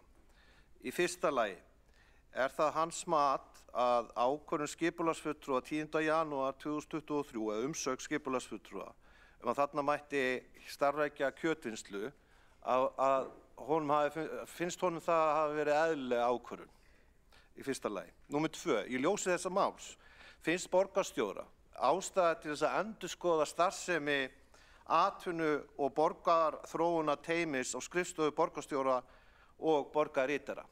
Í 3. lagi, liggja fyrir einhver frumdrög að kostnaði borgarinnar, einhverjar hugmyndir hvað þetta muni kosta borgina, hafa einhverjar sviðsmyndir verið dregnar upp, þar sem að heildarfjárhæðir eru teknar saman ólíka sviðsmyndir og hvað þetta muni endanlega kosta borgarsjóð. Borgarfulltrúinn Helgi Ás Grétarsson hefur lokið við að veita andsvar og svarað á andsvari borgarstjóri Einar Þorsteinsson. Forseti, ég kom ekki að þessu mati skipulagsfulltrúa þarna 10. janúar það hvort að kjötvinnslan samræmdist skipulagi. Minnir að þessi kjötvinnsla hafi verið í Ármúla fyrr áður. Þarna gert ráð fyrir einhvers konar léttum iðnaði, við gerum ráð fyrir því að þarna hafi talist samrýmast skipulaginu. Ég hef ekki kannað það sérstaklega sjálfur. Það liggja ekki fyrir neinar áætlanir áætlaðan kostnað borgarinnar af þessu. Við erum ekki komin á þann stað, ekki einu sinni hvort að lendi yfir höfuð einhver kostnaður á borginni. Þetta bara, við þurfum að sjá þessa tillögur fyrst og starfsemi atvinnuþróunarteymisins á skrifstofu borgarstjóra og borgarritara bara eins og allt annað í hluti af því sem við þurfum alltaf að vera að skoða, en ég ekki viss að þetta mál sé neitt sérstakt tilefni til þess að endurskoða starfsemi þess teymis. Borgarstjóri hefur lokið við að svara andsvari, óskar borgarfulltrúinn eftir að veita annað andsvar? Nei. Þó telst andsvörum undir þessari ræðu lokið og næsta mælendaskrá og lýkur þessari umræðu borgarfulltrúinn Marta Guðjónsdóttir.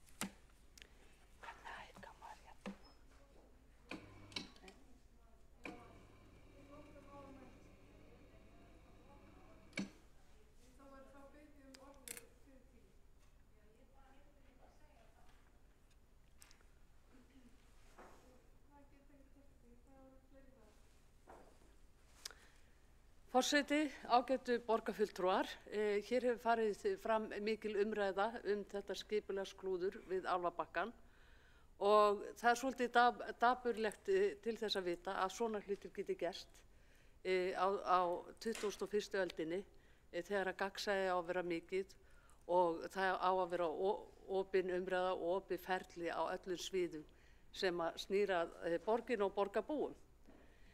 En það sem ég fannst kannski einna dapurlegast umræðin það að það stenst enga skoðun að það eigi að koma borgaryfirvöldum á óvart hvernig byggt hafi verið við Álfabakka 2. Vegna þess að deiliskipulagið sem byggt var eftir var samþykkt í borgarráði 13. október 2022 og úthlutun lóðarinnar var samþykkt í júní 2023.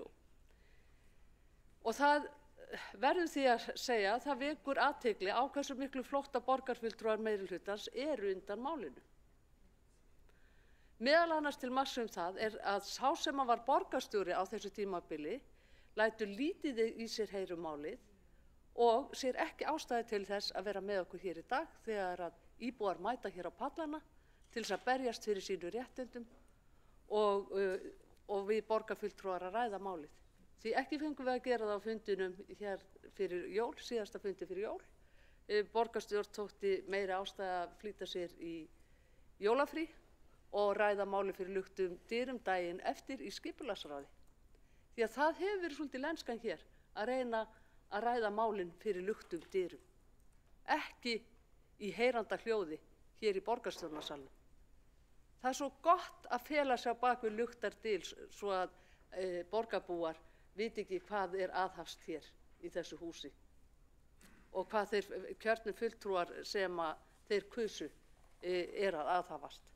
Þannig að ég vona að þetta mál verði okkur mikill lærdómur að því leytinu til að auka hér gagnsæi og hafa stjórnsýsluna skilvirkari og réttlátari. Haft var eftir lögfræðingi framkvæmda aðila vöruskemmunnar, Halldóri Þorkilssyni lögfræðingi í Morgunblaðinu 18. desember síðastliðinn, að framkvæmda aðilar hafi haft mikil samskipti við fulltrúa borgarinnar vegna vöruhúsis og að þeir eigi bágt með að sjá að útkoman eigi að koma fulltrúum borgarinnar á óvart. Engu að síður kemur hér hver borgarfulltrúna fætur öðrum upp og lætur eins og að þetta mál hafi gjörsamlega dottið að himni ofan hér rétt fyrir jól.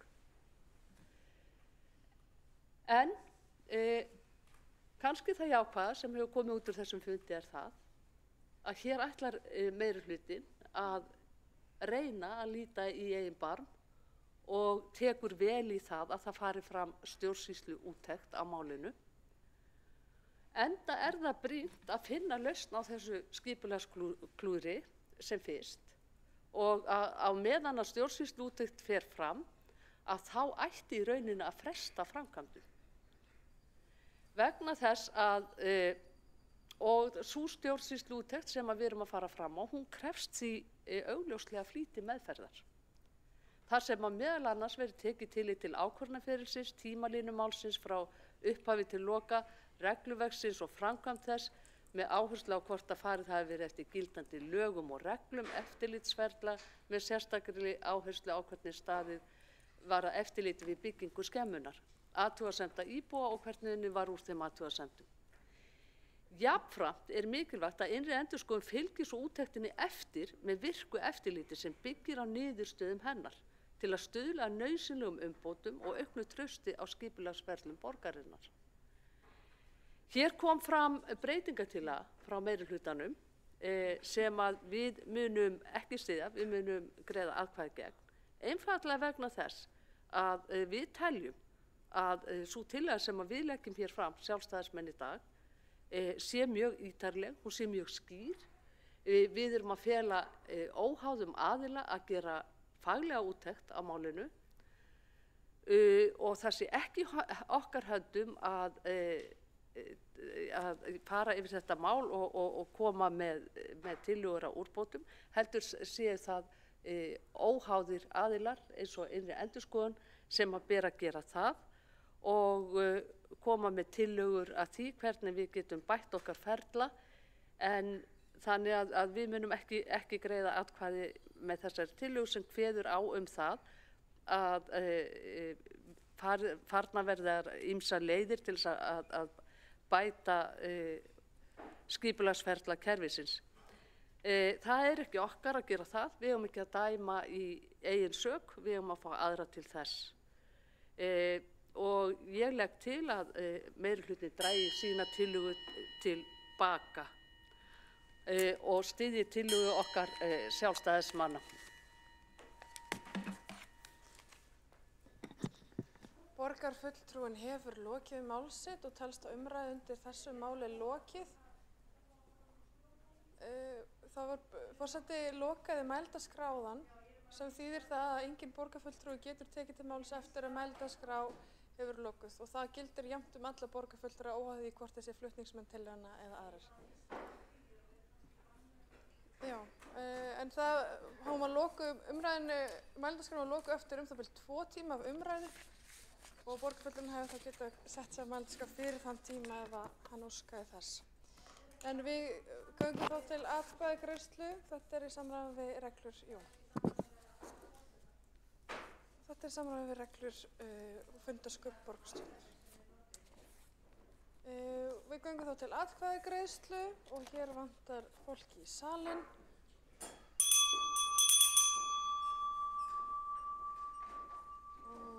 Látum okkur nú sjá, já, hann er fullmannaður salurinn. Og við göngum þá til atkvæðagreiðslu þær tillögur sem hér liggja fyrir. Það er í fyrsta lagi tillaga 3 á útsendu dagskrá, tillaga borgarfulltrúa Flokk fólksins stjórnsýsluúttekt á skipulagsferli Álfabakka 2A og svo tillögu númer 5 á útsendu dagskrá. Það er tillaga borgarfulltrúa Sjálfstæðisflokksins stjórnsýsluúttekt á Álfabakkamálinu og svo liggur hér fyrir fundinn breytingartillaga við tillögu 5 á útsendu dagskrá sem borgarfulltrúar ætti að hafa fengið til sín í tölvupósti og geta kynnt sér. Og þar sem breytingartillagan og tillaga 5 gengur lengra, göngum við fyrst til atkvæðagreiðslu þá tillögu og við göngum þá til atkvæðagreiðslu breytingartillöguna fyrst og þeir sem eru samþykkir breytingartillögunni sem send var borgarfulltrúum, vinsamlegast gefa þessi merki og það er meirihlutinn, Vinstri græn og sósíalistar og þeir sem á móti kunna að vera og það er Sjálfstæðisflokkur og Flokkur fólksins og breytingartillagan er því samþykkt. Við göngum þá til atkvæðagreiðslu tillögu 5 á útsendu dagskrá, það er tillögu Sjálfstæðisflokksins svo breyttri með breytingartillögunni og þeir sem eru samþykkir þeirri tillögu vinsamlegast gefa þess merki. Og það er þá meirihlutinn, Vinstri græn og sósíalistar og þeir sem kunna að vera mótið kunna vera tillögu 5 svo breyttri. Og þá er það hjáseta Sjálfstæðisflokks og Flokks fólksins. Borist yfir málsmeðferðartillaga að vísa tillögu 3 á útsendu dagskrá frá og er borin upp sú málsmeðferðartillaga að vísa henni frá. Þeir sem eru samþykkir þeirri málsmeðferðartillögu vinsamlegast gefa þessu merki. Og það eru fulltrúar meirihlutans og þeir sem á móti kunna að vera og það eru fulltrúar Sjálfstæðisflokks og Flokks fólksins og hjáseta Vinstri grænna og sósíalista. Viltu fá orðið? Stutt athugasemd Dóra Björt Guðjónsdóttir. Forseti. Borgarfulltrúi. Forseti, er ekki hefð fyrir því að ef tillaga hefur því að verið samþykkt sem gengur lengra að það falli önnur tillaga brott? Ekki? Ok, bara vísa, ok, það er, já, ok, þannig að það er... Tillagan hefur verið vísað frá og þetta er í samræmi við þær leiðbeiningar sem ég hef fengið hérna frá fagfólki í fundarsköpum og telst þá tillagan samþykkt að vísa frá tillögu 3 útsendu dagskrá. Og forseti gerir það í nú stutt fundarhlé.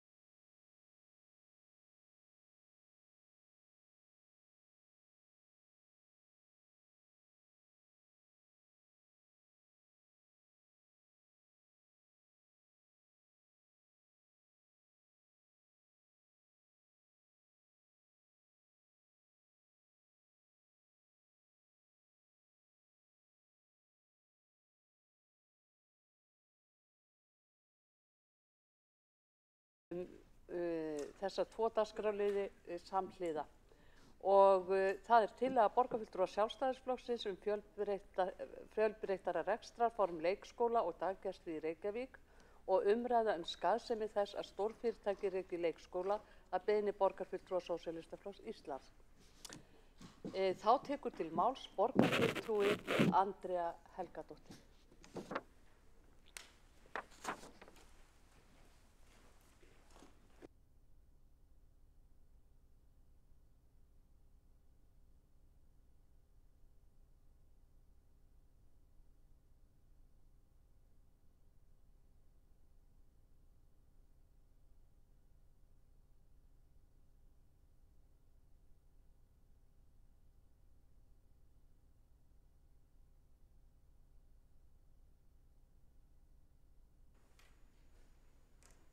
Forseti.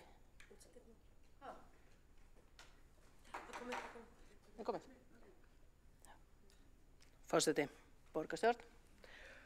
Hingað til höfum við verið sammála að hið opinbera eigi að sjá uppbyggingu skólastarfs hér á landi. Þetta hefur verið grunn samfélagssáttmáli sem hefur verið ein helsta ástæðan fyrir að hér nokkuð jafnt samfélag, að einhver félagslegur hreyfanleiki sé til staðar og þar með að þjóðin geti menntað alla þá sem hafa getu til náms og að menntunarstig sé gott.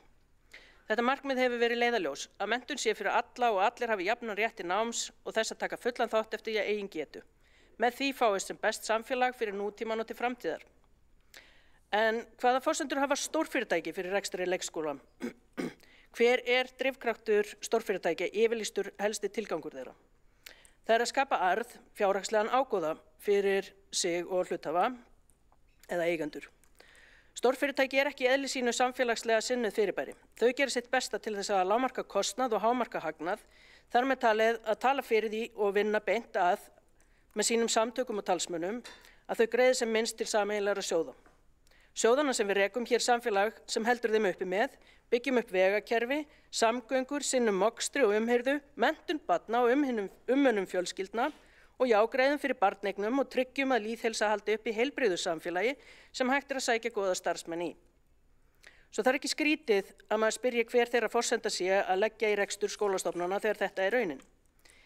Ég vona að flestir hérna inni viti og geri sér virkilega fulla grein fyrir því að það engin fyrirtæki, engin auðsöfnun ef ekki væri fyrir samfélagslega reksturinn, félagslegu endursköpun sem fæstir vilja kannast við í þeim afkima veraldarinnar sem snýst viðskiptarekstur. Hvað þá að gangast við því að þurfa að greiða með henni.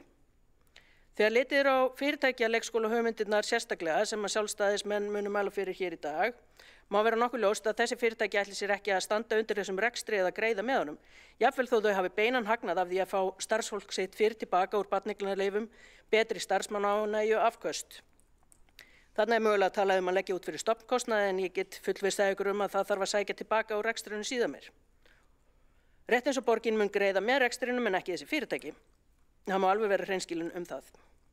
Þau vilja fyrst og fremst létta undir sínu starfsfólki til að þau komist sem fyrst aftur til starfa en þau vilja sjálfsögðu gera það með sem minnstum kostnaði. En hvers vegna að halda peningunum þétt að sér og veita honum frekar eingöngu til sína eigin starfsmanna á þennan hátt? Hvar félagslega endursköpunin og jöfnunar áhrif menntunar í slíkum heimi ef við leyfum honum að verða til? Þau ekki þar.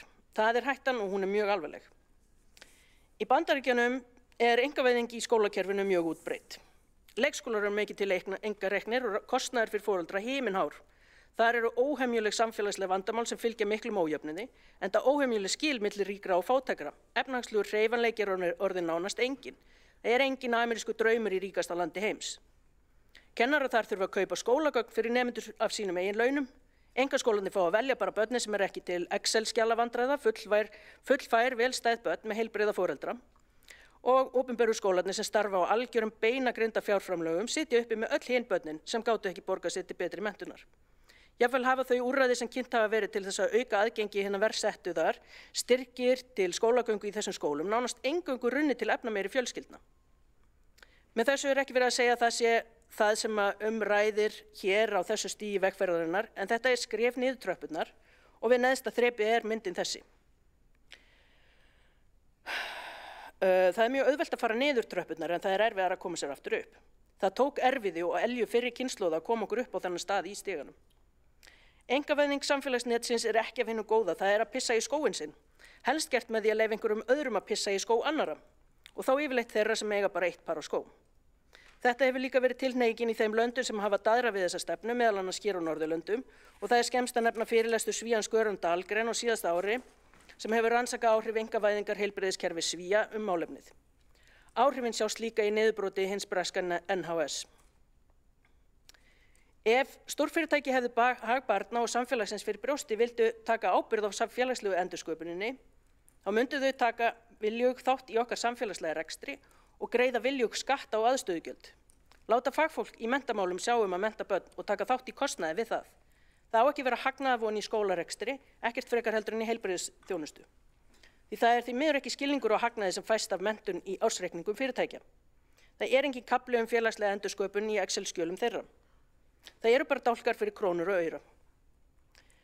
Nú er kannski alveg mögulegt að finnast stöku fyrirtækjareikendur sem hafa einhvern metnað fyrir góðri menntun fyrir alla, sem líta ekki á fyrsta skólastigið sem gæslustað og lítil börn eða veikt fólk sem íþyngjandi áhrif á hjól atvinnulífsins. En fjármunum er betur varið í að fá stórfyrirtækin til að borga með öllum börnum, ekki bara sínum eigin, bara rétt eins og allt launafólk gerir. Það hefur verið sýnt fram á og það er auðvelt að horfa á afleiðinguna af því að fara einkavæðingaveginn á enda með því að horfa til vesturs.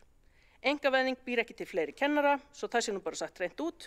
Það hvetur ekki metnaðarfullt fólk með áhuga á góðri menntun lítilla barna að tala sífellt leikskólastigið sem barnagæslu eða selja út starfsemina til einkaaðila í hagnaðarleit leið og eitthvað bjátar á. Lausnin á því að brúa bilið sem er ein stærsta ástæðan sem liggur að baki kröfu hraða fjölgun leikskólaplássa fyrir foreldra og fyrir börn er að lengja fæðingarorlofið og að setja nægt fé til rekstrar og áframhaldandi uppbyggingar opinberra leikskóla sem sinna öllum börnum óháð stöðu á vinnumarkaði, félagslegri stöðu eða efnahag. Stórfyrirtækin og talsmenn þeirra ættu að sjá hagnaðinn af því að taka þátt í að greiða götur þessara þróunar í stað þess að leita í rekstur af þessu tagi og taka raunverulegan þátt í sterku skólastigi á öllum skólastigum, ekki síst í fyrsta, með því að greiða sinn skerf til okkar sameiginlegu sjóða. Takk.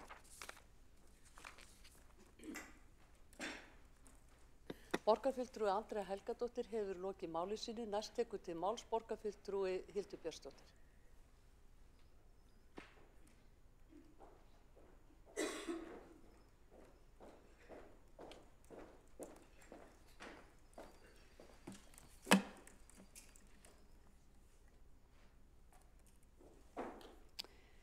Forseti, ágæta borgarstjórn, það kemur nú kannski ekkert sérstaklega á óvart að fulltrúar Sjálfstæðisflokks og Sósíalistaflokks séu á öndverðu meiði í þessu máli. En áður en lengra er haldið vil ég leiðrétta einn grundvallar misskilning eða rökvillu í málflutningi borgarfulltrúa Andreu Helgadóttur þegar hún talar að hér sé verið að kynna áherslur sem snúa að einkavæðingu skólakerfisins. En það er mjög mikilvægt að fólk skilji muninn á annars vegar einkavæðingu og hins vegar auknum einkarekstri. En við erum að tala fyrir því að hér séu studdar lausnir sem snúa því að fjölga sjálfstætt starfandi leikskólum og daggæslu á vegum vinnustaða. Við erum að tala fyrir blönduðu kerfi, áfram verði leikskólar reknir hér langflestir útlit fyrir á vegum borgarinnar, hins opinbera. Nú, tillögur okkar spretta auðvitað ekki úr tómarúmi og frumkvæði Arion banka og Alvotech spretta ekki heldur úr tómarúmi. Þetta eru lausnir sem koma vegna þess að við erum að glíma við viðvarandi vanda. Við erum að sjá það að á hausti hverju er á bilinu 700 til 1000 börn á biðlista eftir leikskólaplási 12 mánaða og eldri. Hver einustu mánaðamót bætast svona það bil 100 börn við biðlistan sem ná þessum 12 mánaða aldri þó það geti verið breytilegt milli mánaða. Við horfum líka á það hvernig nokkur 100 pláss eru ónótæf ár eftir ár vegna viðhaldsvanda og svo sjáum við líka hvernig mannekla hefur leitt til þess að fjöldi barna er sendur heim í viku hverri. Það hefur gengið mjög illa að fjölga leikskólarýmum á þessu kjörtímabili. En árið 2023 var boðað að hér myndi leikskólaplássum fjölga 252 en þeim fjölgaði aðeins 60 og árið 2024 var boðað að þau myndi fjölga 650 en fjölgaði aðeins 50. Þannig að það er alveg ljóst að meirihlutinn hér í borginni, honum er ekki að takast vel að glíma við þennan vanda og að leita lausna sem snúa því að fjölga hér plássum. Þannig að reynslan hefur sýnt okkur að Reykjavíkurborg undir stjórn þessa meirihluta hefur ráðið illa við verkefnið og Sjálfstæðisflokkurinn hefur árabil bent á þann veruleika að leikskólavandinn hann verði aðeins leystur með fjölþættum lausnum. og ein þeirra lausna verði þáttaka atvinnulífs í verkefninu, svo sem daggæsla á vinnustöðum foreldra eða fleiri sjálfstætt starfandi leikskólar. Sjálfstætt starfandi leikskólar hafa auðvitað þegar sannað gildi sitt innan borgarkerfisins og þeir voru umdeildir upphaflega og hér inni eru flokkar sem hafa talað gegn þessum sjálfstætt starfandi leikskólum en svo kannski mildast með árunum og jafnvel skráð börnin sín á þessa tilteknu leikskóla. En þeir hafa margir reynst litrík viðbót við skólaflóruna og kynnt kannski nýja hugmyndafræði og nýjar framsæknar skólastefnur og jafnvel hafa borgarreknu leikskólarnir og skólarnir hafi síðan tekið ýmsar hugmyndir áfram frá þeim. Þeir hafa líka veitt foreldrum þá auðvitað fleiri valkosti og tækifæri til að velja milli ólíkra áherslna í uppeldi og menntun barna sinna. Í dag þá sækja 1249 börn sjálfstætt starfandi leikskóla í Reykjavík og það er stefnt að því að þessum plássum fjölgi á næsta ári og það þarf auðvitað ekkert að tíunda hversu risavaxinn leikskólavandinn væri ef að sjálfstætt starfandi leikskóla nyti ekki við. Við erum að tala 1250 börn. Í ljósi þessa umfangsmikla leikskólavanda sem að kemur ekki bara niður á fjölskyldum, heldur auðvitað líka vinnuveitendum og stórfjölskyldunni og baklandi fólks sem að fólk á mismikið af auðvitað, þá hafa stórfyrirtæki sýnt aukin áhuga á að bjóða starfsfólki sínu lausnir í kjölfar fæðingarorlofs. Nú á haustdögum þá kynnti Arion banki áformum að opna daggæslu fyrir börn starfsmanna á vinnustaðnum og nú fyrir áramót kynnti Alvotech fyrirhugaða opnun 3 leikskóla fyrir börn starfsmanna. Og við auðvitað fögnum þessu frumkvæði atvinnulífsins og teljum mikilvægt að borgin stígi núna nauðsynleg skref til að skerpa á regluverki og tryggja sveigjanlegan og aðgengilegan ramma fyrir fleiri að geta boðið slíkar lausnir. Enda er það afstaða okkar sjálfstæðismanna að umönnunarbilið verði að brúa með fjölbreyttum leiðum sem mætt geti fjölbreyttum þörfum fjölskyldna í borginni. Sem fyrr segir þá kynnti Alvotech þessi áform uppbyggingu 3 leikskóla á höfuðborgarsvæðinu og í tilkynningu sagði Alvotech að þau staðið frammi fyrir því að skortur og leikskólamöguleikum hefðu áhrif á starfsfólk félagsins. Eftir ítarlega greiningu hafa þau komist að þeirri niðurstöðu að besta lausnin væri að stuðla að stofnun fleiri leikskóla. Það myndi gera fyrirtækjunum kleift að bæta aðstöðu starfsmanna með börn á leikskólaaldri en verkefnið, takið eftir, sósíalistar, væri líka hugsað sem hluti af samfélagslegri ábyrgð og stuðningur í verki við nærumhverfið. Það eru nefnilega mörg fyrirtæki nú til dags sem að huga að samfélagslegri ábyrgð en ekki bara gróðavon. Aukið framboð af leikskólaplássum gæti þannig leyst sameiginlegan vanda og létt undir með foreldrum í viðkomandi hverfum. Reykjavíkurborg hefur gert þjónustusamning við sjálfstætt starfandi leikskóla borgarinnar og nýr samningur tók gildi nú áramótin.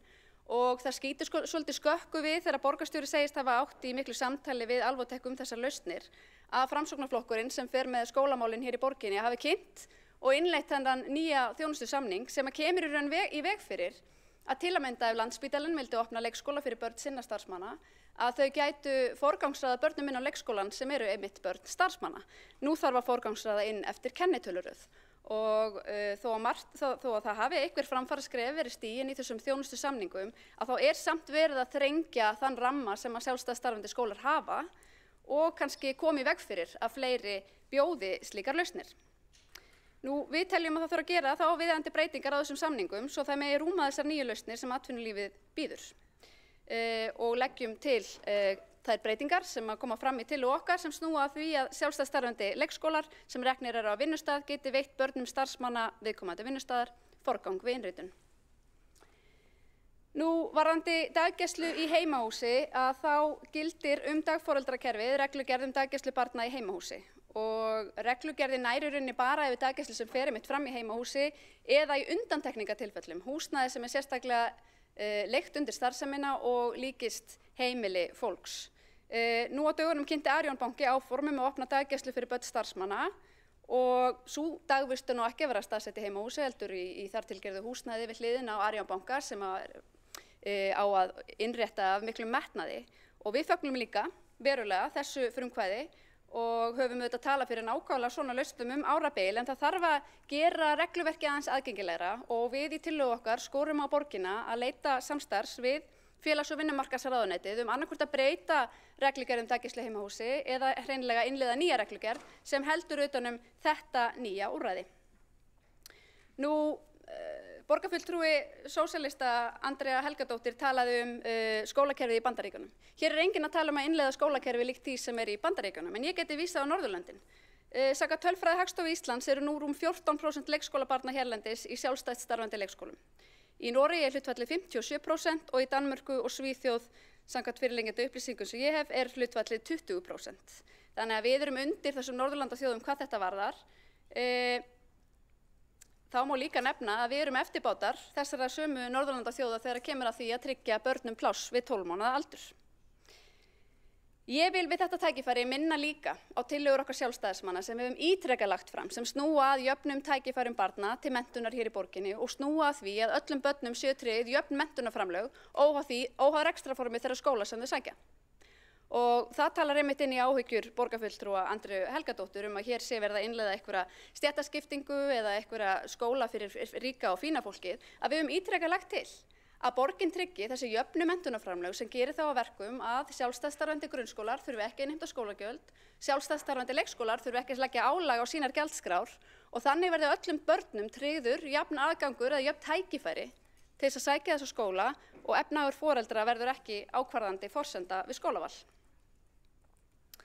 Nú vandi leikskólakerfisins fjölþættur og umönnunarbilið að loknu fæðingarorlofi það verður ekki brúað nema með fjölbreyttum lausnum.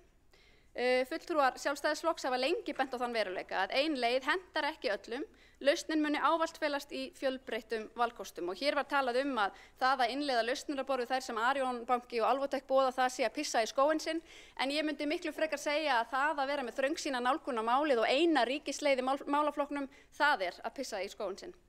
Það nefnilega mikilvægt að tryggja frelsi og val í leikskóla og daggæslumálum borgarinnar og lykilforsenda valfrelsis fjölbreytt rekstrarform og fleiri valkostir. Með fjölbreyttu rekstrarformi skapast svigrúm til framþróunar og tækifæri til nýsköpunar og með fleiri valkostum getur hver fjölskylda betur valið lausnir sem hæfir þeirra hversdegi.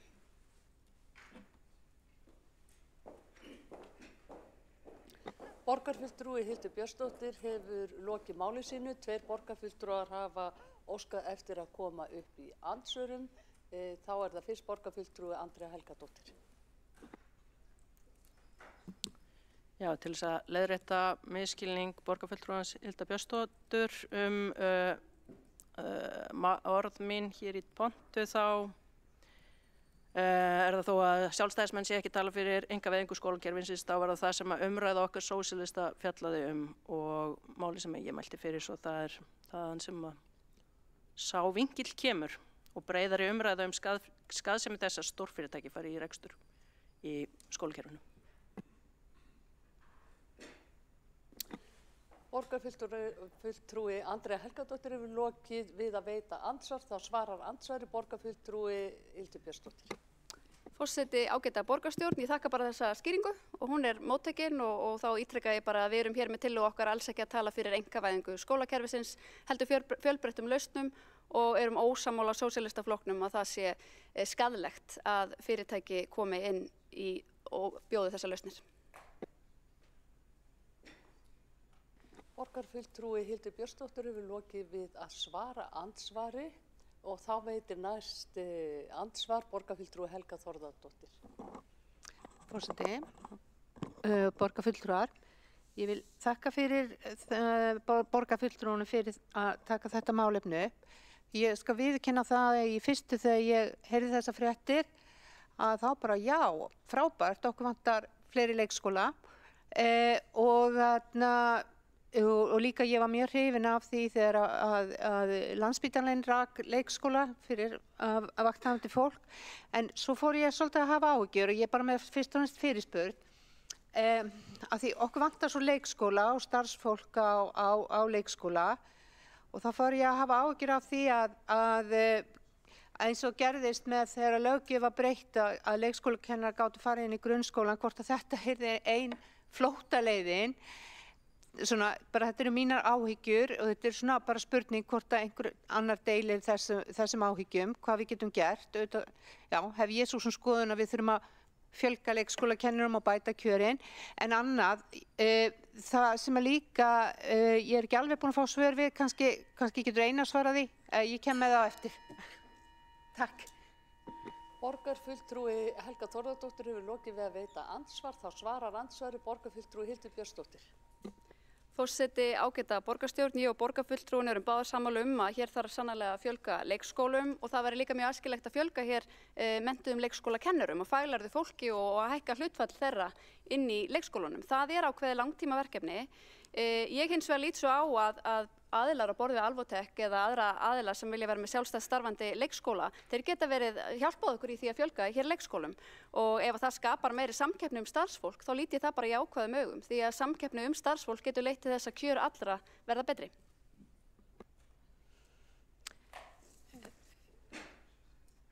Borgarfulltrúi Hildur Björnsdóttir hefur lokið við að svara andsvari, þá veitir andsvar öðru sinni borgarfulltrúi Helga Þórðardóttir. Já, ég vil þakka Hildur Björnsdóttir fyrir þessa bjartsýni og vonandi hefur hún rétt fyrir sér að þeir geti hjálpað til við að fjölga leikskólakennurum. En annað sem ég langaði að það var þetta, ég veit ekki hvort Einar eða Einar borgarstjóri getur svarað því eða Hildur Björns á eftir í ræðu sinni, að það er þessi leikskóli þá eingöngu fyrir starfsfólk eða, já, þetta er spurning mín. Takk. Borgarfulltrúi Helga Þórðardóttir hefur lokið við að veita andsvar, þá svarar andsvari borgarfulltrúi Hildur Björnsdóttir. Forseti, ágæta borgarstjórn, eins og Alvotech hefur kynnt fyrirætlanir sínar að opna 3 leikskóla á höfuðborgarsvæðinu, þá er hugmyndin sú að helmingur plássana verði fyrir börn bara í nærumhverfinu, ekki börn starfsmanna. Þannig að það ætti líka að vera ákveðin varnagli ef að fólk hefur ágjörð af því að foreldri missir starfið, að barnið missir plássið, þá gæti það auðvitað bara færst yfir í eitt af plássunum sem eru fyrir nærumhverfið. Þannig en það eru auðvitað eftir sem áður bara okkar hér í borginni að semja við þessa aðila, gera við þá þjónustusamning og þá getum við auðvitað gert ákveðna kröfur og sett ákveðin ramma, en ég óttast ekki að þessir aðilar ætli sér að gera þetta illa og ég hef fulla trú á að þeir ætli sér að gera þetta vel og koma mjög vel fram við þau börn sem þetta ætla að vera og gera þetta af metnaði og inn í þessari umræðu hefur komið svo spurning hvað næst ætla þeir að opna grunnskóla. Mér þetta er bara frábært ef Alvotech myndi vilja opna grunnskóla með einhverju vísindanálgun og annarri nálgun á hlutina. Ég fagna svona frumkvæði. Borgarfulltrúi Hildur Björnsdóttir hefur lokið við að svara andsvari, þá telst andsvörum lokið. Næstur tekur til máls borgarstjóri Einar Þorsteinsson.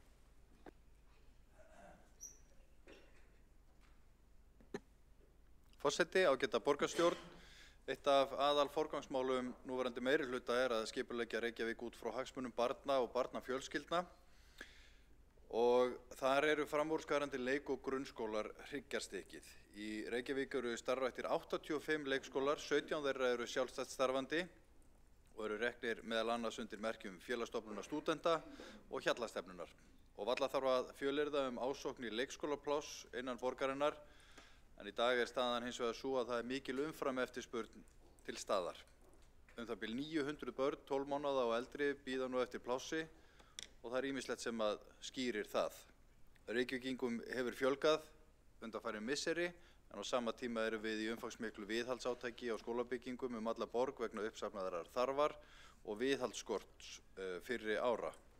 Það sem vegur þó þyngst eru líklega erfiðleikar við að manna störf á leikskólum og sú staða er síður en svo bundin við Reykjavík, en við erum eins og stærsta sveitarfélagið og við þjónum flestum barnafjölskyldum. Þannig að þetta er svona stóra áskorunin sem við erum að takast á við, vitandi það að við starfrækjum afar umfangsmikið og metnaðarfullt borgarrekið leikskólakerfi og við vitum að yfirgnæfandi hluti foreldra er alsæll með skólana okkar í borginni þegar börnin hafa loksins fengið pláss. Það sýn okkur þjónustu kannarinnar. En við verðum hins vegar að vera nýskapandi í hugsun. Síðustu ár höfum við barist fyrir því að fjölga plássum og bæta dagforeldrakerfið með þegar í huga að brúa bilið milli fæðingarorlofs og vinnumarkaðar, sem er verðugt verkefni að því að áskoranirnar eru margar og öll sveitarfélög á landinu standa frammi fyrir sömu áskorunum. Ég held að við verðum að horfast í augu við það að það eru ekki neinar töfralausnir sem að leysa þennan vanda eða brúa bilið, heldur verðum við að búa til fjölbreyttar lausnir og taka ákvarðanir og grípa til aðgerða, bæði í leikskólamálunum og dagforeldramálunum. Ein af þeim lausnum sem við höfum unnið að síðan í sumar er að fjölga sjálfstætt starfandi leikskólum í samvinnu við fyrirtæki og stofnanir. Lykilatriði í því samhengi sem er fyrst brýnt að hnykkja hér á að borgin hefur skýr samningsmarkmið í slíkum samvinnuverkefnum og það mikilvægt að fara aðeins yfir það í tilefni af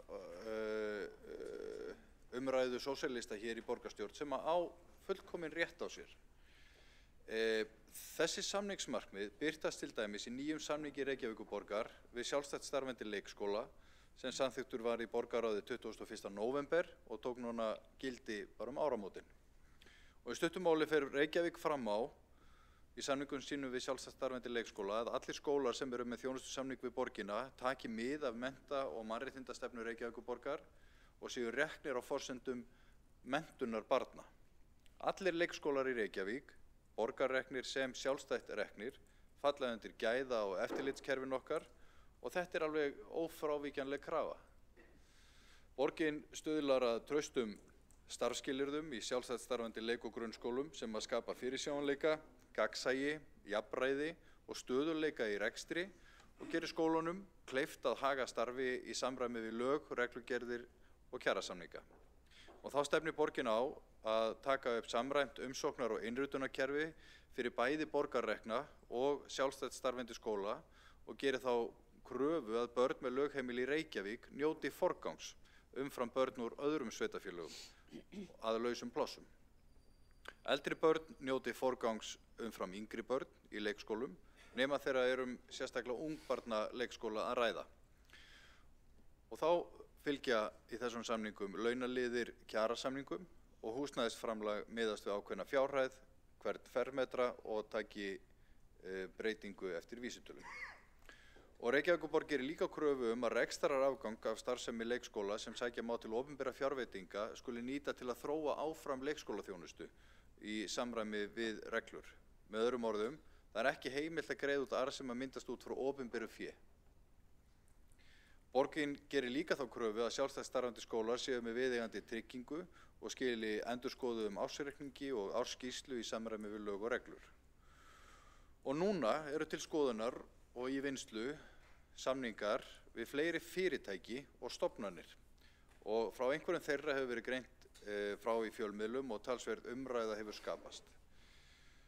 En mín hugskoðun og okkar hér er einfaldlega þessi: við þurfum bara að vinna saman. Vinna saman að því markmiði að brúa bilið. Börn hafa hagsmuni af því að komast á leikskóla. Atvinnulífið hefur hagsmuni af því að fá starfsfólk til starfa og foreldrar hafa hagsmuni af því að komast aftur til vinnu. Og borgin hefur hagsmuni af því að vinna með atvinnulífinu í því að hraða fjölgun leikskólaplássa og stytta biðlistana. Allt á þessum forsendum sem ég var að rekja hérna áðan, sem að liggja fyrir í nýsamþykktum samningum.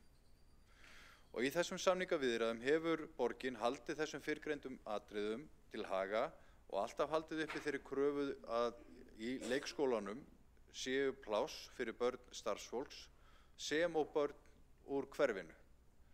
Sem borgarfulltrúinn Helga Þórðardóttir var að spyrja að hér áðan, að það uppleggið, að það verði sem sagt forgangur fyrir börn starfsmanna eða fyrirtækisins eða stofnunarinnar og svo líka úr hverfinu. Þannig að það séu sameiginleg gæði sem að verða til úr þessu.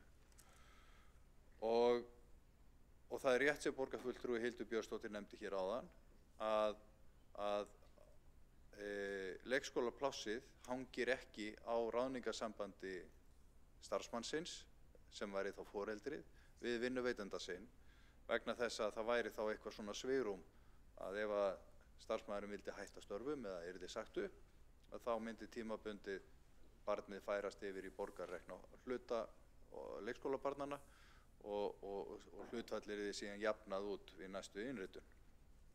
Þetta er bara því að þetta er á forsendum barnanna og foreldrana. Nákvæmur samningur er ennþá á teikniborðinu og eins og ég skilji það þá gera núverandi reglur ráð fyrir því að það sé hægt að veita undanþágur forgang barna eins og við gerum til dæmis til Félagsstofnunar stúdenta og þess vegna held ég að sé rétt að vísa frá tillögu Sjálfstæðisflokksins en koma bara að þessu máli síðar þegar samningsupplegg við Alvotech eða aðra koma til skoðunar á einum pólitíska vettvangi í borgarráði eða skóla- og frístundaráði eða hér í borgarstjórn Og hvað varðar tillögu 2 samstarfi félags- og vinnumarkaðsráðuneytið breytingu á reglugerð eða þá að gera nýja reglugerð dagforeldra á vinnustöðum, þá held ég að því það er merkileg vinna í gangi á vegum stjórnvalda, þar sem oddviti Sjálfstæðisflokksins leiðir hópinn brúum bilið sem var settur á fót í aðdraganda eða í tilefni af kjarasamningum á almennum vinnumarkaði. Ég held að sé ráð að fara með þessa tillögu þangað inn, því þar eru stjórnvöld með mikla vikt í þeirri vinnu en þannig að ég held hún eigi best heima þar. En í lokin þá langar mig að hnykkja bara á þessu að staðan í leikskólamálum eins og hún blasir við okkur hefur gert síðustu kjörtímabil, hún er ekki góð og við horfumst bara í augu við það. Þetta eru of langir biðlistar, of mikil óvissa fyrir fjölskyldur í borginu og við viljum bæta úr því. Lausnirnar verða alltaf að verða fjölbreyttar og fleiri sjálfstætt starfandi leikskólar er ein af lausnunum. Síðan er annað stórt verkefni þessi yfirstandandi fjárfesting og framkvæmdir á leikskólahúsnæði vegna myglu og viðhalds. En á næstu árum erum við að verja alltaf 35 milljörðum í þetta risastóra verkefni, reyndar í grunnskóluna líka. Markmiðinu er sannarlega ekki náð, en við sjáum fram á betri tíma. Við einfaldlega skuldum foreldrum það sem koma hérna reglulega að mótmæla af því að vantar leikskólapláss. Við skuldum þeim að prófa, leita nýrra leiða, jafnvel gera mistök, kannski gengur ekki eitthvað upp, en þá erum ef við erum ekki að gera mistök, þá erum við ekki nægilega nýskapandi í hugsun. Prófum þetta, sjáum hvert þetta leiðir okkur og lykilatriðið er það að þegar við erum komin aðeins lengra með samningsupplegg, þá tökum við það til pólitískrar umræðu hér og þá koma inn öll þessi sjónarmið frá sósíalistum jafnrétti og jafnt aðgengi að menntun og allt þetta og tökum þá pólitísku umræðuna. En mitt sjónarmið og okkar í meirihlutanum er alltaf þetta að við rekum leikskólakerfi á forsendum barna og menntunar þeirra og en það útilokar ekki nýjar lausnir.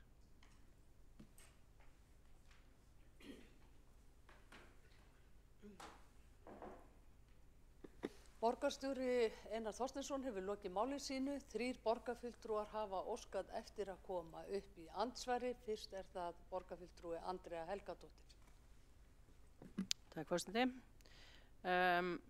Borgarstjóri Einar Þorsteinsson talaði samningsmarkmið og þá langar mig að spyrja hvernig hvert hlutverk stórfyrirtækis er í svona samningum og hvers konar aðkoma þarna er vegna þess að það hefur verið rætt einhvers konar samfélagsleg ábyrgð en eins og ég nefndi áðan að ef fyrirtæki setur inn einhvers konar stoppkostnað eða leggur út fyrir einhverjum kostnaði þá verður það allt sótt tilbaka. Þannig að mér finnst spursmál þessa samfélagslegu ábyrgð vera svolítið svona fölsk skreyting en mér langar til að vita hvernig hefur verið hugsað lóðamál, hvernig uppbyggingin er verið að áætla byggingar, nýja byggingar og hvernig þessar hugmyndir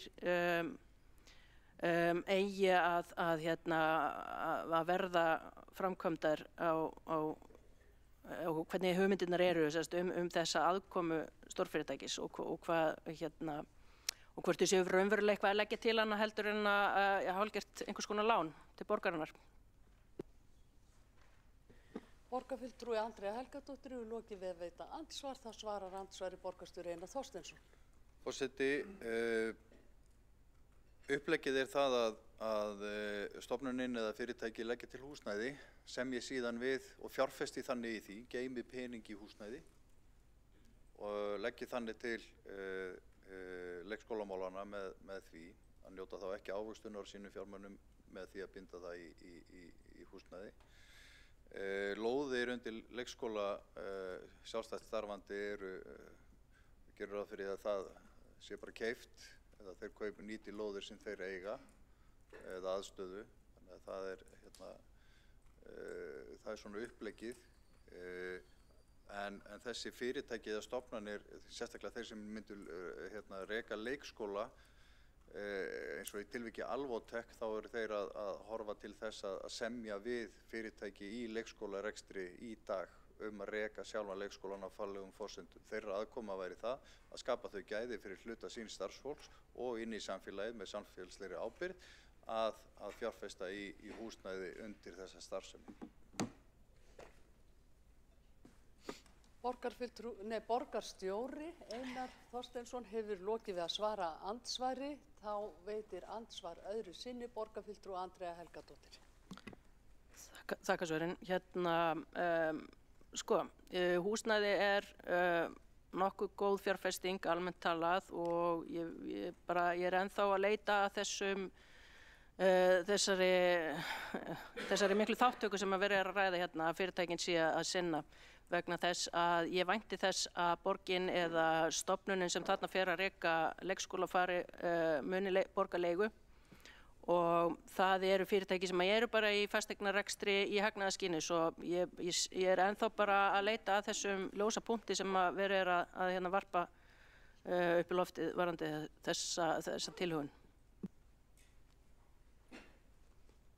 Borgarfulltrúi Andrea Helgadóttir hefur lokið við að veita andsvar. Þá svarar andsvari borgarstjóri Einar Þorsteinsson. Forseti, ljósi punkturinn kannski fyrsta lagi það að þarna var að fá fleiri aðila til að hjálpa okkur að fjölga leikskólaplássum hratt og örugglega og setja börnin inn í faglegt skólastarf. Það styttir biðlistana hjá borginni og hjá öðrum skólum og þannig að það ljóspunktur í því. Það dálítið erfitt að tala nákvæma útfærslu á þessum samningum af því við erum ennþá í þessum samningaviðræðum. Þannig að ég bið svona skilningum það að geta kannski ekki útlistað þetta í smáatriðum. En svona megin línan kannski þessi að það eðlilegt af hálfu borgarinnar að mínu mati að við gerum kröfu til þessara aðila að þeir með einhverjum hætti þiggi örlítið lægri hugsanlega húsnæðisstuðning eða einhvers konar framlag frá borginni fyrir þann forgang sem þeir fá fyrir sín börn, starfsmannabörnin. Þannig að þetta ennþá eitthvað svona samtal sem við þurfum að eiga og ég er bara bjartsýnn á að við náum að lenda þessu. En þetta væri þá skapalón fyrir fleiri til þess að fara inn í svona starfsemi. Borgarstjóri Einar Þorsteinsson hefur lokið við að svara andsvari. Þá veitir andsvar næsti borgarfulltrúi Friðjón. Forseti, borgarstjóri sagði að því mér fannst nokkra fréttir í sinni ræðu þegar hann talaði fyrirtæki og stofnanir í fleirtölu. Getur borgarstjóri upplýst borgarstjórn það hvað það bil mörg fyrirtæki og stofnanir hann á í samtali við? Borgarfulltrúi Friðjón Friðjónsson hefur lokið við að veita andsvar. Þá svarar andsvari borgarstjóri Einar Þorsteinsson. Forseti, það gaman að svara forvitnasta borgarfulltrúanum sem hlustar af athygli. Nei, ég get það ekki. Ég hef upplýst það að við höfum átt í samtali við Alvotech. Við höfum líka átt í fund með Landspítalanum en þar eru einnig undir dagforeldraúrræði. Þannig að önnur samtöl eru það óformlega, ég kann ekki við að vera að nefna það. Mér finnst mikilvægt að flýta okkur hægt í þessu, þar að segja, ná samningsuppleggi sem að við erum sátt við út frá okkar menntastefnu, út frá okkar mælikvörðum öryggi í þessari starfsemi og sjá hvort að það gengur. Hugsanlega vilja einhverjir feti í kjölfarið, en ég horfi á þetta sem ákveði tilraunaverkefni. Svona úrræði ekki til í dag. Og við þurfum að passa okkur dálítið á þessu, gera þetta rétt og vandlega, en hugsanlega myndu aðri vilja fylgja í kjölfarið. Hugsanlega ekki, það kemur bara í ljós. Borgarstjóri Einar Þorsteinsson hefur lokið við að svara andsvari. Þá veitir andsvar öðru sinni borgarfulltrúi Friðjón Friðjónsson. Forseti, þetta var löng ræða ekki neitt, vegna þess að ég engu nær það hversu mörg fyrirtæki eða stofnanir borgarstjóri eða borgin á í samtali við. Það var bara spurningin hvort hann gæti gefið borgarstjórn einhvers konar upplýsingar það hvort þetta séu 1 í viðbót við þau sem hann hefur ekki nefnt eða hvort þetta séu 4 eða 5 eða 10. En það í höndum borgarstjóra að upplýsa borgarstjórn og vonandi gera það. Borgarfulltrúi Friðjón R. Friðjónsson hefur lokið við að veita andsvar og þá veitir næst andsvar borgarfulltrúi Sandra Hlíf og Karis. Forseti, ágæti borgarstjórn, ég er með nokkrar spurningar. Skil ég rétt að það sé vinna því að gera öðruvísi samninga við fyrirtæki og svo sjálfstætt rekna? Ekki það, þeir leikskólar sem að fyrirtæki reka eru samt líka sjálfstætt reknir. Svo varðandi það, þú veist, þeir eru með nákvæmlega sömu kröfu, sama nákvæmlega sömu inntökureglum, ekki eðlilegt að séu svo grunnreglur og svona kröfur séu eins, en það er verið að gera basically nákvæmlega sama hjá borginni, en ekki rekja á borginni og minni peningur. Er það sem ég skilur rétt? Og af því að við erum að tala hérna val og aukinn fjölbreytileika og fjölbreytta leikskóla, reknar á fjölbreyttum einstaklingum og fyrirtækjum og allt þetta. Mér finnst þetta ekkert kannski auka það. Varðandi þessar kröfur, varðandi faglegt skólastarf og afturvarðandi samninga eru þeir öðruvísi við venjuleikskóla og ungbarnaleikskóla.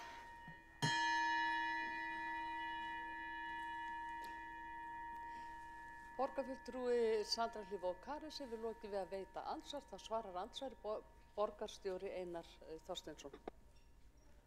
Forseti, þetta eru ágætar spurningar. Við erum ennþá dálítið snemma í þessu samtali og kannski erfitt að úttala sig nákvæmlega samningana. En mér finnst eðlilegt eins og ég lýsti hérna áðan að samningarnir við fyrirtæki sem að myndi ráðast í leikskólarekstur með milligöngu leikskólafyrirtækis sem eitt af þessum sjálfstæðu ef að þau vilja fá forgang fyrir starfsmannabörn þá sé hann keyptur með einhverjum hætti. Mér finnst það eðlilegt sjónarmið sem aðeins ólíkt heldur en sjálfstætt reknir leikskólar.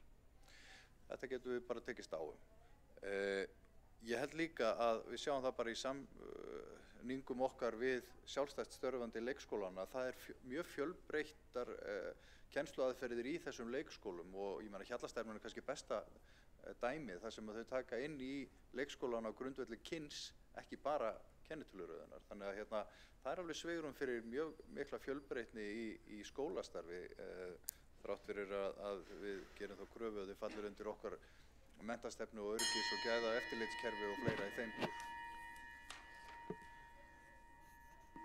Borgarstjóri Einar Þorsteinsson hefur lokið við að svara andsvari og þá veitir andsvar öðru sinni borgarfulltrúi Sandra Hlíf og Karis. Já, bara forseti, borgarstjórn þakka fyrir þessu svör, en við erum svo sem ekki snemma í samtalinu almennt við sjálfstætt rekna leikskóla því að við erum með þó nokkra, þannig ég skil það sem svo að þá ekki vera nein breyting þar varðandi framlag til sjálfstætt rekna leikskóla sem eru samt sem áður að taka á sig inntökuskilyrði og inntökureglur borgarinnar, þannig að þeir mega ekki taka inn eftir sérstökum forgangi en taka samt á sig, fá minna framlag. Nú ertu að segja að samningar við fyrirtækjaleikskólana að þeir eru að taka á sig minna framlag út af forganginum. En ég bara kalla eftir þess að þetta eigi að vera skýrt. Það er sérst algjörlega að vera hafnað í almennt að það eigi að auka framlag við sjálfstætt rekna leikskóla en takmarkað og samt sem áður líka að því hvernig þau taka inn. Bara dæmi, þú veist, að við getum valið inn á leikskólan líka eftir hversu mikið framlag foreldrar vilja leggja til starfsins eins og foreldrarekni leikskólar ós til dæmis. Þannig að það er bara svolítið sá skýrleiki sem ég er að kalla eftir.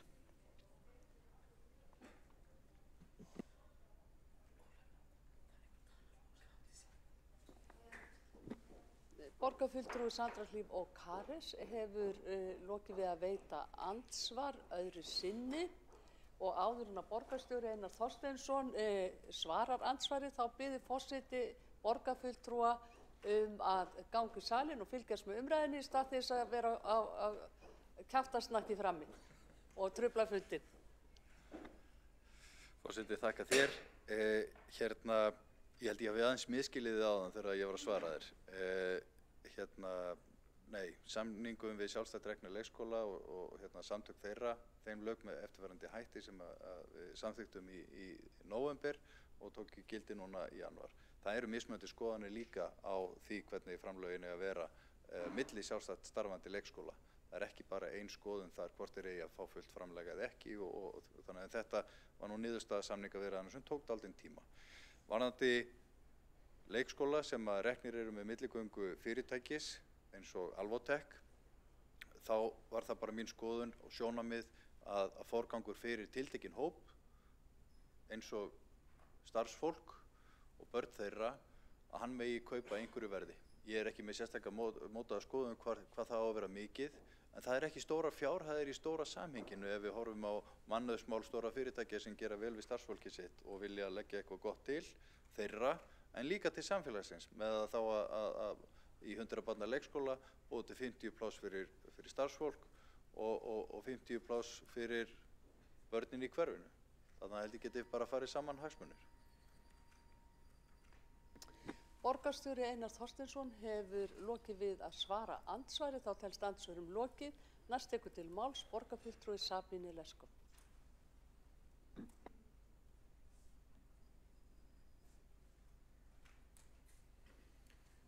Forseti og aðrir borgarfulltrúar, hér til umræðu tveir dagskrárliðir sem snúast sama málaflokk, lagði fram að hálfu minnihlutans og ég þakka fyrir framkomnar umræðu hér. Báðir snúast leikskóla í borginni sem ekki eru reknir af hinu opinbera, borginni, en starfa undir regluverki og með umfangsmikilli fjármögnun borgarinnar. Hins vegar nálgast þeir málaflokkinn frá mismunandi sjónarhornum og með kannski frekar andstæðri nálgun sem líklega eðlilegt er. En ég ætla að einbeita mig hér að meira þeim tæknilegum úrlausnum sem skipta máli hér. Það er skýrt tekið fram í meirihlutasáttmálanum að við leitum fjölbreyttra leiða til að fjölga leikskólaplássum. Aðrir en borgin hafa rekið leikskóla frá upphafi daggæslu, ég nota þetta orð bara í þessu samhengi hér svona, í borginni langflestir eiga sér hafa farsæla sögu. Sem dæmi má nefna Barnavinafélagið Sumargjöf sem var stofnað árið 1924 af reykvískum konum og hefur unnið þrekvirki þar og ljóst er að frumkvöðurlega starf þeirra bjó til þann grunn sem við erum að byggja á í dag. Oft bjóða þessar sjálfstætt starfandi leikskóla viðbótar nálgun og eru vel reknir, en þurfa á sama tíma skýran ramma, eftirlit og stuðning skóla frístundasviðs sem þeir njóta góðs af, sérstaklega þegar á bjátar. En við höfum séð það á síðustu árum að skóla frístundastur hefur þurft að grípa inn með stuðning. Og gerir það og er þessu vel þegið yfirleitt, get ég sagt. Það er líka algjörlega ljóst að í þessum ramma hafa nú þegar rúmast undantekningar, ekki síst varðandi undantekningar frá meginreglum við innritun eftir kennitölu, eins og Einar Þorsteinsson borgarstjóri hefur nefnt hér í tilfelli námsmanna eða varðandi starfsmanna. Forseti, hér hefur á síðustu missirum átt sér afar ítarlegt samráð samninga og samningsmarkmiða við sjálfstætt starfandi leikskóla var samþykkt núna 21. november á síðasta ári að félagsviðstjóra skóla frístundasviðs að gera samninga við sjálfstætt starfandi leikskóla af því að útfærsla er öðruvísi fyrir hvern leikskóla. Þótt ramminn er þarna til staðar og var mikið vinna sem fór í að búa til þennan ramma og mikið samtal.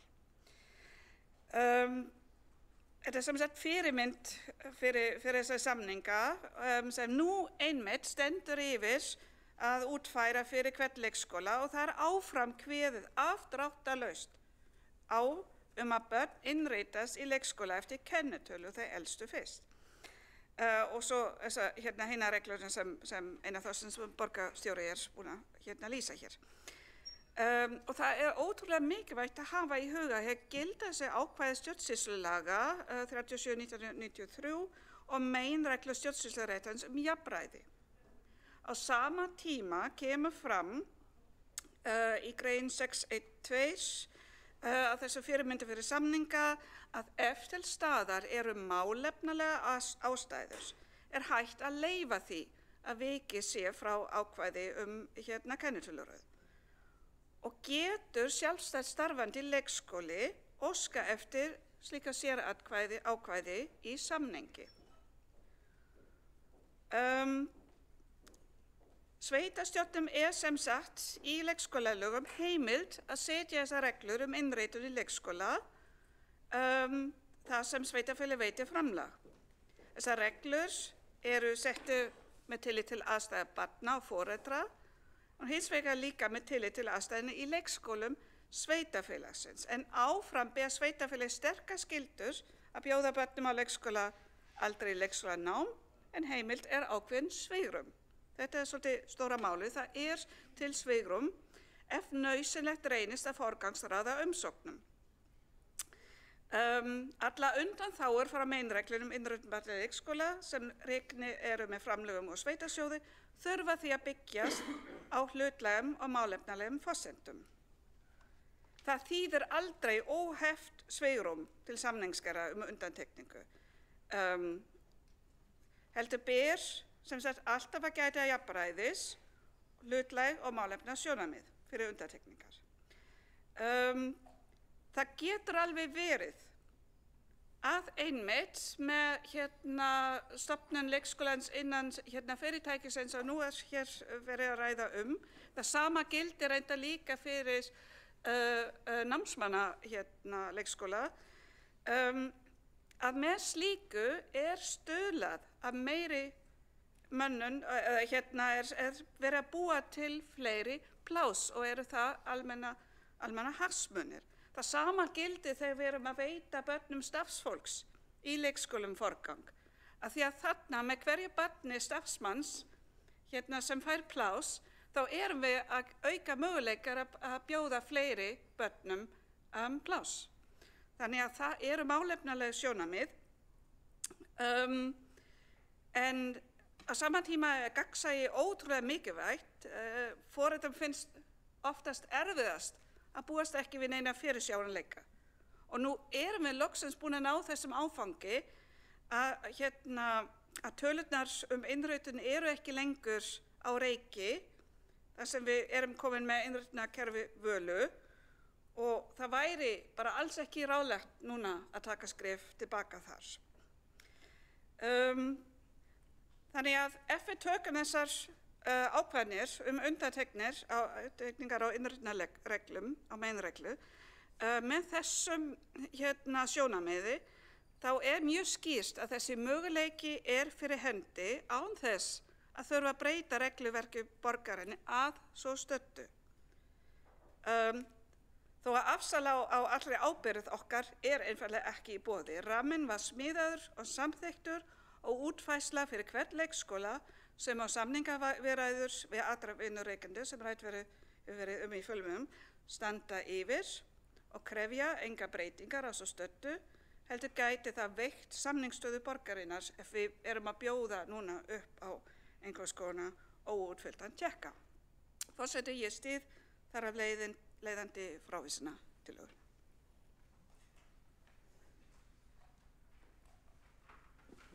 Borgarfulltrúi Sabine Leskov hefur lokið máli sínu. Næstur tekur til máls borgarfulltrúi Kjartan Magnússon.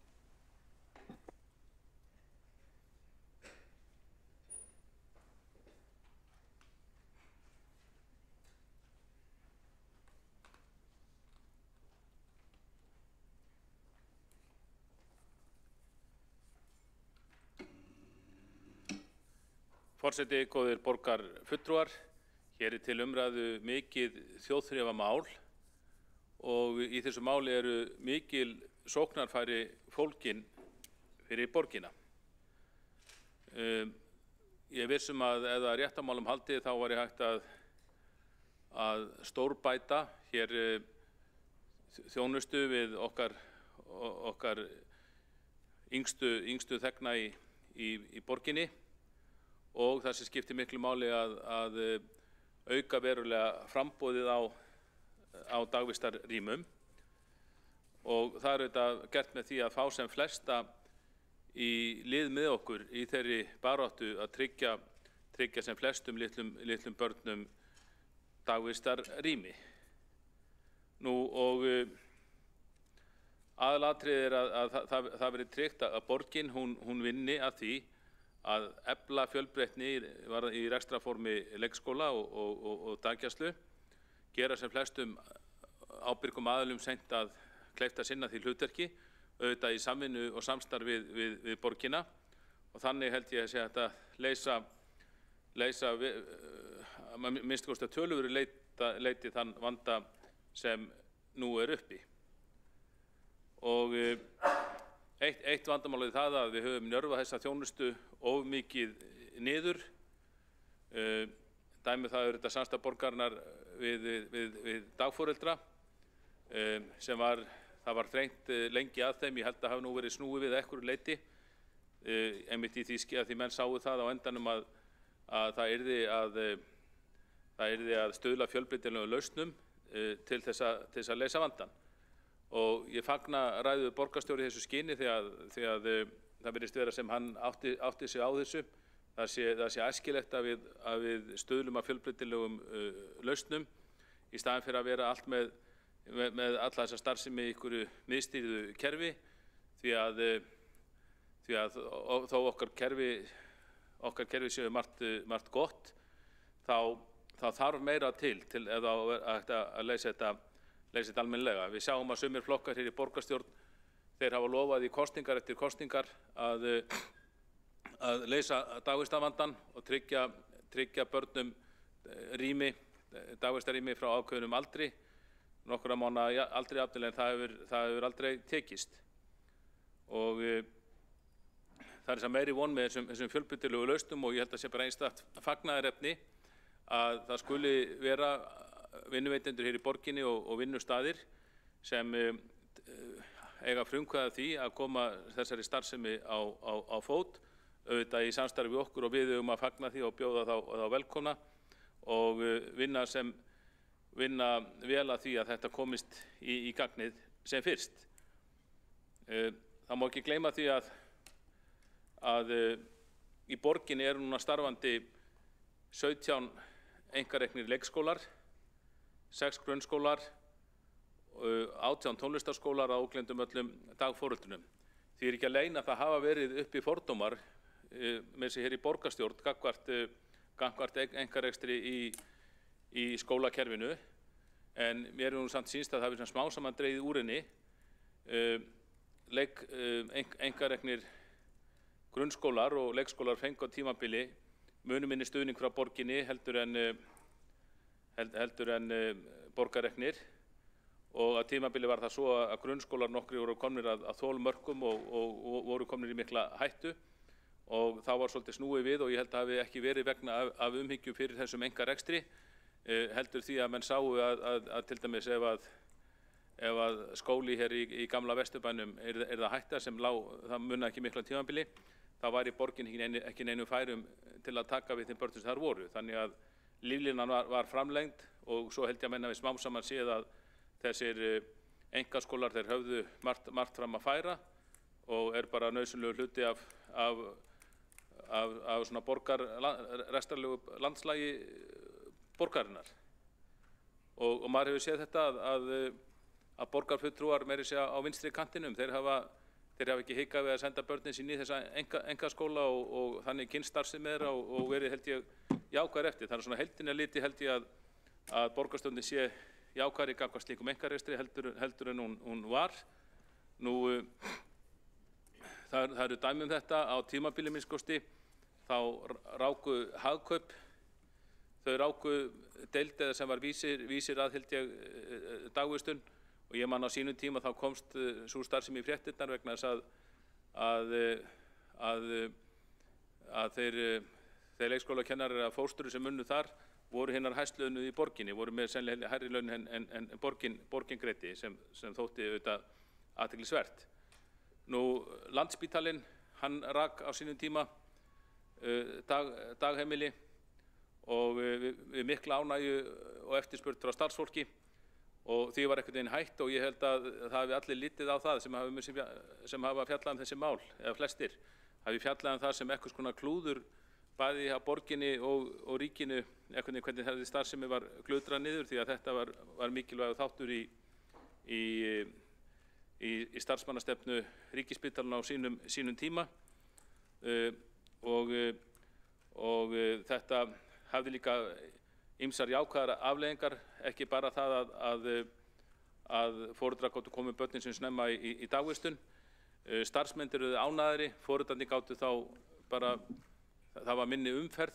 Það segir sig auðvitað sjálft að þegar maður er að fara á sama, þegar barnið er að fara í dagvistun á sama stað og foreldri vinnur, þá það minnkar umferðina og starfsmenn eru almennt ánægðari.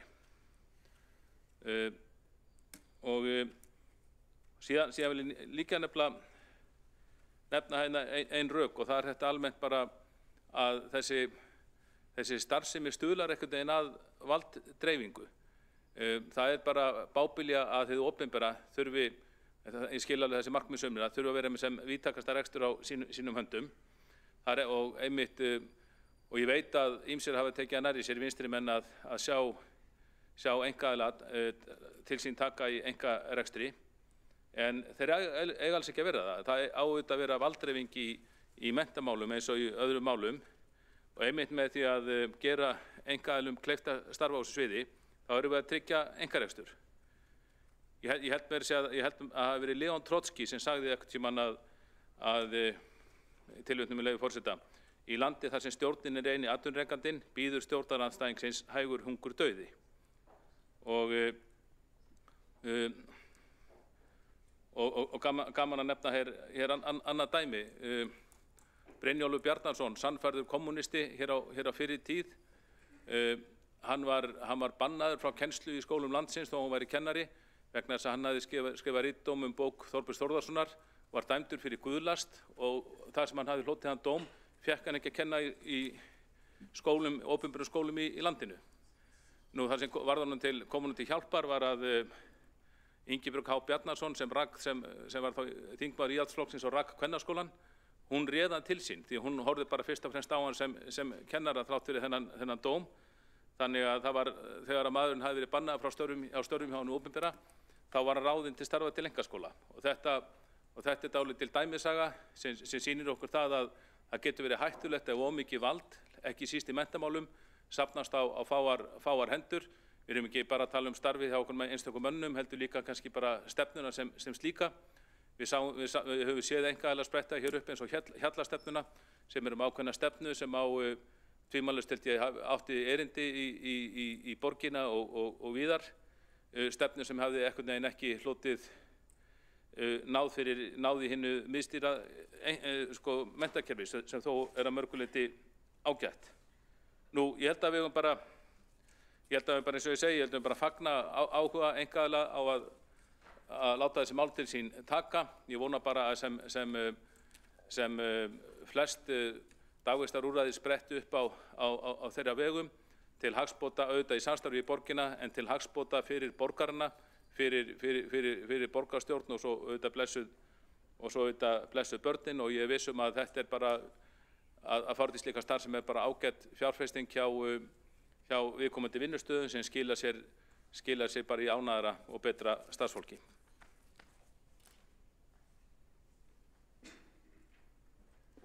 Borgarfulltrúi Kjartan Magnússon hefur lokið máli sínu. Næst tekur til máls borgarfulltrúi Líf Magnúsdóttir.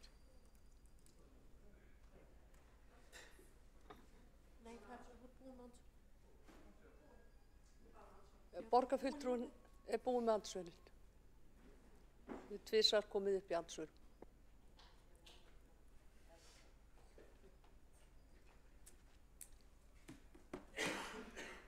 Forseti, ágæta borgarstjórn, það er bara margt mjög óljóst við þessar hugmyndir sem eru til umræðu hérna í dag og það liggur ekkert fyrir útfærslu annað. Þetta er bara eitthvað svona við erum bara hérna, já, svolítið að þyrla upp. Þannig, mér finnst bara hálf kjánulegt að heyra tiltekna borgarfulltrúa sem hér hafa talað, fullvissa okkur það að engum börnum verði mismunað í fyrirhuguðum fyrirtækjaskólum. Hvort sem það kunna að vera leikskólar eða grunnskólar. En nú verið að fyrirtækja leikskóla og það bara óljóst hvar þetta mál stendur. Hvað ætlar borgarstjóri að gefa eftir í viðræðum sínum? Hverja vera kröfur fyrirtækja leikskólana? Augljóslega ætla fyrirtækjan að fá opinbert fé í reksturinn á þeim og hvernig verður þetta síðan með lóðaúthlutun? Verður síðan hægt að nýta þessar lóðir í eitthvað annað? Verða lóðirnar með skilyrðum? Verður tryggt að leikskólabörnin í borginni fái líka inn? Verða borgarbörnin kannski einhvers konar gestir í þessum fyrirtækja leikskólum? Og það ekki jafnljóst að fyrirtækja setja ekki peningi í þetta nema til að þeirra starfsfólk sitji fyrir pláss? Og ef svo þá ekki verið að opna á að fólk kaupi sem framfyrir í kerfinu í samfélagi þar sem við viljum að öll börn njóti sömu tækifæra. Og síðan þetta hálfsagan sögð þegar borgarstjóri bendir á að ekki sé heimilt að taka út arð í sjálfstætt leikskólum. Því það þetta alltaf hægt að taka út rekstrarafgang og í lögum leikskóla frá 2008 nefnilega ekki að finna ákvæði eða með hvaða hætti ráðstafa skuli rekstrarafgangi af starfsemi sjálfstætt rekinna leikskóla. Það nefnilega alltaf leið til þess að græða á grunnþjónustu við börn sem borgin ber ábyrgð á. Forseti, ég fagna því hins vegar að það sé verið að ræða lausnir í leikskólamálum og ég skil mjög vel örvæntingu foreldra og líka ástæðuna fyrir því að fyrirtækin að bregðast við með þessum hætti. En við þurfum líka að átta okkur á orsökinni og í hvaða stöðu leikskólinn sem fyrsta menntastigið og ekki bara í Reykjavík, ekki bara á landinu öllu, heldur bara í heiminum. Ég held að sé nefnilega mikill misskilningur að með því að auka hið svokallaða fjölbreytt rekstrarform að þá stækki kakan. Hún á ekkert eftir að stækka í núverandi aðstæðum og þeim áskorunum sem leikskólastigið stendur frammi fyrir. Leikskólastigið í miklu mönnunarvanda og það langt í land að við getum náð ásættanlegu hlutfalli leikskólakennara í leikskóla. Og það finnst mér einmitt vera viðfangsefni okkar. Þetta bara einfalt dæmi og ég set það upp fyrir þá hægrimenn sem hér hafa talað framboð og eftirspurn. Við þurfum að tryggja nægilegt framboð leikskólakennara svo börn séu ekki hlunnfarin eða þeim mismunað fyrsta menntastigið. Ég heyrði ágæta líkingu hérna daginn sem má heimfæra á þessa umræðu fyrirtækja leikskóla en þetta eins og að byggja skuttogara, setja hann síðan strax í smuguna, halda út á haf til að veiða með engan skipstjóra, engan háseta, enga tæknimenn eða stýrimenn. Forseti, orðið sem að best lýsir þessari hugmyndafræði fyrirtækja leikskólana pilsfaldakapítalismi. Það hefur verið sýnt fram á það að með stórauknum einkarekstri menntastofnana þá eykst gæðaójöfnuður því einkavæðing leiðir til aukins ójafnar þar sem gæði menntuna verður háð fjárhagslegri stöðu. Minnihlutahópar eru útilokaðir, viðkvæmir hópar svo sem börn frá lágtekjufjölskyldum, börn af erlendum uppruna, fötluð börn og börn sem þurfa mikla aðhlynningu félagslega og námslega, missa oft aðgengi að gæðu menntuna þegar skólarnir verða einkareknir. Og þetta leiðir meðal annars af sér veikingu og rýrnun lýðræðisins því opinberir skólar eru mikilvægir fyrir lýðræðislega þátttöku og samfélagslega samstöðu og einkavæðingin brýtur niður þetta hlutverk menntakerfisins. Þó einkarekstur leikskóla sé vissulega fátíður hér, þá hefur hann aukist síðastliðin ár og það varhugaverð þróun í mínum huga. Einkarekstur þarf ekkert endilega að vera slæmur í sjálfu sér og við höfum alveg mörg dæmi sem að sanna það. En hvernig staðið að honum skiptir máli og í mínum huga þá lít ég svo á að við þurfum frekar að standa vörðum með opinbera skóla sem almannagæði frekar en að útvísla hlutverkinu til fyrirtæki eða einkaaðila. Opinberir skólar eru nefnilega hluti af félagslegri ábyrgð samfélagsins. Forseti, mér þykir svo ófrumlegt að tala fjölbreytta lausnir og horfa bara á rekstrarformið og að það sé eitthvað lausn í því að einkaaðilar taki að sér að reka leik og grunnskóla eins og það sé eitthvað svakalega frumlegt og fjölbreytt. Hvað eiginlega frumlegt við það? Hvar fjölbreytnin, í hverju felst fjölbreytnin? Það bara vegna þess að allt sem að einkaaðilar gera það miklu frumlegra en það sem hið opinbera gerir? Eru ekki frumlegheit og fjölbreyttar lausnir í opinbera skólakerfinu, í leikskólum og grunnskólum? Mega einkaaðilar bara vera frumlegir? Mér finnst þetta frekar þurr og margtökin frasi að frumleiki sé annars staðar en í hinu borgarrekna og það bara mjög miður ef að kjörnir fulltrúar telja að svo sé og átta sig ekki á því að lykillinn að hinu frumlega og fjölbreytta liggur nefnilega ekki í rekstrarforminu, heldur hjá fólkinu sem starfar í leik- og grunnskólum. Leikskólar eiga að vera fyrir öll börn og engum skal mismuna en ég átta mig líka á því að það ekki staðan sem við búum við í dag. Við búum við misrétti milli borgarhluta og við verðum að jafna aðstöðumunin og það okkar hlutverk að tryggja jafnræði og jöfnuð. Það margt sem að ég gæti haldið áfram að tala hér í dag en það sem mér finnst vert að halda hér til haga, það að börn sem búa í borginni, þau ekki vera gestir í fyrirtækja leikskólum, verði þeir stofnaðir og fyrst og fremst þá þurfum við að hlúa hinu borgarrekna og gera vel við það starfsfólk sem heldur því starfi uppi sem fyrsta menntast í barna. Við þurfum að tryggja að það veri gert og við þurfum eins að tryggja fjármagn til þess en ekki útvista ábyrgðin okkar til einhvers sem aldeilis óútfært og við vitum ekki hverju skilar samfélagslega í betrum bótum. Borgarfulltrúi Líf Magnúsdóttir hefur lokið við mál sitt og þá tekur næstur til máls borgarfulltrúi Skúli Þór Helgason.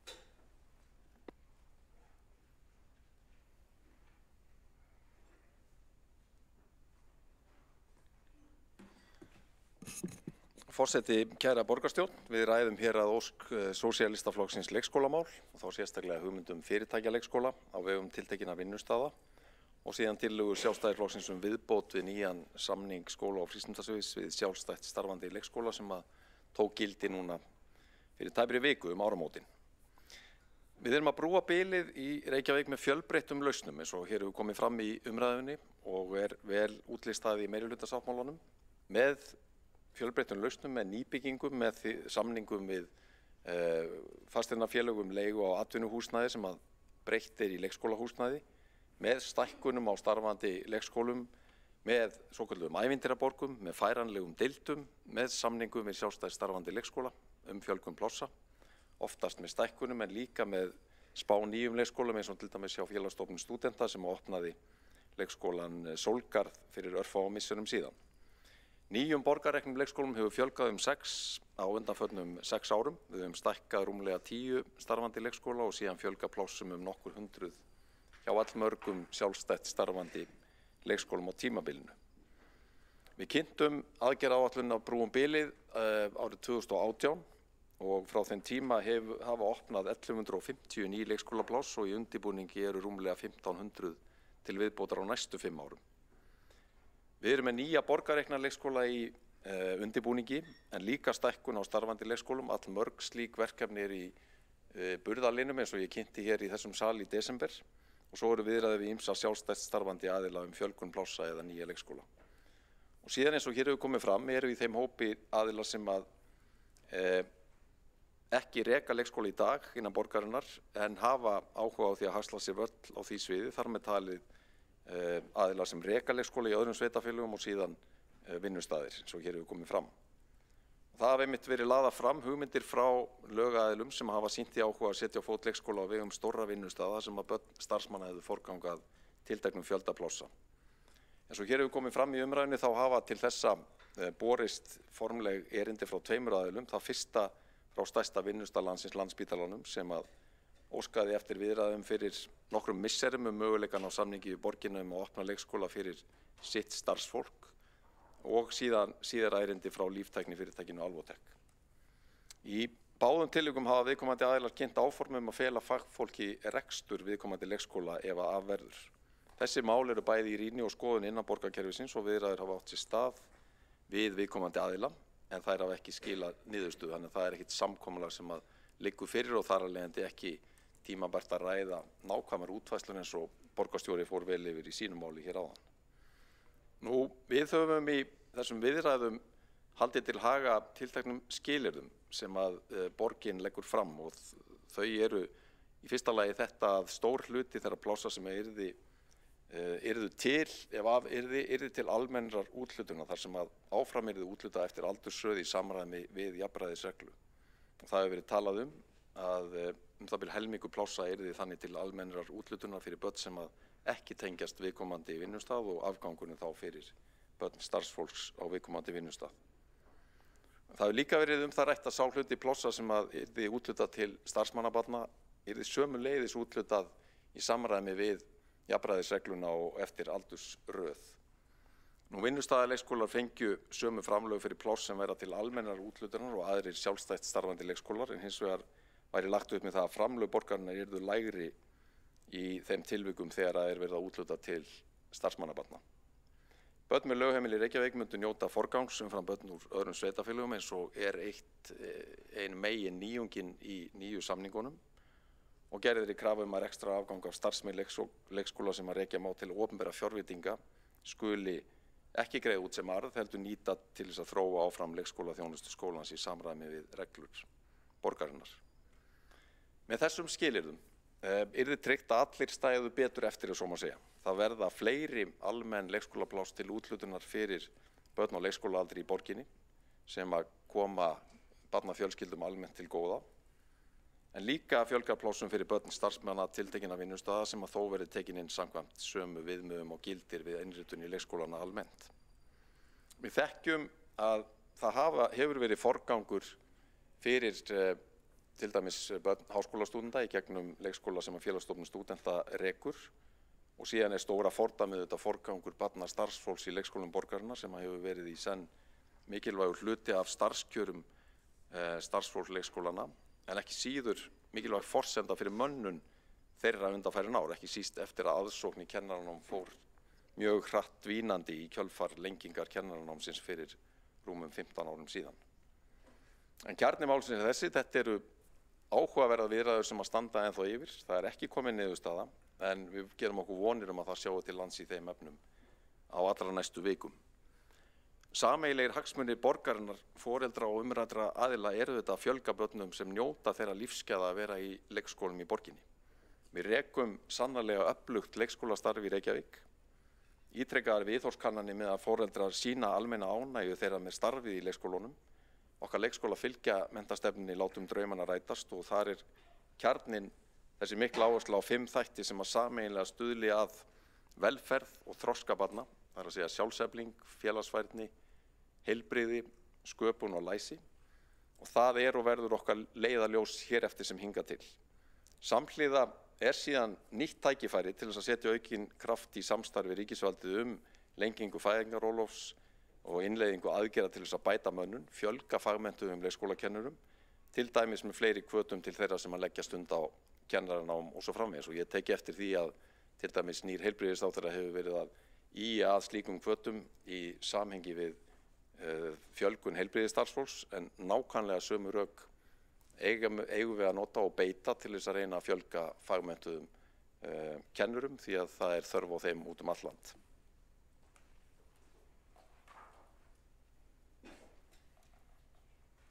Borgarfulltrúi Skúli Þór Helgason hefur lokið máli sínu, einn borgarfulltrúi hefur óskað eftir að koma upp í. Tveir borgarfulltrúar hafa óskað eftir að koma upp í andsvörum. Það er borgarfulltrúi Helgi Ás Gretarsson, gjörðu svo vel. Forseti, ágæta borgarstjórn. Í ljósi þess að borgarfulltrúin Skúli Helgason er formaður stýrihópsins Brú bilið. Það langaði mig að fá að vita hvort að hann hafi tiltækar tölur hversu mörg leikskólapláss eru ónýtt vegna slæms ástæðans húsnæðis í fyrsta lagi. Og í öðru lagi langaði mig að afla upplýsinga hjá honum stöðu framkvæmda á Brákaborg og í samhengi við það hvort að fyrirhugað sé til lengri tíma að nýta húsnæði á Ármúla 28-30 sem leikskólahúsnæði.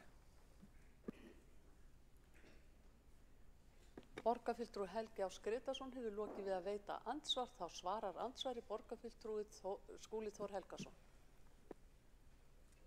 Forseti, ágæta borgarstjórn, þakka fyrir þessa fyrirspurn.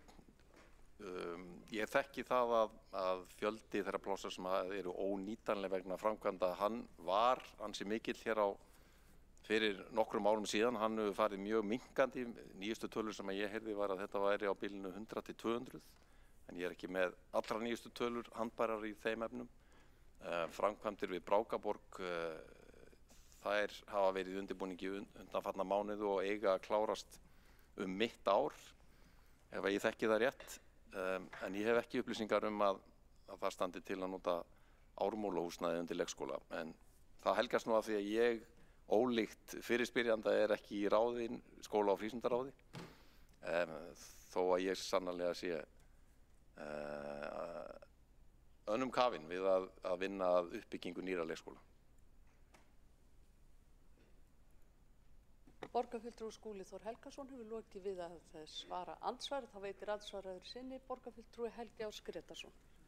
Forseti, ágæta borgarstjórn, umræða þessa tillögu okkar sjálfstæðismanna lítur náttúrulega að þeim skorti sem er á leikskólaplássum, en ólíkt því sem að ágæti kollegi minn borgarfulltrúi Skúli Helgason fulltrúi, þá vissi ég að fyrir einhverjum 6 mánuðum eða hvað það var að skortur á leikskólaplássum vegna skorts á byggingum eða viðhaldi á þeim var í kringum held í 369, ef ég minni rétt, en ég held að hann væri kannski með nákvæmari tölur. Brákaborg er þá þannig að það er náttúrulega mjög stórt húsnæði og mjög mörg pláss og það liggur þá fyrir að það verði ekki nýtt fyrir í fyrsta lagi haustið 2025. Það er ágætt að fá þessar upplýsingar og gögn fram vegna þess að þau lýsa einhverju leyti hver er staðan í hinu opinbera leikskólakerfi. Auðvitað er það svo að foreldrar sem eru með börn í leikskólum eru almennt séð ánægð þegar börnin komast í leikskóla. Það er vandinn er fyrst og fremst hjá foreldrum sem fá ekki börnin sín í leikskóla. Það verður ágætt að fá viðhorfskönnun það. Borgarfulltrúi Helgi Ás Gretarsson hefur lokið við að veita andsvar, þá svarar andsvari borgarfulltrúi Skúli Þór Helgason. Já, forseti, ágæta borgarstjórn, það er alveg rétt að þetta er svona stóri skýringaþátturinn á því af hverju öll þessi nýju leikskólapláss hafa ekki valdið meiri breytingum en eins og til var stofnað, og það er bara eins og við höfum margoft farið yfir hér í þessum sal og munum gera áfram. Það er þessi fordæmalausa staða óvenju miklar lokanir tiltekinna deilda eða jafnvel heilu leikskólana undanfarin ára síðan sumarið 22 út af viðhaldsframkvæmdum í eldra húsnæði. Það er þetta bara undirstrikar þörfina á því að vera með það mál í algjörum forgangi að opna nýtt húsnæði og bæta aðstöðunars. Það nýtist bæði börnunum en ekki síður starfsfólkinu og almennt séð tryggir betri aðbúnað fyrir leikskóla starfsemina í heild á komandi árum.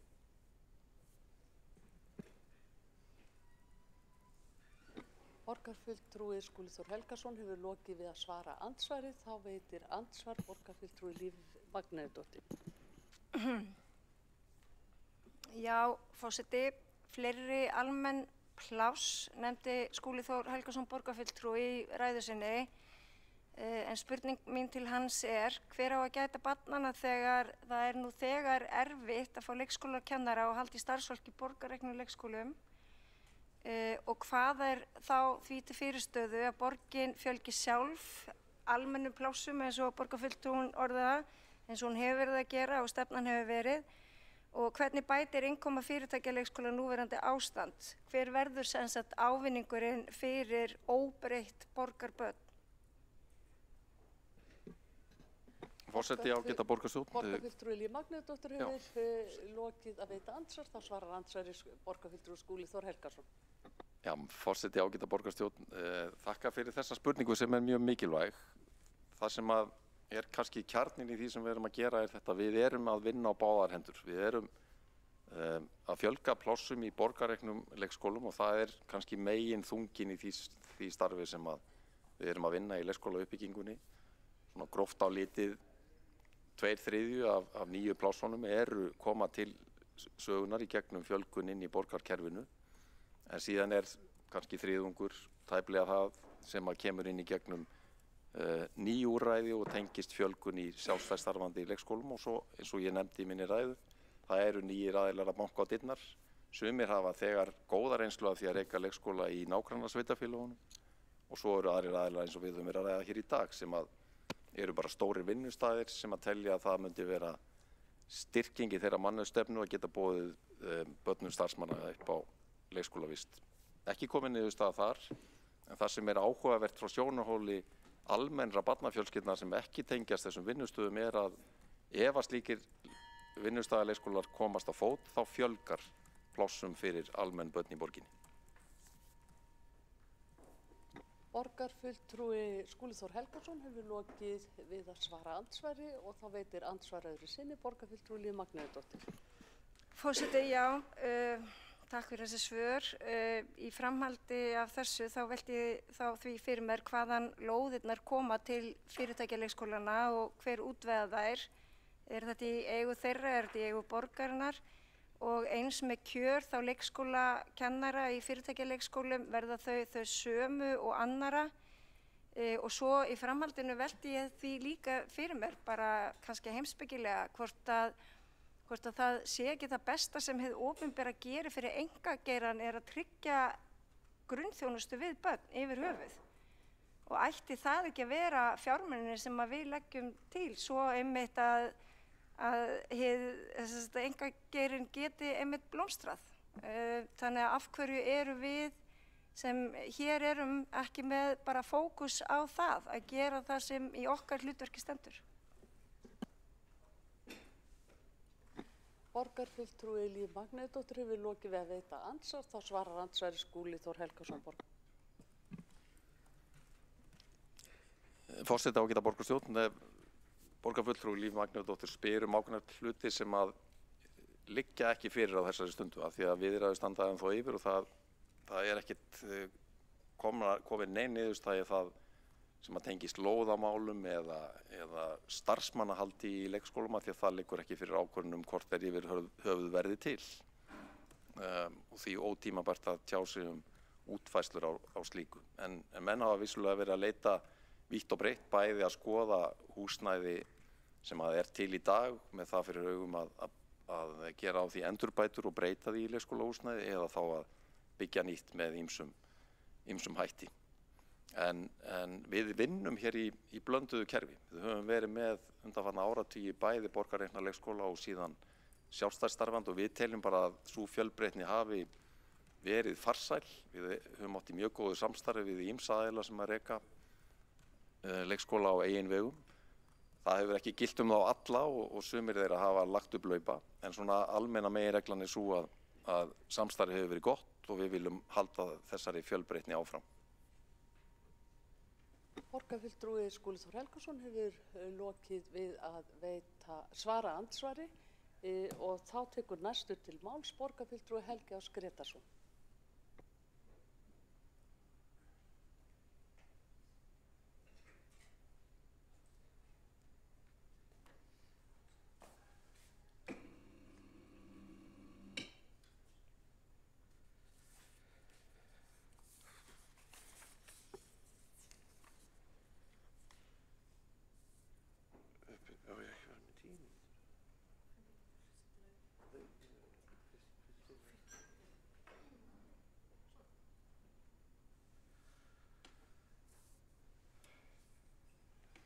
Forseti, ágæta borgarstjórn. Fyrir liggur hér tillaga borgarfulltrúa Sjálfstæðisflokksins að gerðar eru tilteknar ráðstafanir svo skapa megi aðgengilegra og sveigjanlegra umhverfi fyrir sjálfstæðarekstur, daggæslu og leikskóla og vinnustöðum sem eru í borginni, með því að markmiði að styðja enn frekar við fjölbreytt rekstrarform leikskóla og daggæslu í Reykjavík. Nú, eins og hér hefur komið fram í umræðunum þá sýnist sitt hverjum slíka þróun og ég held að það sé bara málefnalegur ágreiningur út frá grunngildum í pólitík, annars vegar þeir sem að vilja að hið opinbera sé fyrst og fremst með á hendi sinni þjónustu í þágu borgaranna eða hvort að það eigi að leyfa einkaaðilum að sinna ýmiss konar þjónustu sem að oft á tíðum hefur verið í hendi hins opinbera. Þannig að það kristallast ákveðin hugmyndafræðilegur ágreiningur. Hvernig svo sem á málið er litið, þá er það vandinn sem þarf að leysa.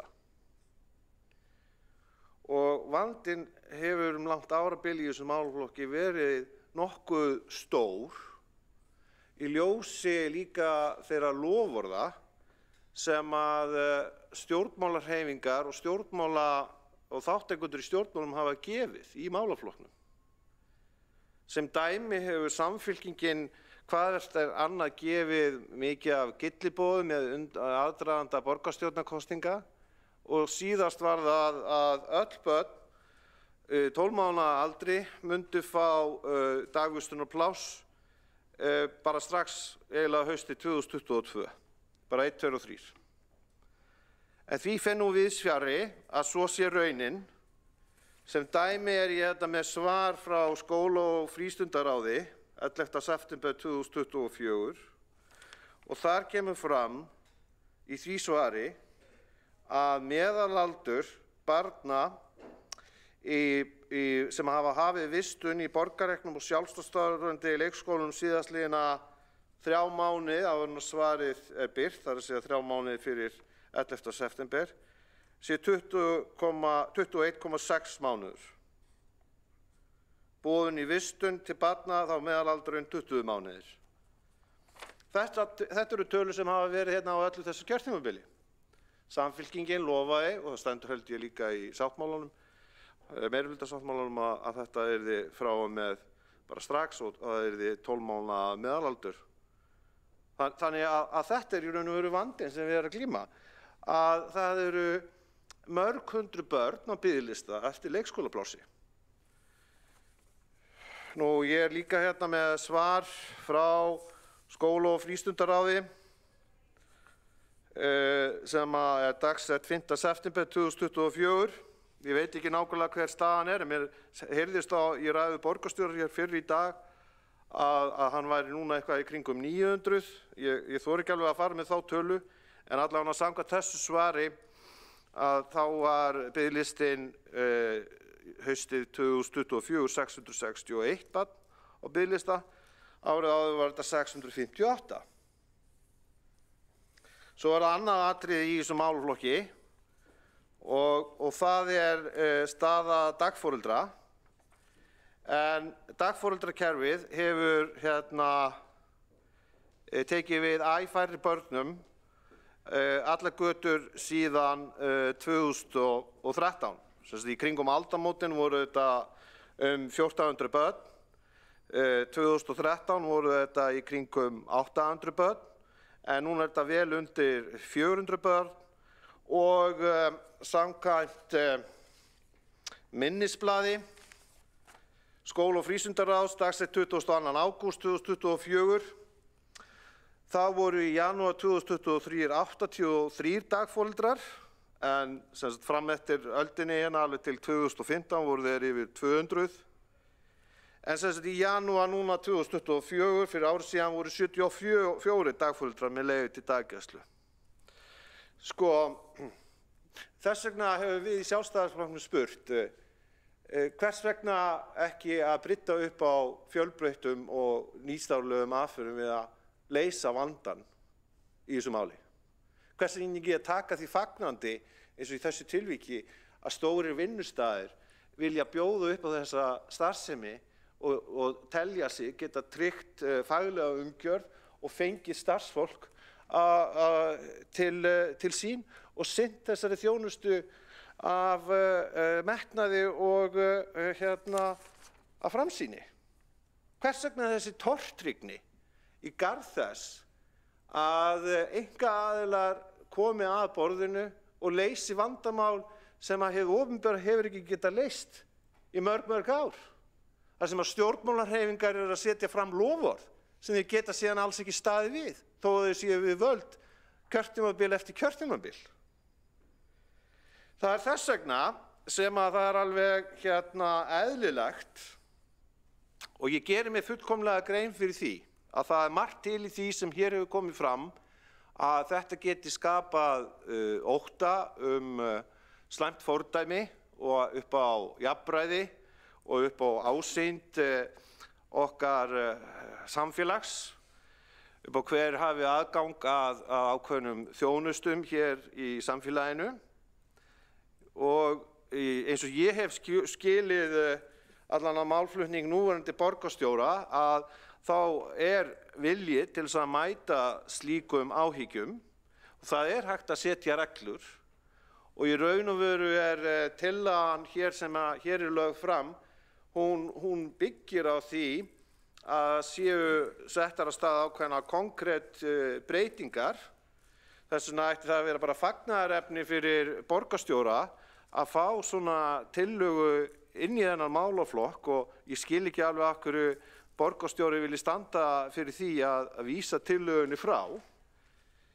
En hverju sem því líður, þá er alveg kristaltært í mínum huga að það er ekkert að því að vinnustaðir, stórir vinnustaðir, sé að sinna þessari þjónustu svo framalega sem þeir uppfylla öll hefðbundin skilyrði sjálfstætt starfandi skóla sem borgin á í samstarfi nú þegar við í fjölmörgum tilvikum. Og hefur á heildina litið gengið nokkuð vel. Slíkir sjálfstætt starfandi skólar hafa starfað mjög lengi. Það getur verið alveg jafn stór vandamál í rekstri borgarrekinna leikskóla eins og hjá sjálfstætt starfandi leikskólum. Þetta þá bara viðbót við þá flóru, og ég sammála því viðmiði að það eigi ekki að vera hægt að tengja saman ráðningarstöðu foreldris við rétt barns þess að sækja í viðkomandi leikskóla. Ég get alveg skilið málflutning borgarfulltrúans Lífar Magnúsdóttur að hér sé mörgum spurningum ósvarað, og hún hefur spurt margra lögmætra og eðlilegra spurninga. En þetta er bara ósköp eðlilegt í þessu ferli, og tillaga Sjálfstæðisflokksins er að sýna fram á að við sem borgaralegt stjórnmálaafl viljum horfa til lausna í þessu máli og sjáum ekkert athugavert við það að aðilar í atvinnulífinu hafi svigrúm og frelsi til þess að bjóða upp á þessa þjónustu innan ramma viðeigandi laga. Hvers vegna ætti leikskóli sem að starfar í þessu umhverfi að vera eitthvað verri en sá sem að er borgarrekinn eða sá sem er nú þegar rekinn sem sjálfstætt starfandi skóli? Ég sé bara engin rök fyrir því. Þannig að ég hvet meirihlutann til þess að endurskoða afstöðu að vísa tillögunni frá og þakka öðru leyti hér fyrir umræðuna. Borgarfulltrúi Helgi Áss Grétarsson hefur lokið máli sínu. Einn borgarfulltrúi hefur óskað eftir að koma upp í andsvari, Líf Magnúsdóttir. Forseti, Sjálfstæðisflokknum er tíðrætt fjölbreytt rekstrarform og svo talar Helgi Áss Grétarsson borgarfulltrúi hér að hægt sé að setja sömu reglur og gilda borgarreknu leikskólana, og þá langar mig að spyrja hvar er frelsið og fjölbreytnin í því fyrir auðvitað utan skammstafanir eins og EHF, HF, SF og SLF.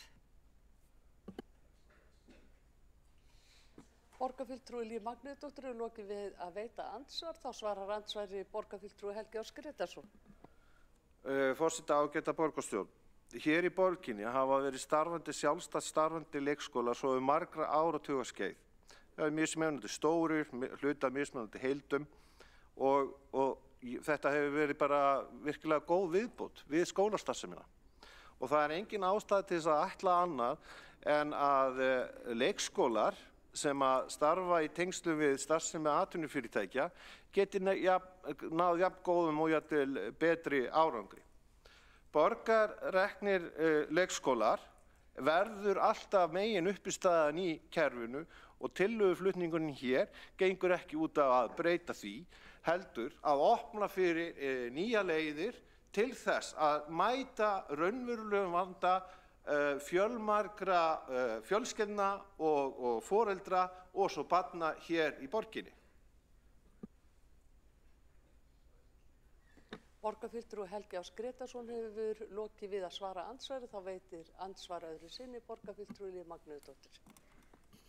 Já, forseti, ég þakka borgarfulltrúanum fyrir þessi svör og réttilega bendir hann á að hugmynd þessara fyrirtækja sprettur í rauninni út frá einhverjum tilteknum vanda sem auðvitað skortur á leikskólaþjónustu við börnin í borginni, meðal annars.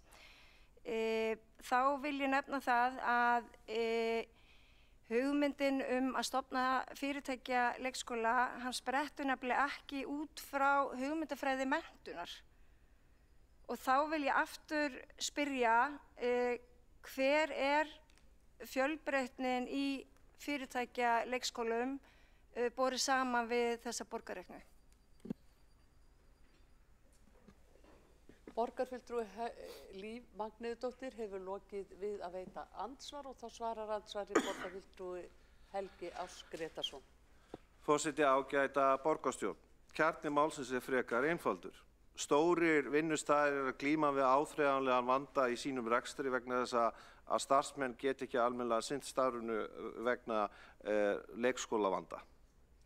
Í því felst að þeir fyrirtækja þeim tóa er tilbúin að koma að borðinu og leysa málið, sem að mínum að þetta er jákvætt.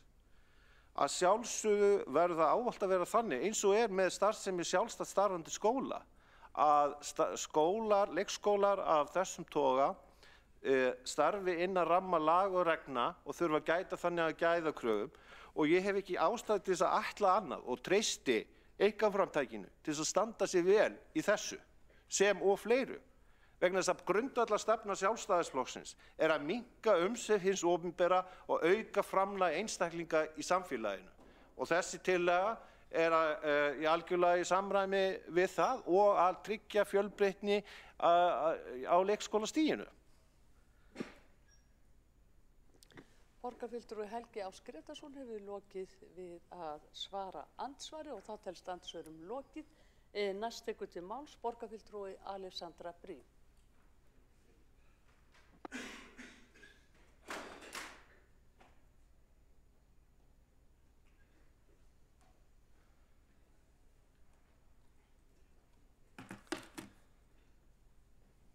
Forseti, borgarstjórn, aðrir áheyrendur.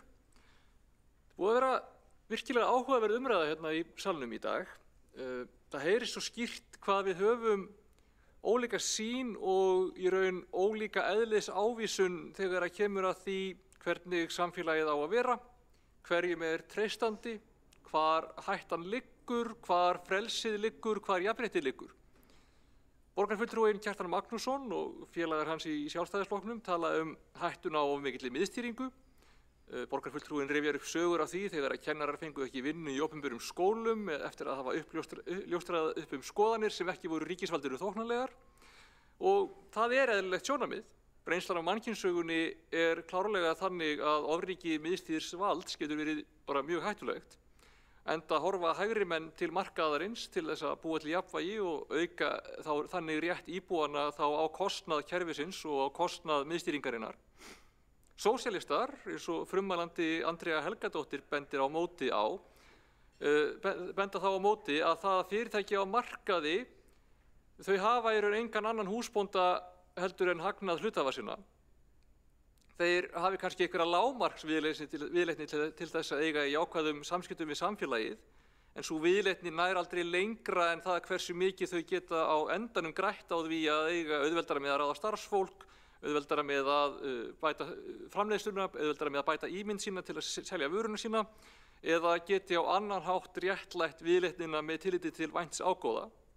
Þau á móti líta til hins opinbera sem sameiginlegar stofnunar okkar allra til þess að veita hlutlausa þjónustu án mismununar. Og það á rétt á sér. Hvort tveggja af þessum sjónarmiðum á rétt á sér. Ofríki ríkisins hefur sannarlega oft verið hættulegt, en markaðsöflin eru líka kaldlynd. Þau varðar ekki okkur nema upp að því marki sem þau nauðsynlega þurfa. Ég lít svo á, og ég held að Píratar líti svo á, og ég held reyndar að flestir stjórnmálaflokkar sem eru ekki mjög hart til hægri eða vinstri, og þar með held ég í raun þorri Íslendinga líti svo á, að sannleikurinn sé einhvers staðar þarna á milli.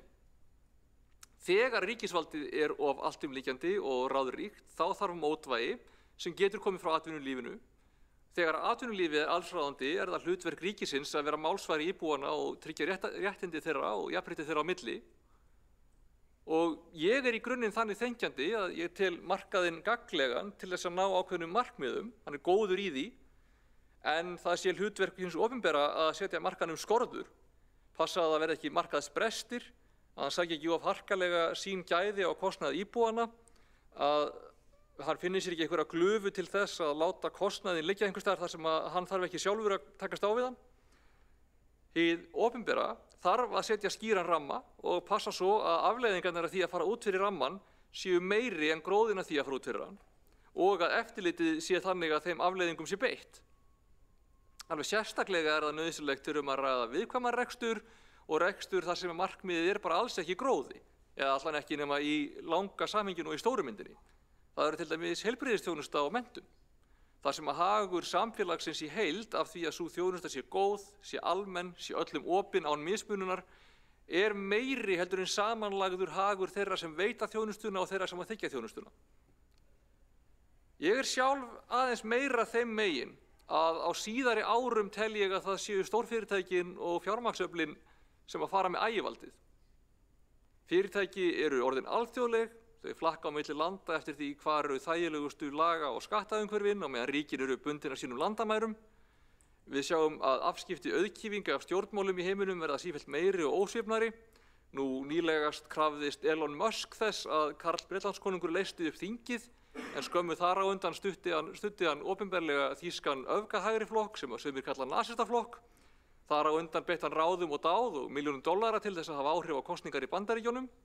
Fékk niðurstöðuna sem hann reyndi að kaupa og þar er hann nú innsti koppur í búri. Og hann er ekkert eini auðkýfingurinn í veröldinni sem að reynir að kaupa sér áhrif, kaupa sér þóknanlegar niðurstöður, vill hafa áhrif á lýðræðið og vill taka stjórn á ríkisvaldinu og skoðanamyndun almennings. Mér finnst það hrikaleg þróun. Og þó að augljóslega hafi ríkisvaldið í sögunni verið mjög hættulegt og alltumlíkjandi og allsráðandi, þá erum við á þannig tímapunkti í mannkynssögunni að núna er það fjármagnið sem að fer með ægivaldið og það eru almenningur og hið opinbera sem málsvari almenning sem eiga í vök að verjast. Og af þessu öllu saman leiðir að ég er hikandi við þau skref sem við erum hér að ræða. Ég er hikandi við það að leyfa meiri rekstur fyrirtækja á leikskólum, sérstaklega rekstur þar sem þau hugsaða fyrst og fremst fyrir eigin starfsfólk. Ég óttast vissulega að það geti leitt til aukinnar stéttaskiptingar, ég óttast ýmislegt, ég óttast líka bara í stóra samhenginu þá vegferð sem að heimurinn virðist vera á. En ég held samt líka að þetta sé á endanum bara hluti af okkar viðfangsefni í öllu sem við erum að gera. Að tryggja sem mesta og besta þjónustu fyrir íbúana og við berum þá bara ábyrgð á því ef að á endanum þetta skref verður tekið að tryggja að rammin utan það sé tryggur. Að við bara leyfum ekki að það leiði til ójöfnuðar og að það séu reglur, að það sé eftirlit, að þá sá rammi sem að við kjósum að setja sé virtur. Það var til dæmis jákvætt skref sem við tókum nýlega þegar við vorum að endursemja við sjálfstætt starfandi leikskóla að passa það í samningunum að allir leikskólar í borginni notist við sama skráningakerfi. Þannig að það sé að tryggja að það sé að eftir kennitöluröð nema þar sem að málefnalegar ástæður er að ræða til að veita undanþágu. Það er nefnilega alveg óboðlegt að sjálfstætt starfandi skólar handvelji nemendur eftir sinni hentisemi. Og það getur verið eftir efnahag eða skoðunum eða hversu þjónustu þungir nemendurnir eru eða alls konar. Ég er ekkert að segja að þeir hafi endilega verið að gera það, en það er okkar ábyrgð að passa að það sé örugglega ekki verið að gera það. Og þetta er bara dæmi um það hversu mikilvægt það er að hafa skýran ramma og passa það að við höfum tólin sem við þurfum til að fylgja þeim ramma eftir. Ég er nefnilega alls ekkert spennt fyrir þessu. Mér finnst of mörg fyrirtæki á markaði sem að tjá sig leikskólamál, tala allt of mikið eins og eina hlutverk leikskóla sé barnapössun svo að foreldrar geti unnið sem mest. Mér finnst það ekki til marks virðingu fyrir viðfangsefninu. En ég er þó tilbúinn til að eiga þetta samtal. Við erum með blandað kerfi. Þetta er ein leið til að fjölga plássum í kerfinu. Má prófa þetta, en við verðum þá líka bara að vera afsakið, já, ekki fór þetta í orðbragði, við verðum bara að vera ansi viss það að ramminn sem við setjum sé skýr.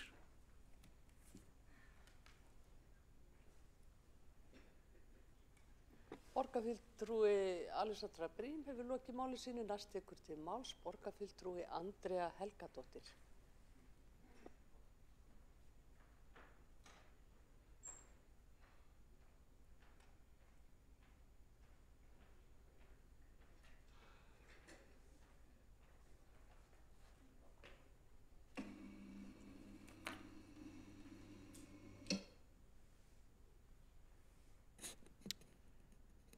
Forseti, borgarstjórn. Já, þetta hefur verið áhugaverð umræða og gaman að sjá svona góða innsýn inn í hver skoðun fólks er hér og hver svona almenn stefna virðist vera. Það var náttúrulega ranglega verið talað umræðu okkar sem að hún spretti út frá fyrirtækjaleikskólanum þó ég vissulega hafi nefnt það til þess að nýta ræðutímann minn hér. En okkar umræða var aðallega það að stórfyrirtæki fari inn í skólarekstur á leikskólastiginu. Og það er aðalatriðið í okkar málflutningi hér að vera meðvituð þær hættur sem að fylgja því og það er bara fullkomlega eðlilegt enda er rentusækni og það að komast í opinbert fé ekkert eitthvað sem er óþekkt að mönnum þykir ágætt þegar að þangað er komið. Krísur eru alveg sérstaklega notaðar til þess að komast í svona kökur. Það var talað hérna samfélagslega ábyrgð fyrirtækjanna og einhvern svona samfélagslega ábyrgan kapitalisma líklega þar í tengslum við það. En er það samfélagslega ábyrgð að geta valið og hafna hvað manni finnst rétt að setja peninga í en hafna að greiða í sameiginlega sjóði og vinna statt og stöðugt gegn því að þurfa að borga í sameiginlega sjóði? Þetta sem rætt er að þessi stórfyrirtækjavæðing eða það að stórfyrirtæki og hver sem er í sjálfu sér geti farið í hagnaðarskyni inn á þetta svið er skyndilaust sem að tækifærisinnarnir munu festa í sessi. Það er bara þannig á Íslandi að og annars staðar þar sem að svona er gert, að það er gert í einhverjum góðum tilgangi, í einhverjum aðstæðum sem að svo er ekkert undið ofan af. Og ef það er ekki hafður sterkur bremsufótur á þessu, þá er þetta bara þróun sem að færa að halda áfram.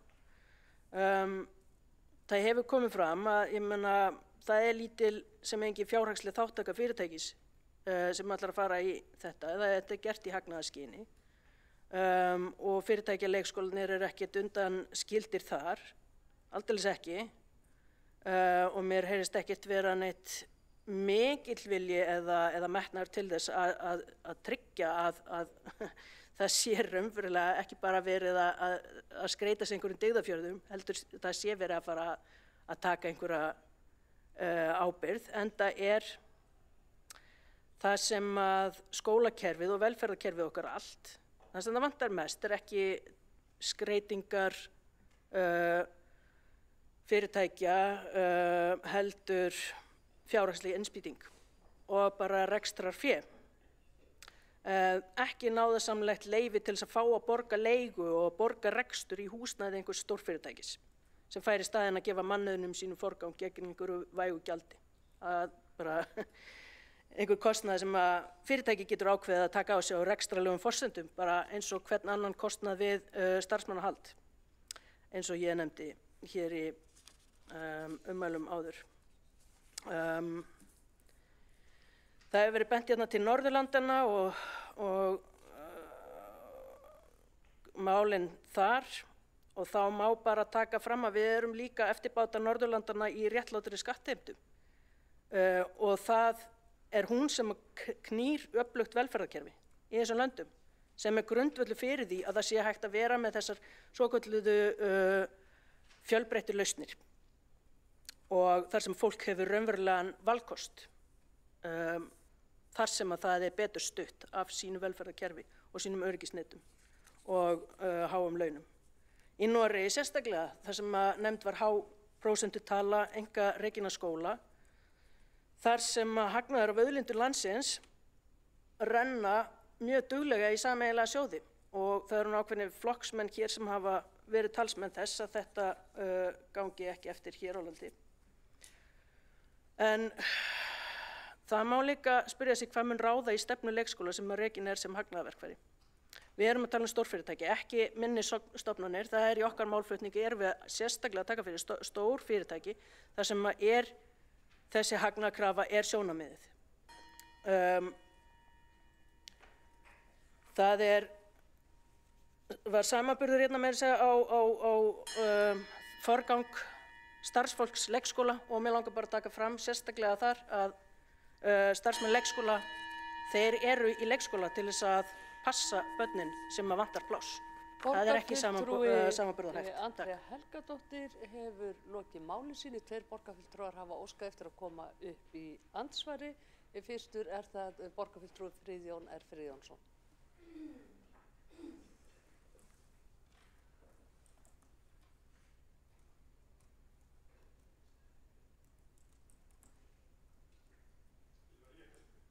Já, gjör svo vel.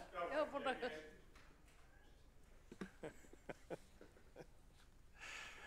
Forseti, við afsökunar á þessum smá misskilningi hérna.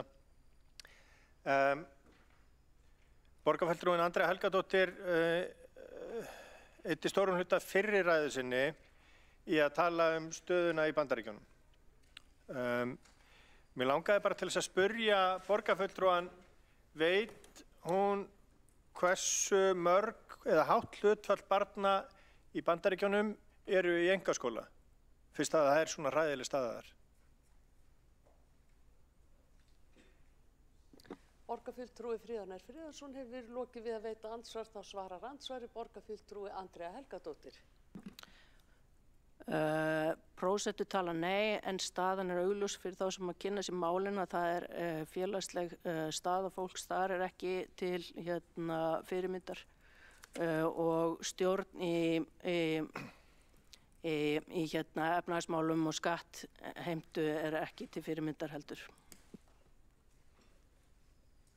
Borgarfulltrúi Andrea Helgadóttir hefur lokið við að svara andsvari, þá veitir andsvar öðru sinni.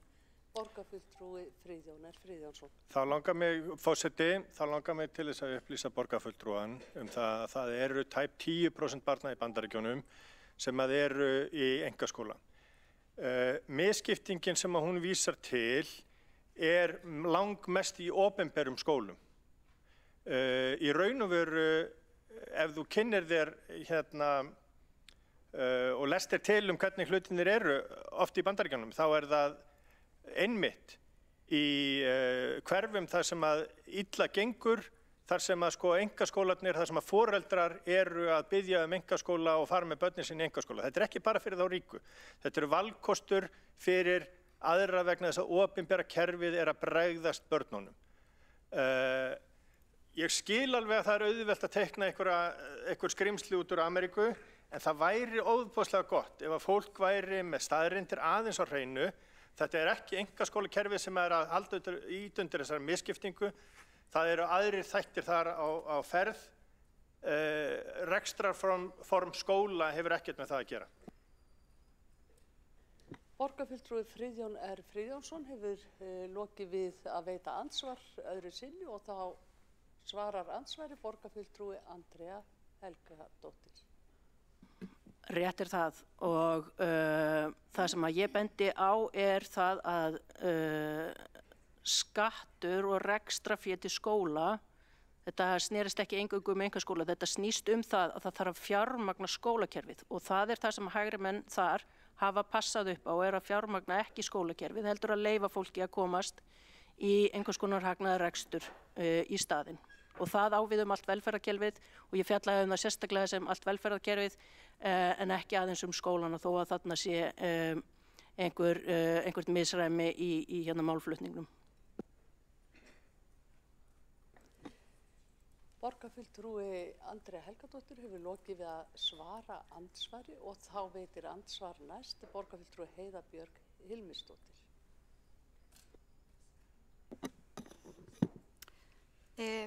Forseti, ágætu borgarfulltrúar, ég ætla bara að þakka borgarfulltrúanum Andreu Helgadóttur fyrir að setja þetta mál á dagskrá og í rauninni bæta við það sem hún var að segja sem borgarfulltrúin var að segja. Það sem var vitnað í Norðurlöndin, að þar hefur auðvitað fjármagnið komið frá opinbera aðlögunum en ég var einmitt að skoða hér nýlega skýrslu þar sem kemur fram að í Svíþjóð mjög mikill hagnaður af þessum rekstri, það stærra hlutfall starfsmanna þar ófaglærðir og það í rauninni líka verra húsnæði. Þannig að það margt sem við getum lært af Norðurlöndum og kannski líka bara það að flýta okkur ekki að hoppa á einhverja lausnir og líta á það. Hér enginn að líta á þetta sem einhverja lausna því Reykjavík sé að bregðast en samningsmarkmið Reykjavíkurborgar eru skýr og borgarfulltrúin samþykkti þau eða satt og veit af þeim. Samningarnir voru að taka gildi núna 1. janúar og við höldum bara áfram að reyna að byggja og fjölga leikskólaplássum í Reykjavík.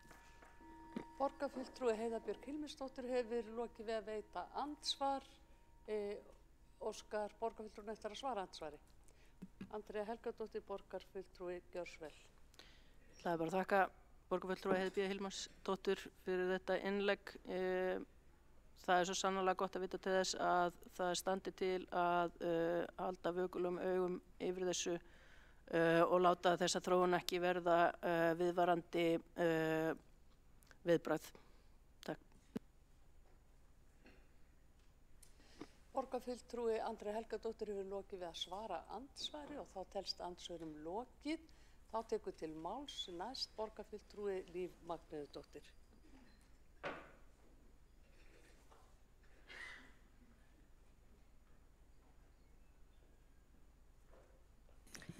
Ágæti forseti, ágæta borgarstjórn. Það sló mig allt í einu að borgarstjóri bar hér fram frávísunartillögu við afgreiðslu tillögu Sjálfstæðisflokksins og sagði að þetta væri nú þegar allt saman í gangi í kerfinu og á þeim forsendum skyldi vísa tillögunni frá. Og ég búin að vera dálítið hugsi yfir þessu vegna þess að það hefur ekki komið neitt inn á borð til okkar kjörinna fulltrúa á neinum vettvangi. Og þið megið þá endilega kæru borgarfulltrúar leiðrétta mig ef ég hef á röngu að standa. Mér rekur ekki minni til þess að þetta hafi verið lagt fyrir í borgarráði. Ekki hefur þetta fengið umfjöllun í skóla- og frístundaráði. Og þá er það eiginlega bara upptalið hvar þetta ætti að koma til umræðu. Umræðan hins vegar hefur farið fram í fjölmiðlum, en það er nú ekki formlegu vettvangur.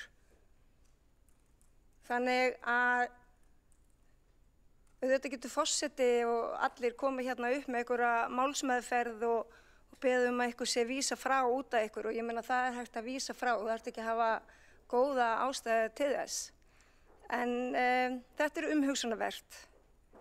Þannig að hér leika kettinni bara lausum hala og með við mýsnar erum fastar inn í hólunni.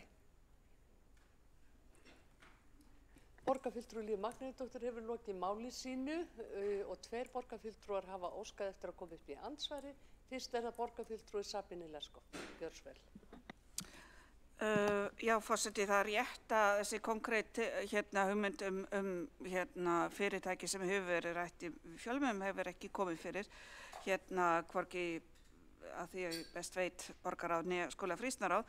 En það sem við áttum við kannski þarna og ég sem sagði styðja þessa frávísunartillögu var að það er búið að samþykkja rammann og samningsmarkmið og einstaka samningar við einstaka leikskóla eru í vinnslu og það er skýrt í þeim reglum og þeim samningum, fyrirmyndum samningum sem við eigum að það sé alveg möguleika til útfærslu á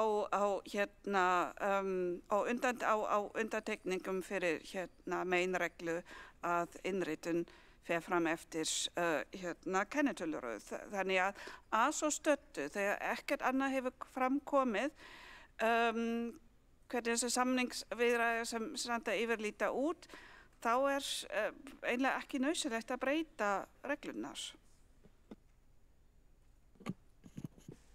Borgarfulltrúi Sabine Leskov hefur lokið við að veita ansvar, þá svarar ansvari borgarfulltrúi Líf Magnúsdóttir. Forseti, já, takk fyrir þessi svör. Mér finnst þetta vera bara hins vegar algjörlega óskilt mál vegna þess að við afgreiddum þessa reglur löngu áður en við fórum að tala þessa fyrirtækjaleikskóla. Þannig að ok, allt í lagi, ramminn er hérna, við förum eftir ykkur, borgin gerir alls konar kröfur á sérskóla, eða sjálfstætt starfandi skóla og auðvitað þurfum að hafa ramma í kringu það, en þetta er ólíku saman að jafna, myndi ég segja. Ég er að biðja að það sé á einhverjum vettvangi hér í borgarkerfinu lögð fram formleg tillaga að og bla bla bla.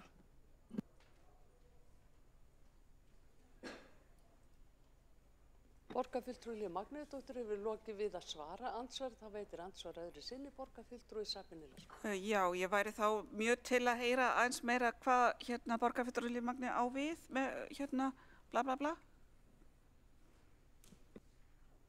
Borgarfulltrúi Sabine Leskov hefur lokið við að veita ansvar og þá svarar ansvari borgarfulltrúi Líf Magnúsdóttir.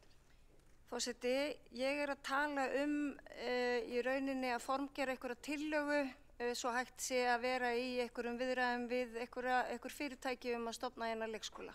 Þannig að þetta sé að minnsta kosti upp á borðum.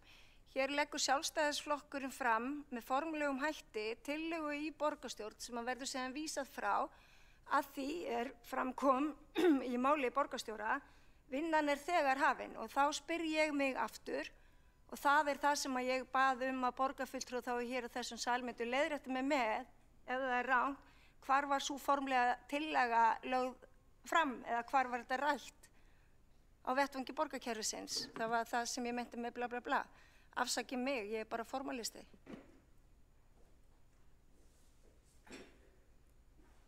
Borgarfulltrúi Líf Magnúsdóttir hefur lokið við að svara andsvari og þá veitir ansvar næst borgarfulltrúi Heiða Björg Hilmarsdóttir. Forseti, ágætu borgarfulltrúar, frá því 2022 hefur verið svona vinna í gangi innan borgarkerfisins til þess að skilgreina samningsmarkmið og þjónustu samninga sem að Reykjavíkurborg gæti gert í sjálfstætt starfandi skóla og það eru auðvitað margir sjálfstætt starfandi skólar nú þegar í borginni eins og fram hefur komið. Það sem við erum að tala og borgarfulltrúar hér er að samningsmarkmið borgarráðs eru skýrð. Þau voru rædd í borgarráði og samþykkt síðast 18. nóvember 2024. Þar er talað formið, þar er talað hvernig eigi að semja við mismunandi skóla, hvernig að greiða og einmitt vera að hnykkja á þessu með arðgreiðslur og inntöku barna og barna á Reykjavík og mannréttindastefnu og menntastefnu og svo framvegis. Þannig að eins og borgarfulltrúarnir hér hafa farið yfir, Skúli Helgason og Sabine Leskov. Þannig að ég myndi að segja að þetta mál hefur nú þegar verið afgreitt og þessi samningar tóku gildi 1. janúar fyrir 8 dögum. Borgarfulltrúi Heiða Björk Hilmarsdóttir hefur lokið við að veita andsvar og þá svarar andsvari borgarfulltrúi Líf Magnúðardóttir. Forseti, ég er full meðvituð samningsmarkmiðin sem við samþykktum sjálfstætt starfandi skóla.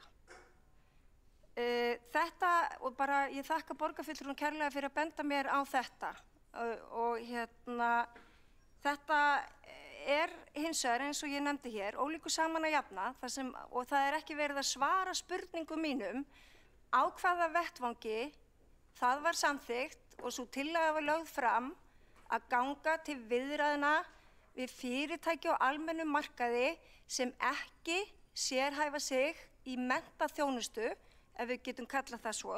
Þetta eru ekki félög sem að sinna menntun sem eru að koma til þess að biðja að reka skóla með einhverju tiltekinu hugmyndafræði.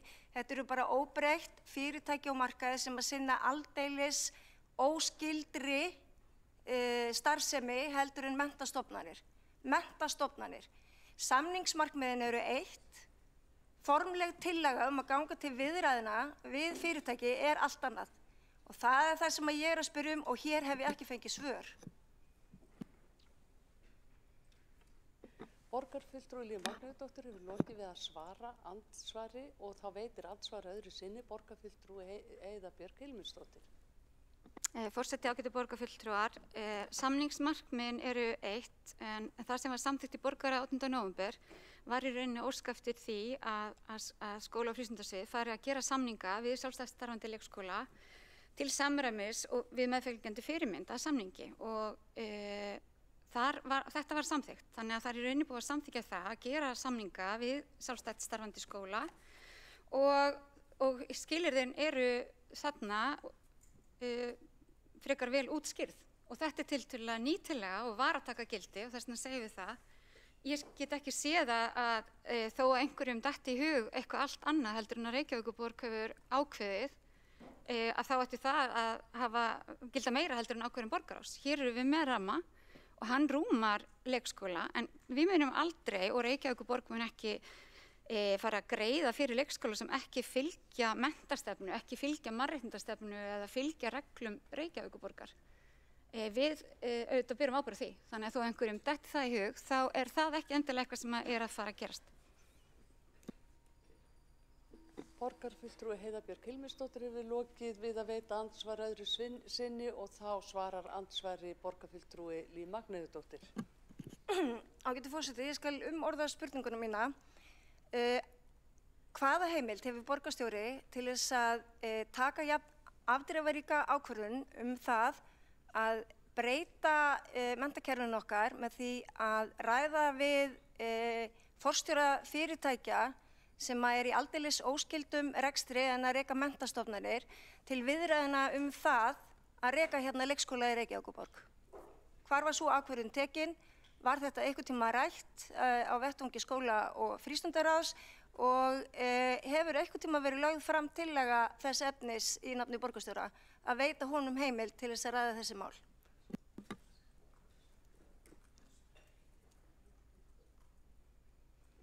Borgarfulltrúi Líf Magnúðardóttir hefur lokið við að svara andsvari og þá veitir andsvar öðru sinni borgarfulltrúi Heiða Björk.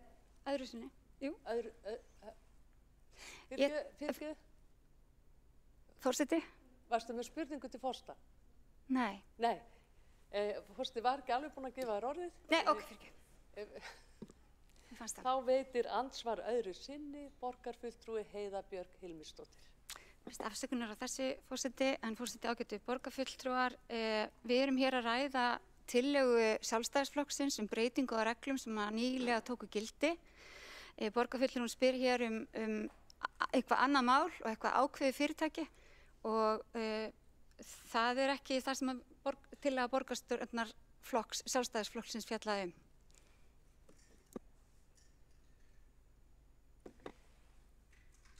Borgarfulltrúi Heiða Björk Hilmisdóttir hefur lokið við að veita andsvar og þá telst andsvörum lokið og næst tekur til máls borgarfulltrúi Alexandra Briem. Og þá ætlar forseti að loka mælendaskrá þar með.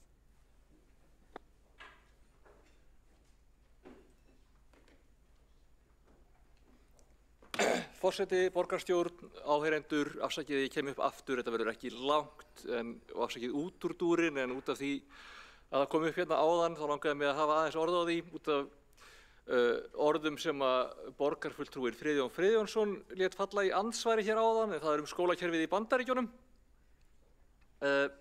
Í Bandaríkjunum hefur orðið alveg gífurleg misskipting milli hverfa og það á sér langar rætur lengra heldur en það sem kallaðist redlining, þar sem svörtu fólki var beinlínis bannað að kaupa húsnæði á betri svæðunum til áratuga og bara almennt þar mjög stéttaskipt húsnæðisþróun, mjög misskipt skattkerfi og mjög afgerandi sérhagsmunagæsla, svo kallaður nimbíismi, þeirra hópa sem hafa meira milli handana og þar hafa þau einmitt beitt sér mjög sterklega gegn því að jöfnuður milli skólasvæða sé aukinn, líta á það sem aðferð að sínum börnum og í þessu ótrúlega ósanngjarna og undirfjármagnaða skólakerfi hafa einkaskólar og í minna mæli heimakennsla orðið að einhvers konar leið undan því. Það er að mínu viti kannski frekar til marks að opinbera skólakerfið sé svo herfilega brotið í Bandaríkjunum, misskipting svo ótrúlega mikil og viljinn til úrbóta og fjármagn til úrbóta svo ótrúlega lítill að í því samhengi verði einkareknir skólar betri kostur fyrir þau sem hafa efni á því og sem uppfylla skilyrði þess kerfis. Það er til marks dapurlegt ástand opinbera menntakerfisins í Bandaríkjunum sem er undirorpið langri sögu vanfjármögnunar, rasisma og pólitískra afskipta og meira til marks það heldur en einkarekna kerfið sé endilega í sjálfu sér gott. Það er bara betra heldur en kerfið sem þeir eru með að öðru leyti. Og það setur einmitt völd í hendur þeirra sem að ráða einkarekna kerfinu. Og þannig að þau sem vilja tryggja börnin sínum pláss, þau þurfa að greiða fyrir plássin, þau þurfa líka að passa að vera þeim sem að reka skólana þóknanleg og ég tel að við eigum alls ekki að reyna að ríkjast Bandaríkjunum og skólakerfinu þar of mikið, þó vissulega séu þau dæmi það að frekar öflugt einkarekið skólakerfi hafi vaxið upp sem andsvar við mjög slæmu opinberu kerfi, mun verra kerfi en nokkru sem fyrirfinnst á Íslandi, svo því sé aldrei til haga, kannski sérstaklega þegar kemur að leikskólamálum. En þó svo vissulega megi benda á ýmislegt sem betur megi fara í leikskólamálum á Íslandi, þá myndu held ég langflestir Bandaríkjamenn sem ekki eru beinlínis auðkýfingar skipta á okkar leikskólakerfi og þeirra á þess að hugsa sig og ég held jafnvel öllu menntakerfinu fyrir utan mögulega háskólakerfinu, en afsakið út úr því, vildi bara halda þessu til haga. Borgarfulltrúi Alexandra Briem hefur lokið máli sínu, einn borgarfulltrúi hefur óskað eftir að koma upp í andsvari, borgarfulltrúi Helgi Ás Grétarsson. Borgarfulltrúin Friðjón Friðjónsson hefur lokið sínum andsvörum undir þessar umræðu. Má ég gera athugasemd við þá fundarstjórn? Já, gjörðu svo vel. Já, mér finnst það furða í reglum borgarinnar að þegar að vikið að einhverju sem maður hefur sagt að þá sé lokað fyrir að bregðast við því. Ég var aldrei að líkja eða mæra bandarískt skólakerfi eða einkaskólana þar. Því fer fjarri. Borgarfulltrúinn Hildur Björnsdóttir var einmitt að tala það að við horfum til hins skandinavíska kerfis. En ég ætla ekki að rökræða við borgarfulltrúinn Alexandru Briem nema kannski bara út á gangi Bandaríkin og leyfa henni að útskýra þau fyrir mér. Forseti bendi borgarfulltrúanum á það að hann getur beðið að gera stuttu athugasemd og bera af sér sakir. Þannig að það sé sagt, þá er það á hreinu. En að því sögðu þá komið að næsta borgarfulltrúa sem kemur upp í andsvari og það er borgarfulltrúi Helgi Ás Gretarsson.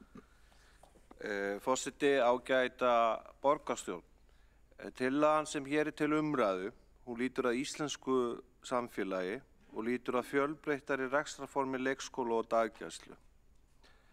Enginn sem hér er inni hefur að mínu mati nægilega sérþekkingu til þess að ræða af yfirgripsmikilli þekkingu málefni skólakerfis í Bandaríkjunum.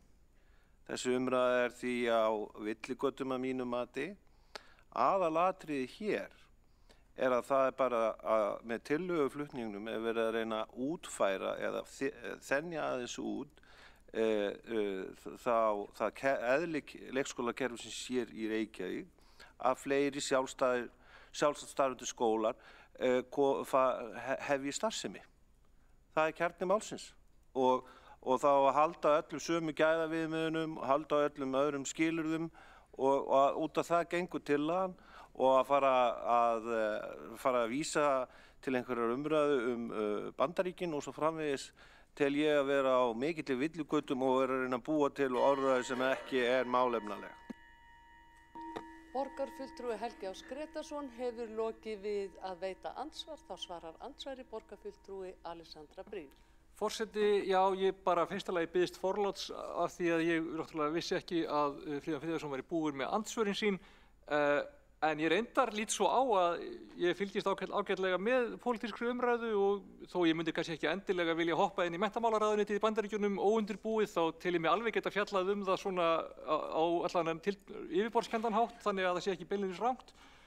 Og var að bregðast við orðræðu í andsvörum við ræðu hjá, minnir það hefði verið Andreu, borgarfulltrúa Helgadóttur, en frekar heldur Friðjóni, en það sem að það var í andsvörum þeirra á milli þá gæti ég ekki brugðist við en mér langaði að koma með þennan punkt inn í þá umræðu.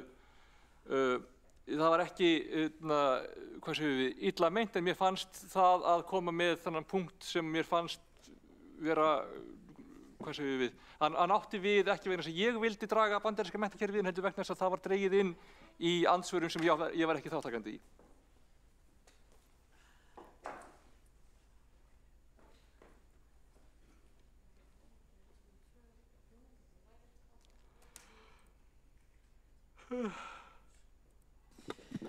Borgarfulltrúinn hefur lokið við andsvar og fer þá næst í andsvar borgarfulltrúinn Helgi Ás Gretarsson. Forseti, ágæta borgarstjórn. Tillaga Sjálfstæðisflokksins lýtur að íslenskum veruleika. Það er ósköp eðlilegt að þeir sem eru illa haldnir af forsjárhyggju hins opinbera og vilja rekstur hins opinbera sem mestan og víðastan formælu öllu því sem gerist í Bandaríkjunum og noti það þá sem grýlu við einhverja tillögu sem hér er lögð fram. Þannig að það er mjög eðlilegt að fulltrúi Sósíalistaflokksins hér í umræðum þetta málefni reyna að tengja okkar tillögu við eitthvað sem er að gerast í Bandaríkjunum. Hvarfleiki minn Fríðan Friðjónsson var bara að svara sem að hann taldi verið einhverjar rangfærslur.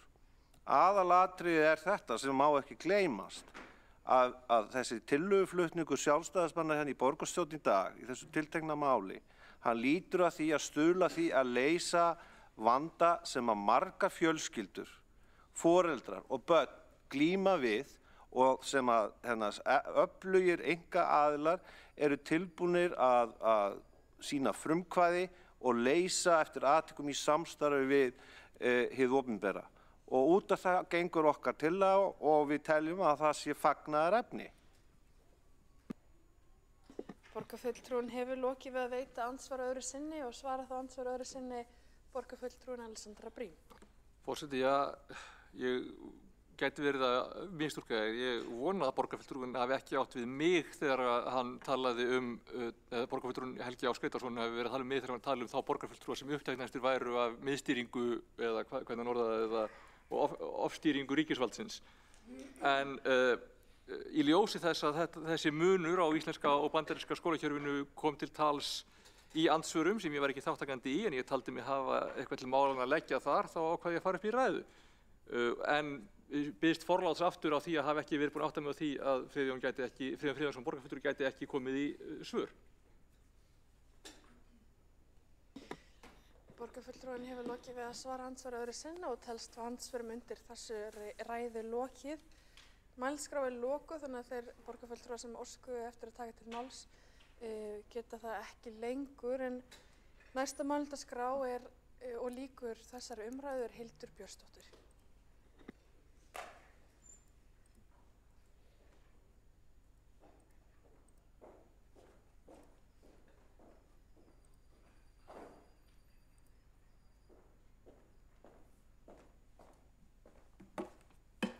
Forseti, ágæta borgarstjórn, ég þakka umræðuna hér í dag. Það eru vissulega margvísleg ólík sjónarmið frá hægri til vinstri hérna í salnum og hressandi að taka þá umræðu. Ég heyri að meirihlutinn hyggst vísa tillögu okkar sjálfstæðismanna frá hér í dag og ég harma þá afgreiðslu sérstaklega. Ég sé ekki því til fyrirstöðu að tillagan verði samþykkt ef í þessu meirihluta væri raunverulegur vilji til að styðja áfram með lausnir af þessum toga. Lausnir sem atvinnulífið býður, sjálfstæðan rekstur, leikskóla og daggæslu. Sem fyrr þá fagna ég frumkvæði atvinnulífsins í þessum efnum. Ég treysti þeim aðilum sem hafa stigið fram og boðið lausnir til að tryggja metnaðarfullt leikskóla og daggæslustarf fyrir börn sinna starfsmanna og eftir atvikum önnur börn samhliða. En við þurfum auðvitað að tryggja að regluverkið sé ekki svo hamlandi og heftandi að það dragi úr hvata fyrirtækja til að bjóða slíkar lausnir. Borgarkerfið á að vera styðjandi, sveigjanlegt og hvetjandi öllum þeim sem vilja sækja fram hér í borginni. Sjálfstæður skólarekstur hefur enda reynst gríðarlega vel og heilt yfir mælst vel fyrir. Hér í dag hefur í ræðu frá Sósíalistaflokknum verið gert lítið úr stórfyrirtækjum sem vilja bæði tryggja starfsfólki sínu leikskólapláss fyrir börn sín en jafnframt samfélaginu á grundvelli samfélagsábyrgðar. Það hefur verið vísað til þess að það geti varla talist samfélagsleg ábyrgð að fyrirtæki velji að ráðstafa sínu fé með þessum hætti í stað þess að greiða í sameiginlega sjóði. Og þetta þykir mér mjög undarlegur málflutningur. Við erum að tala hér um Alvotech og það eru auðvitað fyrirtæki sem hefur ekki aðeins greitt fleiri milljarða í skatta hérlendis og sameiginlega sjóði, heldur jafnframt skapað fjöldan allan af störfum bæði hérlendis og erlendis. Til að mynda hér í Reykjavík, í Vatnsmýrinni, starfa 850 manns hjá Alvotech og að mestu eru það skattgreiðendur í Reykjavík. Jafnframt starfa þau í húsnæði sem greiddir eru af fasteignaskattar til Reykjavíkur og áfram mætti telja.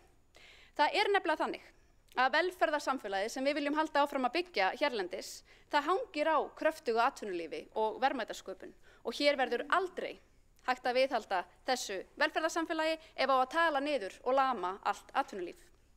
Fyrirtæki á borð við Alvotech og auðvitað fjölmörg önnur, hvort sem eru stórfyrirtæki, lítil eða meðalstór fyrirtæki, eru grundvallar undirstaða velferðarkerfisins og auðvitað skólakerfisins. Við getum aldrei fjármagnað þessi kerfi nema vegna þess að hér eru kröftugir og framsæknir aðilar sem skapa verðmæti fyrir samfélagið. Og það er með ólíkindum að á þessu sé ekki skilningur. Hér fyrr í dag var jafnframt gert lítið úr þeirri fullyrðingu okkar sjálfstæðismanna að fjölbreytt rekstrarform geti verið grundvallarforsenda aukinnar fjölbreytni í skólastarfi. Ég stend fast við þá fullyrðingu. Þetta hefur nefnilega reynst ákveðin veruleiki.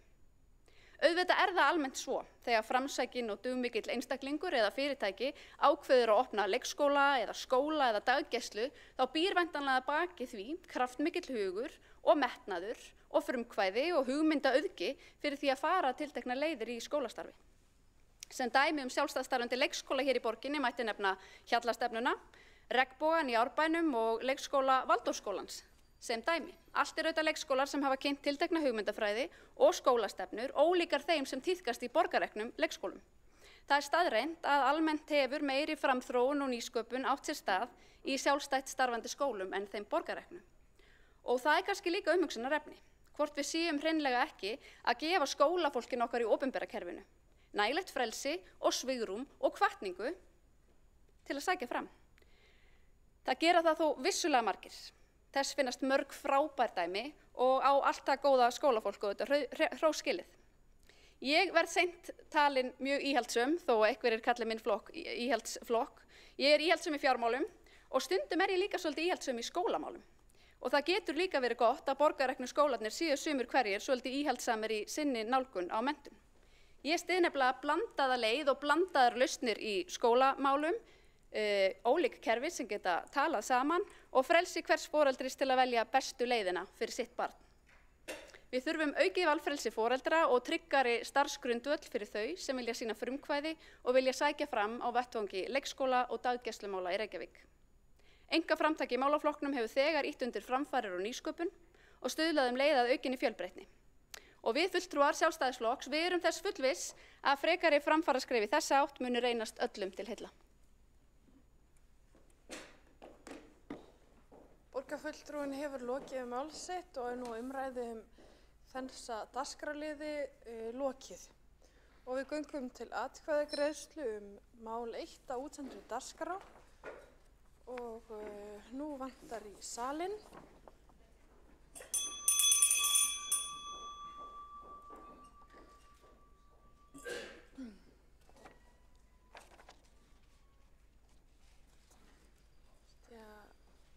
Borgarstjóri sé í viðtali.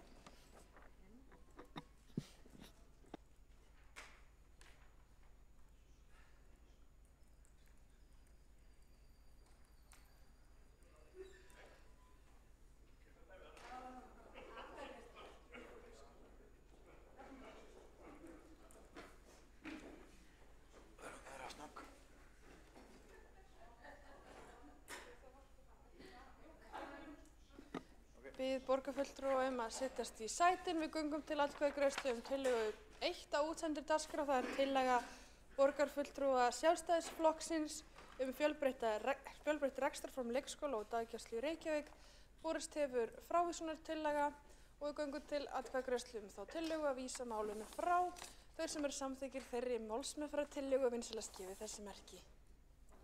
Og það eru fulltrúar meirihlutans og þeir sem að móti kunna að vera. Og það eru fulltrúar Sjálfstæðisflokks, Sósíalista og Vinstri græna og allir flokkur fólksins eru hérna, getum við fengið aftur það sem að móti kunna vera. Þetta var pínu óskýrt hérna, já, móti frávísun. Já, móti, já, ok. Og þeir sem að móti eru Sósíalistar, Vinstri græn, flokkur fólksins og Sjálfstæðisflokkur. Og þá er frávísunartillagan samþykkt með atkvæði meirihluta. Forseti vill gera það tillögu að fresta máli 4 á útsendri dagskrá og skoðast það samþykkt ef enginn hreyfir því andmælum. Það er ekki. Og við göngum þá til dagskrárliðar 6 á útsendri dagskrá. Það er fundargerð borgarráðs frá 19. desember 2024. 7. liður veðurstofureitur. Og þá er mælendaskrá opin. Og það er enginn sem vil tala undir þeim lið. Þá görum við atkvæðagreiðslu 7. lið. Það er 7. liður veðurstofureitur í fundargerð borgarráðs frá 19. desember 2024 og þeir sem eru samþykkir þeim lið vinsælast gefið þess merki. Og það eru fulltrúar meirihlutans og þeir sem að móti kunna að vera. Já, það er hérna, þetta er 7. liðurinn sem við atkvæðum. Veðurstofureitin, getum við fengið atkvæðis þeir sem eru með, getum við eins reynt að halda fókus hérna síðustu misseri þessar funda. Þeir sem eru samþykir 7. lið, vinsælast gefið þessi merki. Já, veðurstofureitin svo forseti búin að taka fram nokkur sinnum og það eru þá meirihluti Vinstri græn og Sósíalistar og þeir sem að móti kunna að vera. Það eru Sjálfstæðisflokkurinn og hjáseta Flokks fólksins. Þá göngum við til 7. liðar á útsendi dagskrá. Það er fundargerð forsætisnefndar frá 3. janúar 2025, fundargerð menningar, íþrótta og tómstundaráðs frá 13. desember 2024, fundargerð stafrænsráðs frá 11. desember 2024 og fundargerð umhverfis og skipulags frá 18. desember 2024. Og umræðin er laus og það er mælendaskrá Friðjón Friðjónsson. Snýst.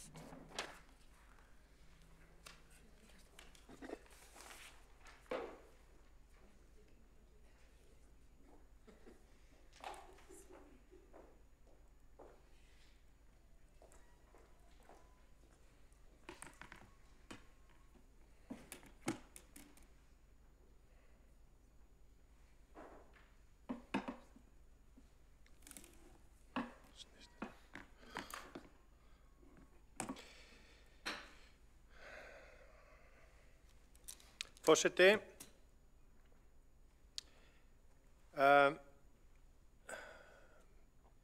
mér langar til þess að vekja athygli á einu máli snýr að forsætisnefnd.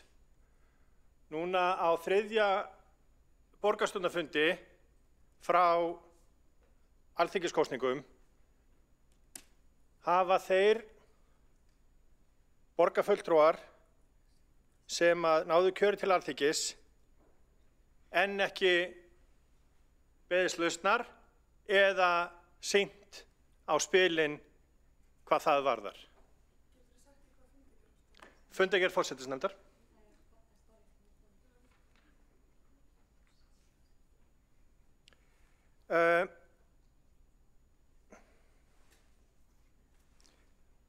Vorið 2023 fór sá sem að hér stendur í launalaust leyfi til þess að leysa af inn á Alþingi í 2 mánuði. Í launalaust leyfi frá borgarstjórn. Því að mér kom ekki til hugar að vera á báðum stöðum. Núna erum við komin vel á 2. mánuð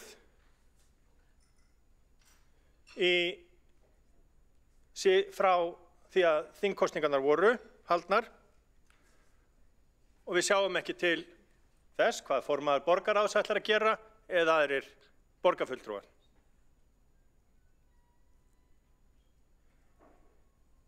Í haust fór borgarfulltrúinn Helgi Ás Gretarsson í launalaust leyfi til þess að keppa í skák. En formaður borgarráðs sat á 2-földum launum og tölti við páfana yfir jólin.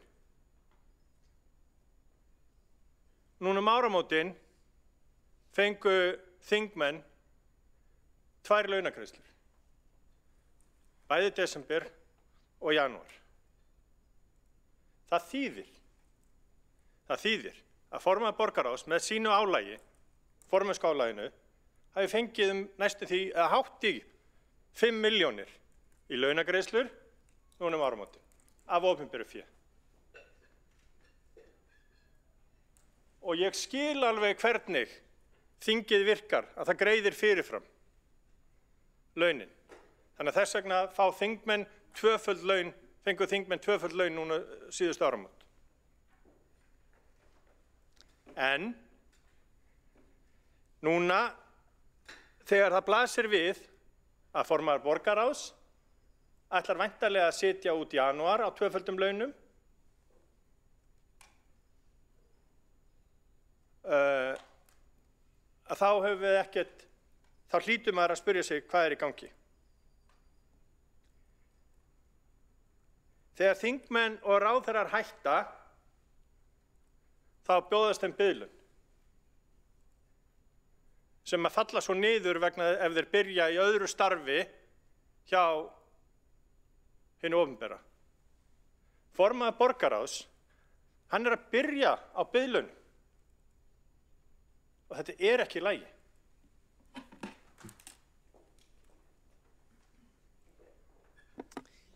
Borgarfulltrúinn hefur lokið við mál sitt. Einn hefur óskað eftir því að veita andsvar og það borgarfulltrúinn Dagur B. Eggertsson. Forseti, ágæta borgarstjórn, mikið var þetta skemmtilegt innlegg frá borgarfulltrúa Friðjóni Friðjónssyni. Ég get upplýst það eins og ég hef gert á opinberum vettvangi að ég að láta af störfum hér og mun gera það á næsta fundi borgarstjórnar þegar að ég vil skilja vel við og hefur það að gera það.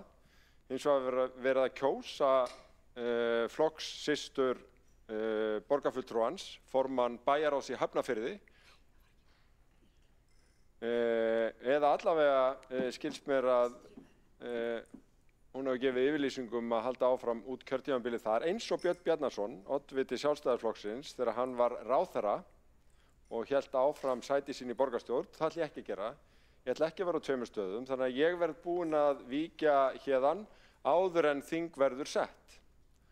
Og það gaf ég strax út og mun ekki þiggja biðlaun.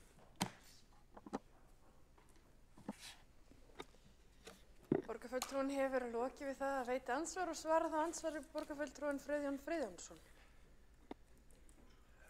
Það var svo sem við því að búast að vísað yrði í einhver áratuga gömul fordæmi. Það að vera í bæjarstjórn í Hafnarfirði held ég að sé ekki litið á það sem fullt starf. Ég skal viðurkenna að ég þekki það ekki. En hvað borgarfulltrúana varðar að þá eru jú fordæmi, áratuga gömul fordæmi. En ég ætla að leyfa mér þá að vitna til 30 ára gamalla orða þeirra góður konu Guðrúnar Ágústsdóttur sem þá var forseti borgarstjórnar, að það væri hennar skoðun að það ætti að endurskoða það að menn sé að þiggja laun annars staðar, borgarfulltrúar, því að hennar reynsla væri sú að það væri fullt starf að vera borgarfulltrúi, borgarráðsmaður og forseti borgarstjórnar. Borgarfulltrúinn hefur lokið við það að veita andsvar öðru sinni og svara það andsvar öðru sinni. Nei, veitu, nú forseti aðeins röglast. Það svarar andsvari og núna veitir andsvar öðru sinni borgarfulltrúinn Dagur B. Eggertsson. Forseti ágæta borgarstjórn, ekki veit ég til hvað áratuga gömlu dæma borgarfulltrúinn taldi ég vera að vísa vegna þess að ég var að vísa til þess að bæjarstjórinn í Hafnarfirði lauk starfi sínu sem bæjarstjóri Hafnarfjarðar eftir að hafa tekið sæti á þingi fyrir 7 dögum og tók á fundi bæjarstjórnar 18. desember síðastliðinn sæti sem formaður bæjarráðs samkvæmt fundargerð bæjarstjórnar Hafnarfjarðar. Þannig að borgarfulltrúinn ættir að líta sér nær, hafa samband við þann oddvita Sjálfstæðisflokksins sem síðast vék sæti og spurja hann hvers vegna Björn Bjarnason, þáverandi ráðherra, sat út kjörtímabilið, hvers vegna fyrrverandi borgarstjóri Sjálfstæðisflokksins Davíð Oddsson gaf beinlínis út það yfirlýsingu þegar hann var á leið á Alþingi að hann væri þess staðráðinn að halda áfram sem borgarstjóri þrátt fyrir það, sem hann raunar gerði töluvert eftir að hann var kosinn á þing og var forsætisráðherra. Þannig að ég átta mig ekki í hvers konar skítaleiðangri borgarfulltrúinn er.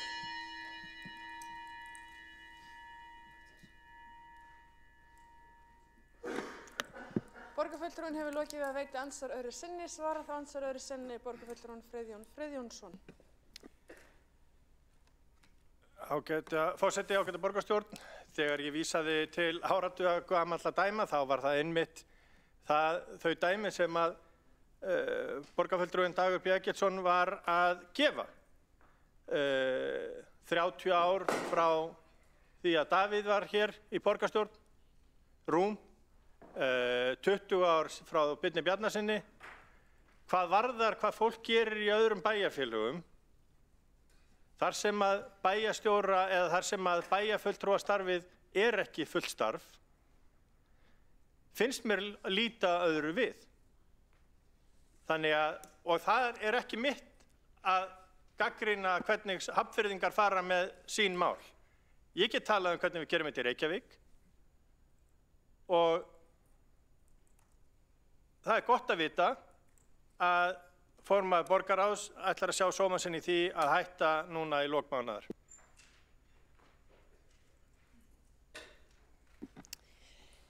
Borgarfulltrúinn hefur lokið við að svara andsvar öðru sinni og telst á andsvarum undir þessari ræðu lokið. Næstur á mælendaskrá er borgarfulltrúinn Kjartan Magnússon.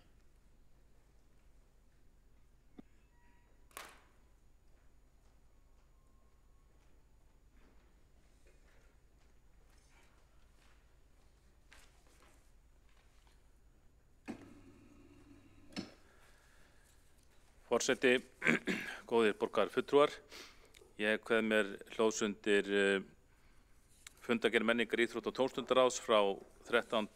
desember síðastliðnum, 7. lið þar.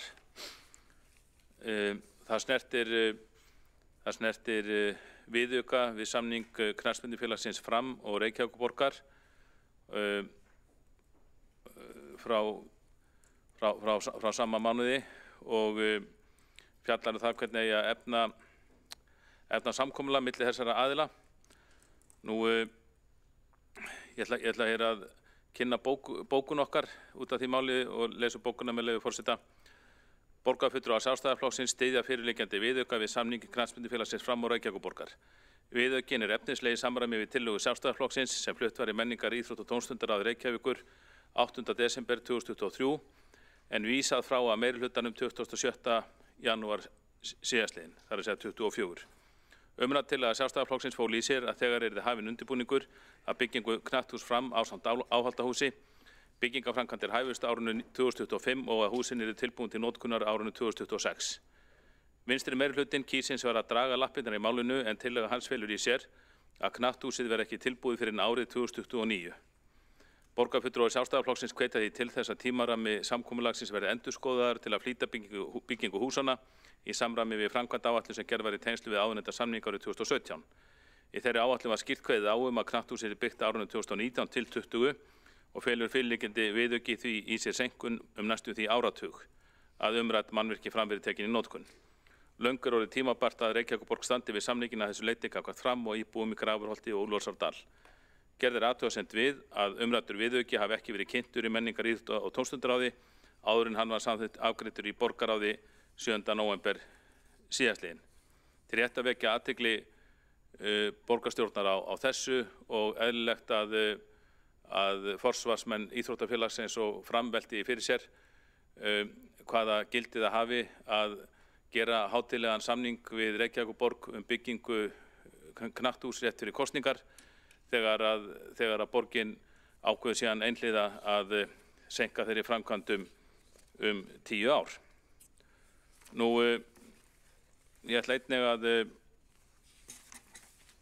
fjalla hér fundargerð umhverfis- og skipulagsráðs frá 18. desember. Þar er sem sagt, þar undir öðrum lið, þar sem var fjallað í ráðinu þróunaráætlun fyrir Háskóla Íslands, samvinnuverkefni Háskólans og Reykjavíkurborgar.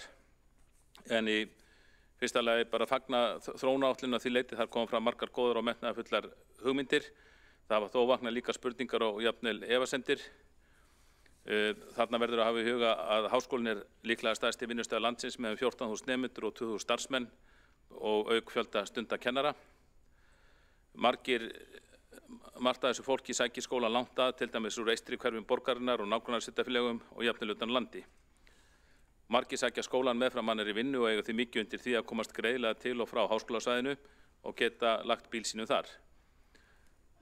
Ég held að við þurfum að velta fyrir okkur og jafnvel vara við hugmyndum að skerða aðgengi bíla að háskólasvæðinu stórlega eins og þarna uppi hugmyndir með þrengingum og jafnvel lokunum á einstöku götum.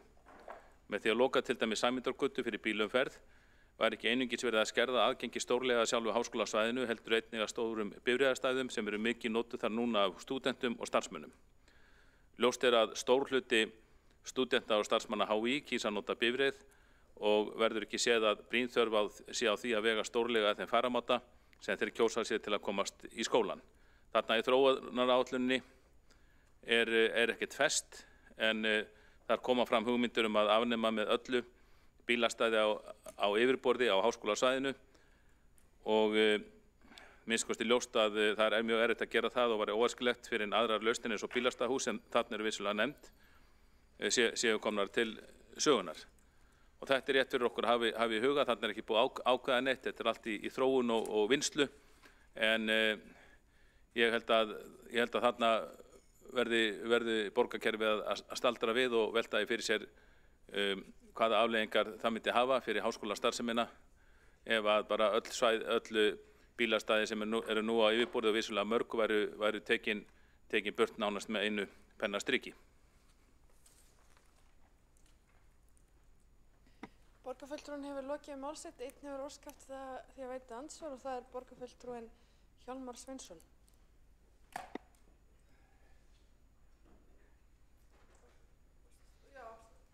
Afsakar þetta, það hefur ekki séð nægilega vel í salinn. Það er Skúli Helgason sem ber ansvar. Afsakar.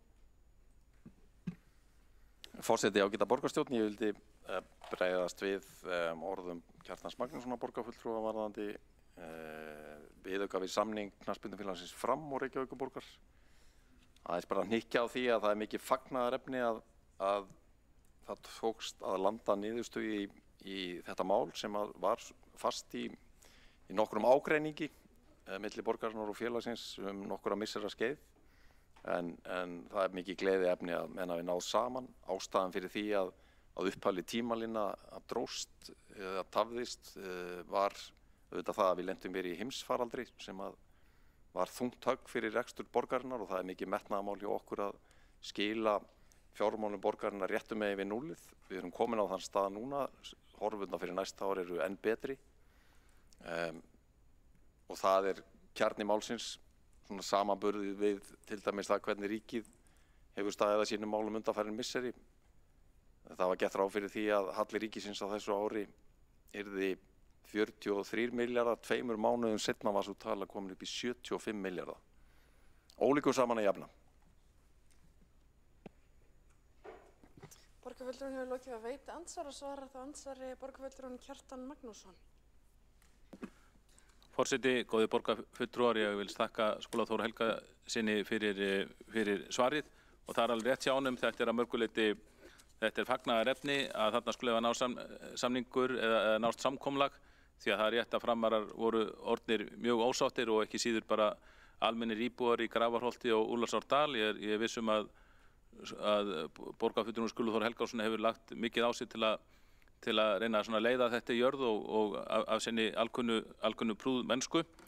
En samt skilum maður að það er óviðunandi fyrir þetta félag að samningur sem átti að vera alvöru samningur, hann skuli síðan bara vera einhlega frestað að borginni áratug og ég held að sé rétt að komið fram að ef húsið átti að vera tilbúið 2019-20 þá hefði undirbúningur átti að vera hafinn 2017-18 ef það hefði átti að vera tilbúið eins og samið í samningnum. En sá undirbúningur fór ekkert af stað og í því liggja, það örugglega held ég grundvallar ástæða þessara svika en ég algjörlega sammála því, það ánægjulegt að þetta mál skuli vera komið í höfn. Borgarfulltrúinn hefur lokið við að svara andsvari. Ekki á fleiri óska eftir að koma upp í andsvar og þess vegna þeim lokið undir þessari ræðu og næst á mælendaskrá borgarfulltrúinn Alexandra Brím.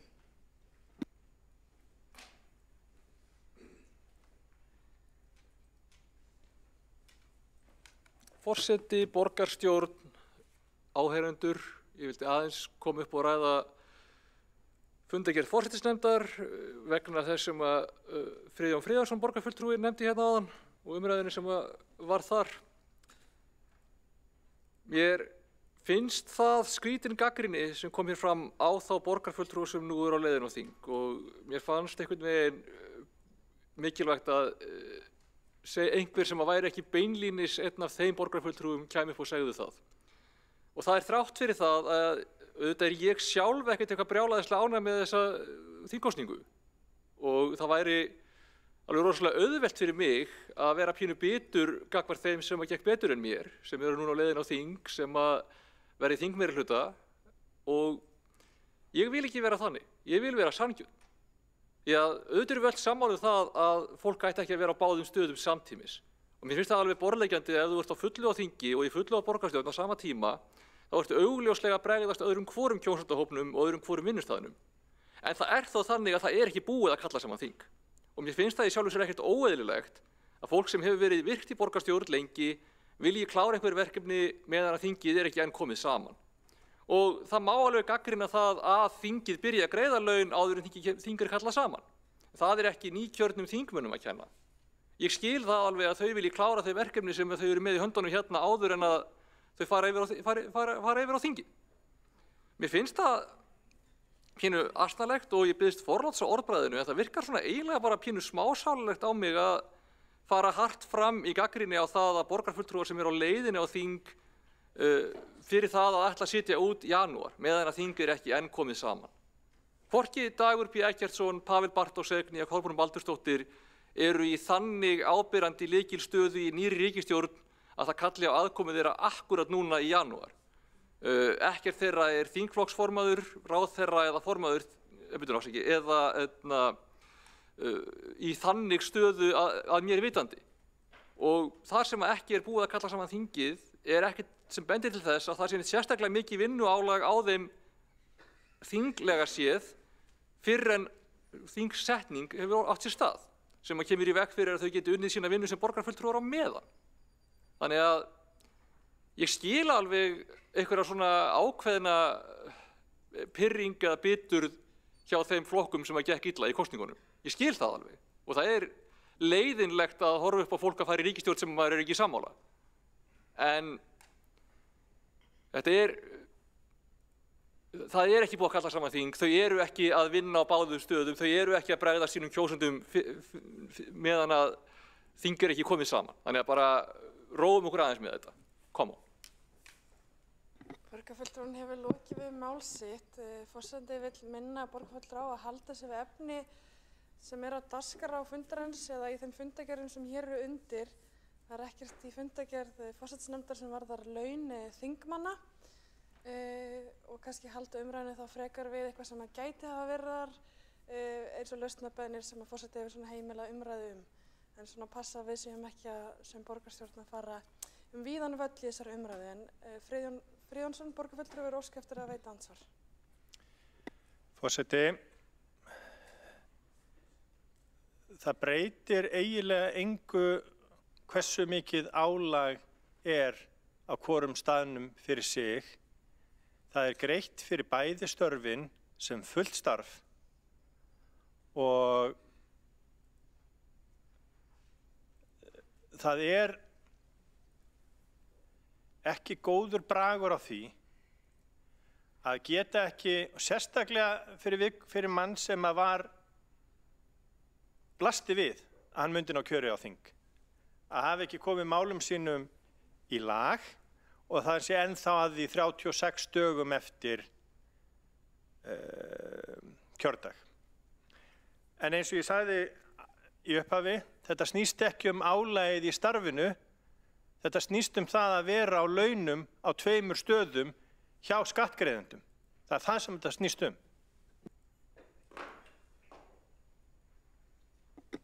Borgarfulltrúinn hefur lokið við það að veita ansvar og svara þá ansvari borgarfulltrúinn Alessandra Brím. Við getum haft skoðanir á því, en fyrir mér er það augljóslega álagið sem að skiptir máli, hvort að fólk er að bregðast sínum kjósendum með því að vera á 2 stöðum eða ekki, og meðan annars starfið er ekki hafið, þá er ekkert því til fyrirstöðu að fólk geti sinnt hinu.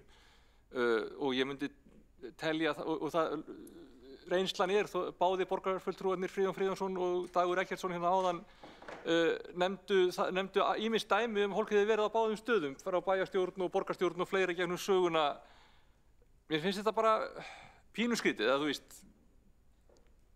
gagnrýnum þá frekar að þingið skuli haga sínum greiðslum eins og það gerir, ef okkur finnst þetta óeðlilegt. Borgarfulltrúinn hefur lokið við mál sitt, minni borgarfulltrúa að halda sig við efni fundargerðarinnar. Í fundargerð forsætisnefndar var dagskrá borgarstjórnar, en svarar þá andsvari, veitir annað ansvar borgarfulltrúinn Friðjón Friðjónsson.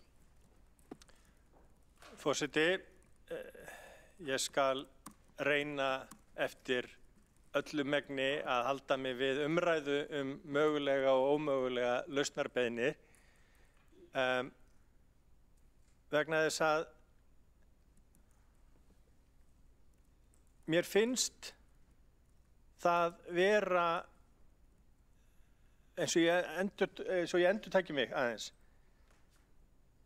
ef að starf er skilgreint sem fullt starf og borgarfulltrúi er farin í annað starf, hvernig svo sem hann sinnir því,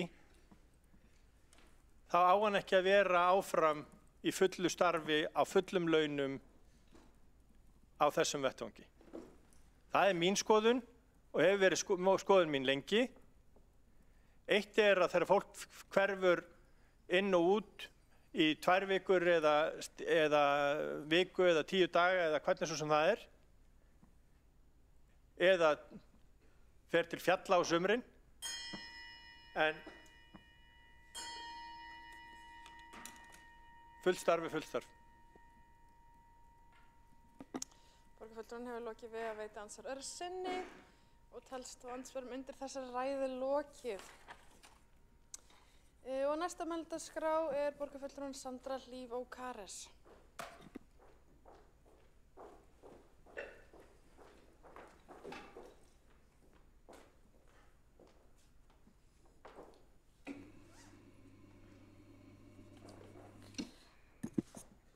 Forseti, ágæta borgarstjórn, ég er að tala hér undir fundargerð forsætisnefndar frá 3. janúar.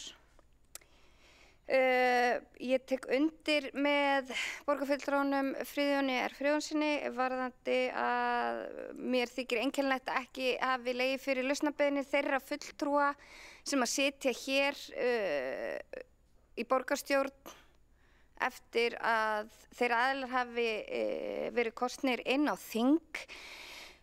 Fyrir mér er þetta líka bara prinsippmál af því að við erum ekki og þiggjum ekki launagreiðslur frá fyrirtækjamarkaði. Við erum laun borgarfulltrúa og fyrstu varaborgarfulltrúa sem eru föst laun koma úr vösum skattgreiðenda.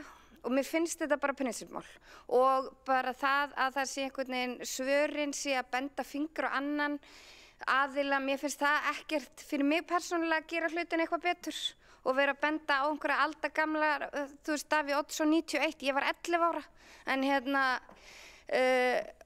og sama hvaða flokki það er, þá finnst mér þetta bara vera aftur bussi frá persónum og leikendum, þá finnst mér þetta bara vera prinsippmál sem kjörinn fulltrúi eða kjörinn þingmaður, vinnuálag, ekki vinnuálag, það er fullt af vinnu sem fer fram þrátt fyrir að þing sé ekki það sé ekki komið þingfundur, það er líka nefndastörf annað sem að hefjast fyrr.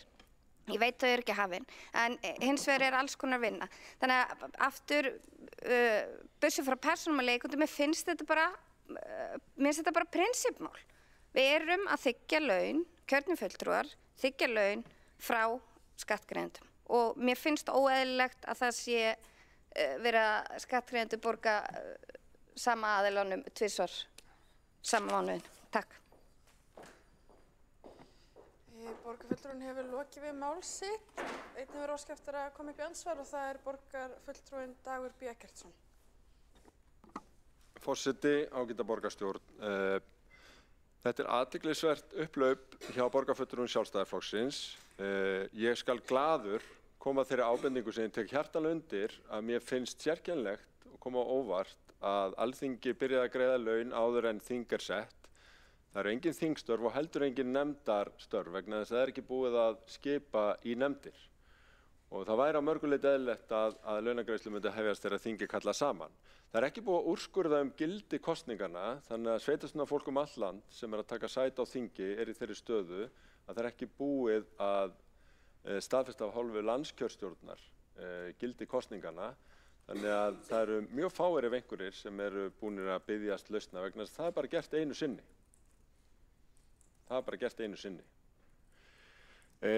Hins vegar finnst mér alvarlegra að innanflokksátökin í Sjálfstæðisflokknum birtist hér í þessum sal þannig að hér sé að vera að vega úr launsátri að fráfarandi bæjarstjóri í Hafnarfirði og öðrum þeim sem ætla að halda áfram að eiga sæti í sveitarstjórnum þráttur að hafa tekið sæti á þingi og það væri sæmst fyrir Sjálfstæðisflokkin í borgarstjórn að taka þetta bara upp á vettvangi eigin flokks en veri ekki að vega hér að fjarstöddu fólki úr sal borgarstjórnar.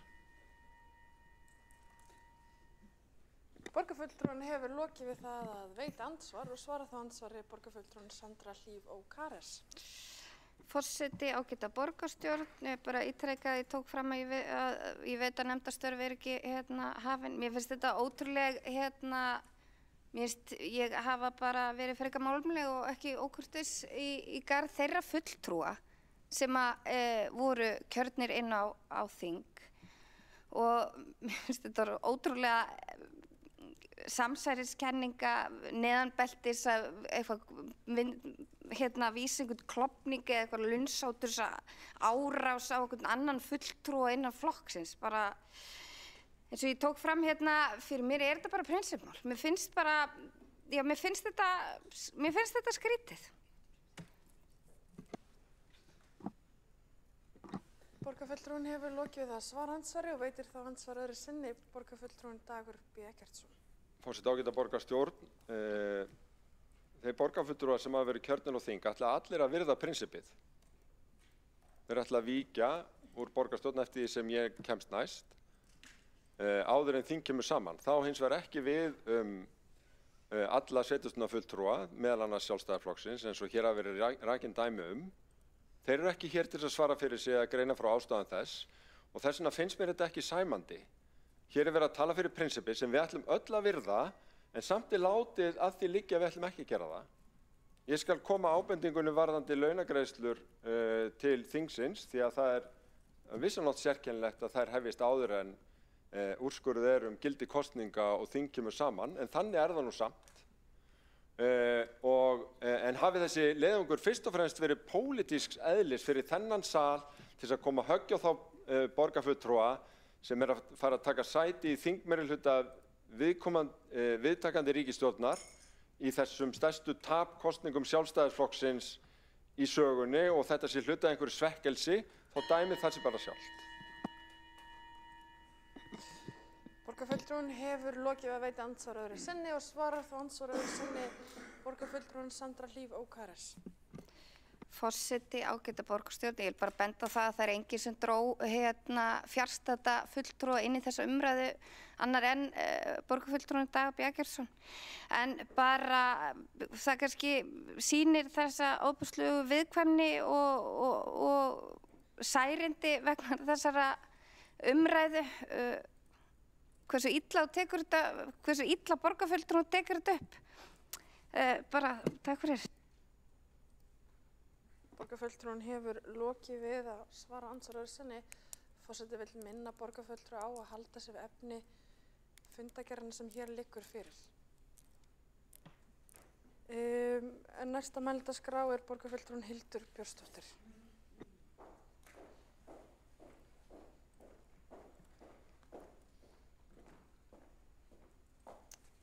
Forseti, ágæta borgarstjórn, ég kem líka hér upp undir fundargerð forsætisnefndar og sakna þess líka að sjá hér lausnarbeiðni þeirra borgarfulltrúa sem nú hafa verið kjörnir á Alþingi.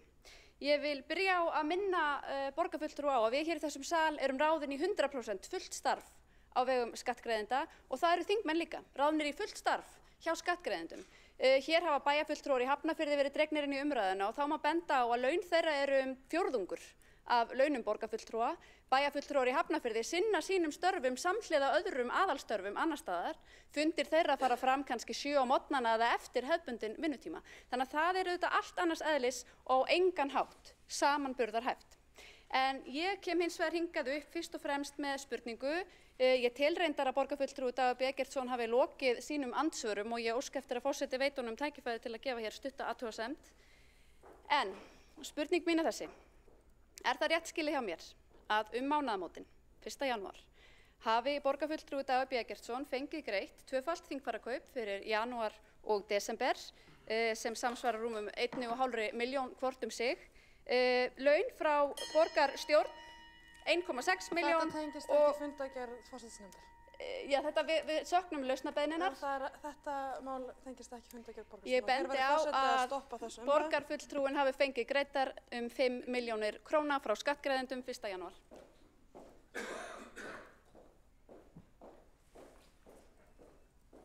Ekki hafa fleiri óska eftir því að taka til máls undir þessum lið á dagskránni og er því umræðum hann lokið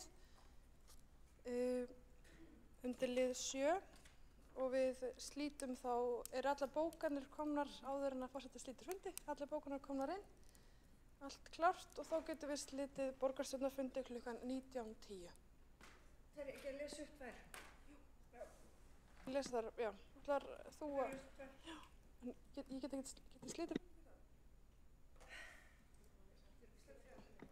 Þá les bókanir Líf Magnúsdóttir, borgarfulltrúi Vinstri grænna.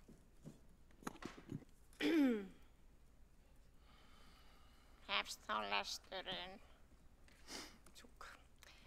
Er þetta bókun við lið 1 og sameinaða umræðu og tillögu Sjálfstæðisflokksins og Flokks fólksins stjórnsýslu úttekt.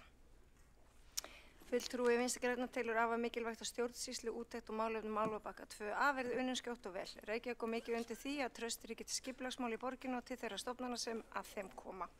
Jafnframt mikilvægt að borgin axli ábyrgð sína í málinu og hafi forgöngu að finna því lausn sem sé ásættanleg við alla þá aðila sem að því koma en einhver þau íbúana. Svo bókum við lið 2 varðandi tillögu Sjálfstæðisflokksins og umræðu Sósíalistaflokksins.